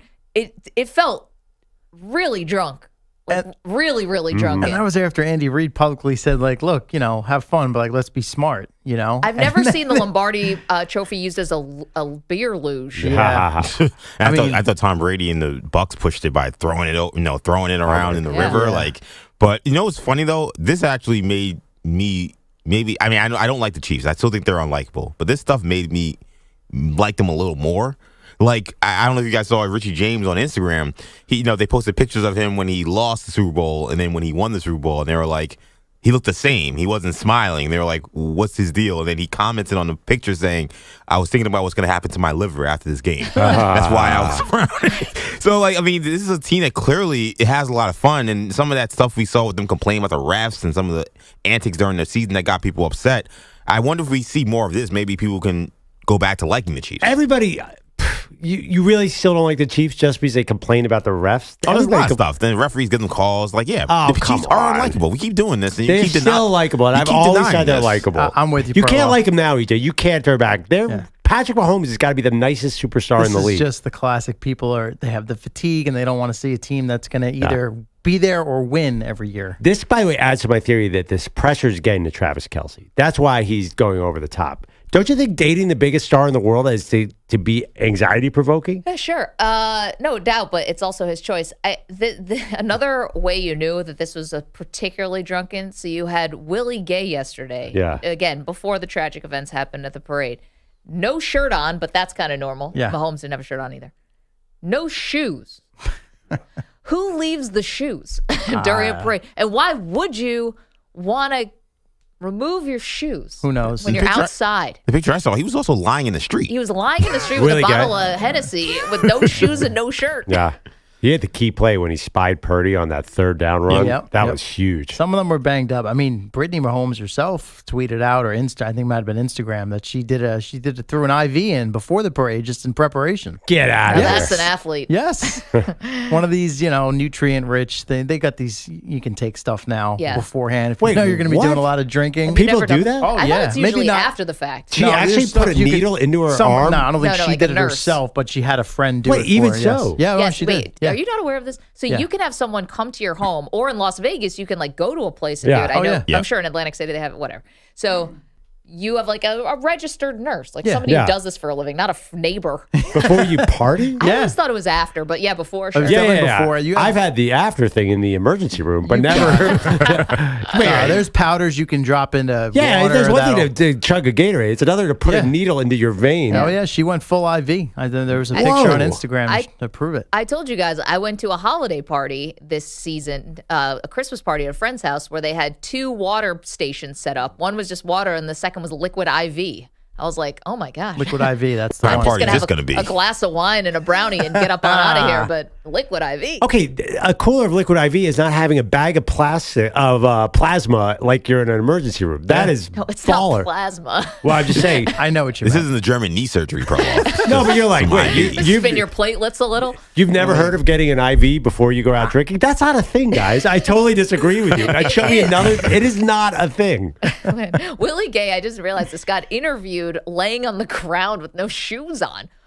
Again, how are you so drunk that your shoes come off? That team clearly, to Perloff's point, and maybe not just Kelsey, I think that team was under a lot of stress. They talked about how this was a difficult season at multiple points, and Andy Reid said he thanked Antonio Pierce for basically changing their season when the Raiders win the Christmas and beat them up and threw them around a little bit.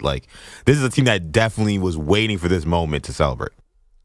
Well, it's funny because got the Instagram post for you. There's so I guess her nurse friend, he's moved on. Okay. Well, it's just amazing because they did this. They act like you've been there before. They just had a championship last year. So why is this one so worse? Because people left them for dead, mid to maybe 3/4 of the way. Is that why, or is it something else? The Swift angle? Yeah, I guess. Maybe it's all of it.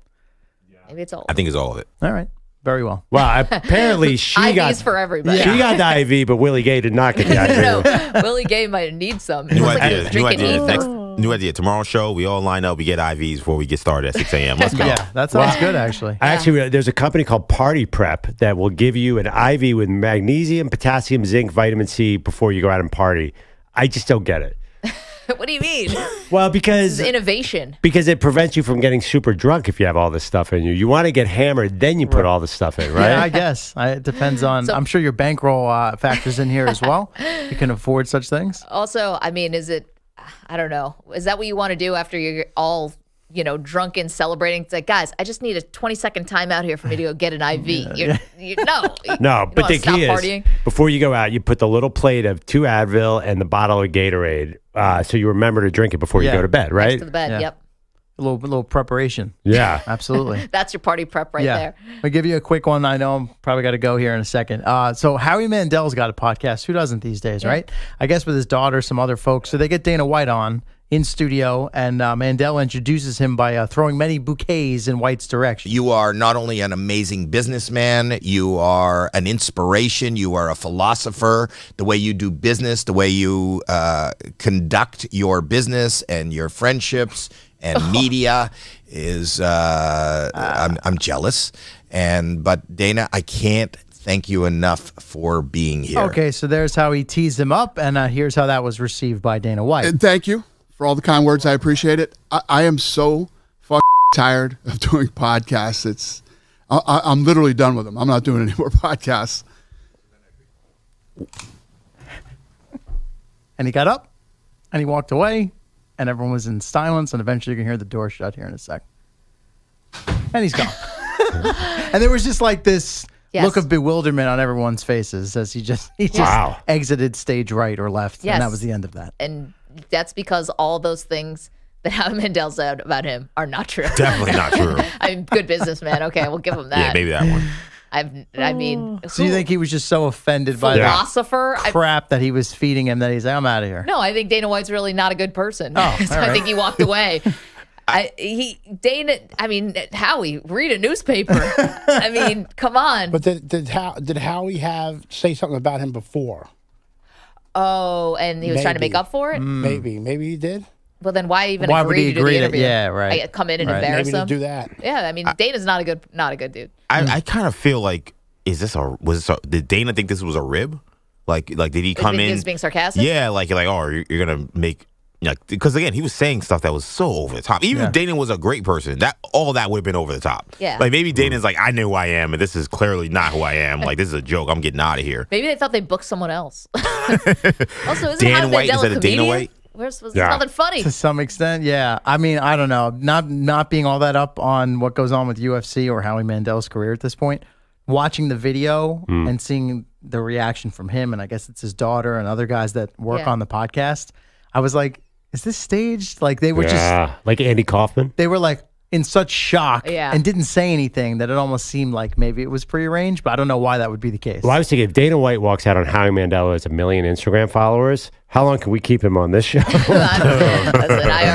my relationship with Dana is dicey. Shot. Dicey All right. at best. CeeLo, thank you. Always a Fantastic pleasure to be here. job Thank you. all morning long. Really appreciate that. Coming up, big question about LeBron James, his future now in doubt. Will he be in LA next year after what we learned yesterday? Get to that next. Maggie and Perloff. You're in a 5-minute break.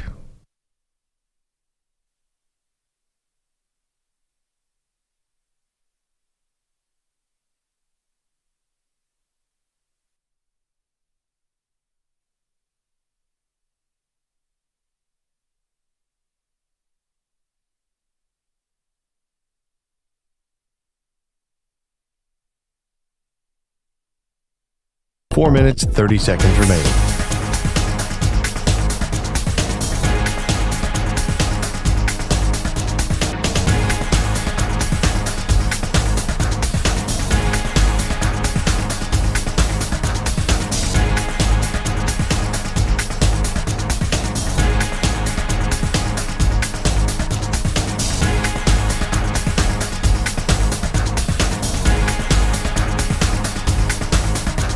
Four minutes remaining.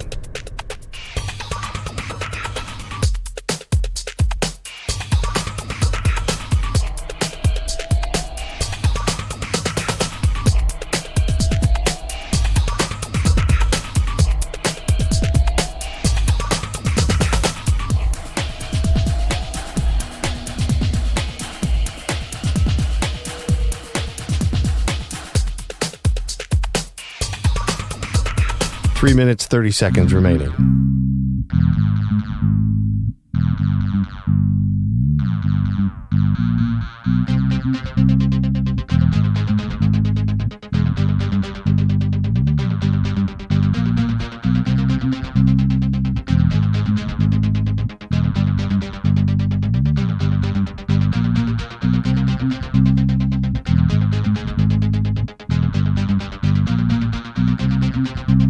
Three minutes remaining.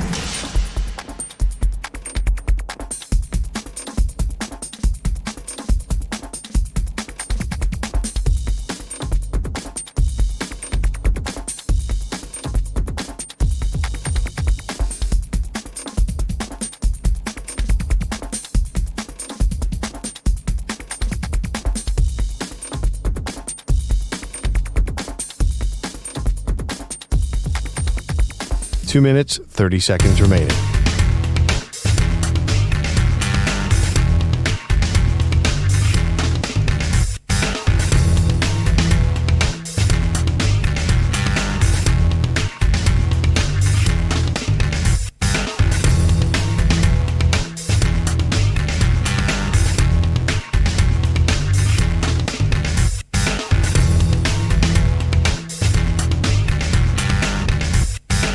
Two minutes remaining.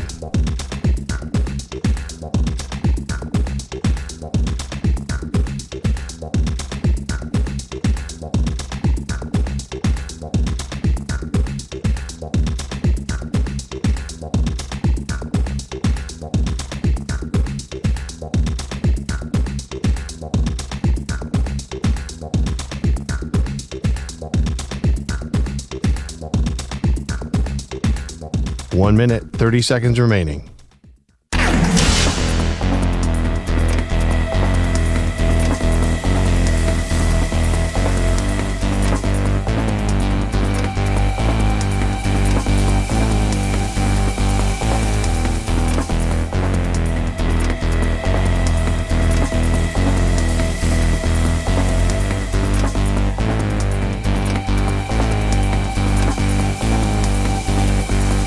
One minute remaining.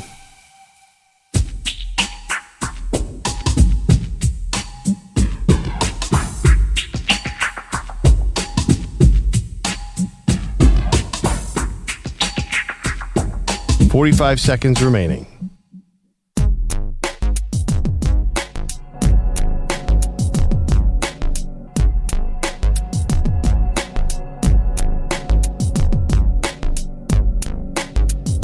$30 seconds remaining.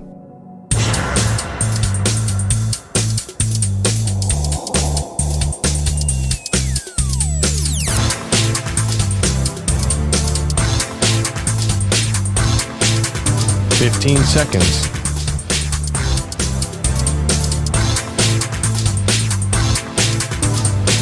Break ends in 5 seconds.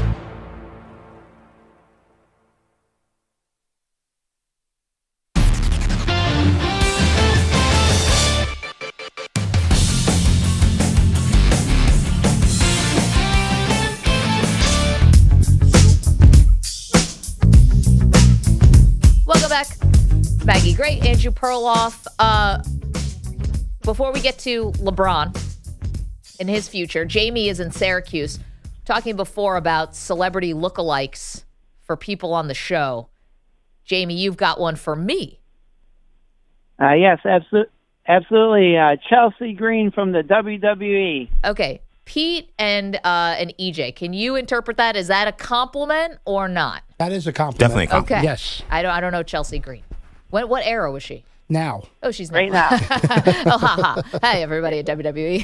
Huge fans. Okay. And what do you think about the 49ers? They parted ways with Steve Wilks. Yes, Rex Ryan, and bring back that vaunted 1985-46 defense. They got the linebackers and the line to pull it off. Jamie, you're speaking Perloff's language right Yeah. now. This is catnip for Perloff. Thank you for the phone call. Yeah, the front. I mean, to have that front line disappear, I think Steve Wilks should have been fired in the middle of the playoffs. How can Nick Bosa, Eric Armstead, and Javon Hargrave not torture the quarterback? This is a Bosa scheme had problem. a great Super Bowl. He didn't have a sack. I don't know if he had one sack. He was disruptive in the Super Bowl. It's not just that. It's the games leading up to it too. I do not think that. I mean, how many turnovers? They got one turnover. Really, it was a mistake by Mahomes. They need to. Sorry, 2 turnovers. McCaffrey fumbled. They need to really be causing havoc. Their defense should lead the way, not their offense. Look at the players. I didn't think they were bad enough to warrant firing Steve Wilks, but now we'll see who they're going to hire because it's obviously extremely late in the process. Meanwhile, the Lakers story from yesterday that the Warriors called at the 11th hour to try to trade for LeBron James. Now listen, we know pulling off a trade of that magnitude during the trade deadline was never going to happen.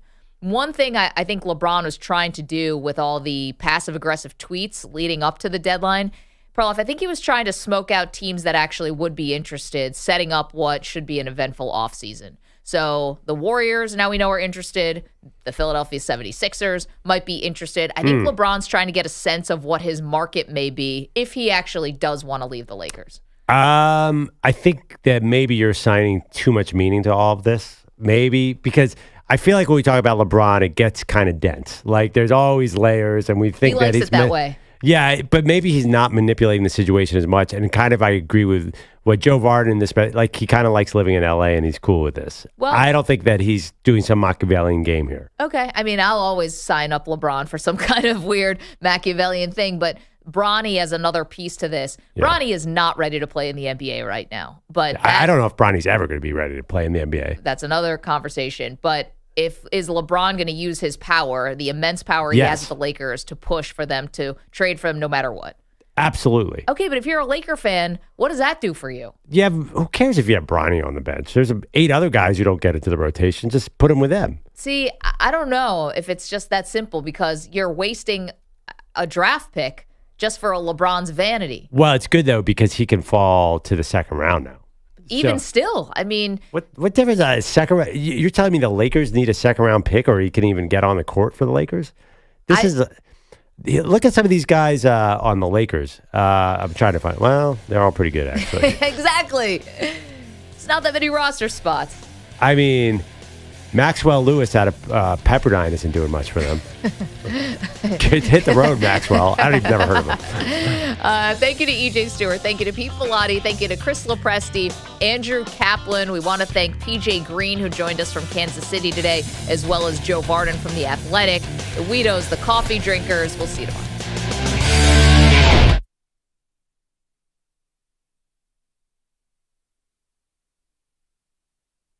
You're in a 5-minute break.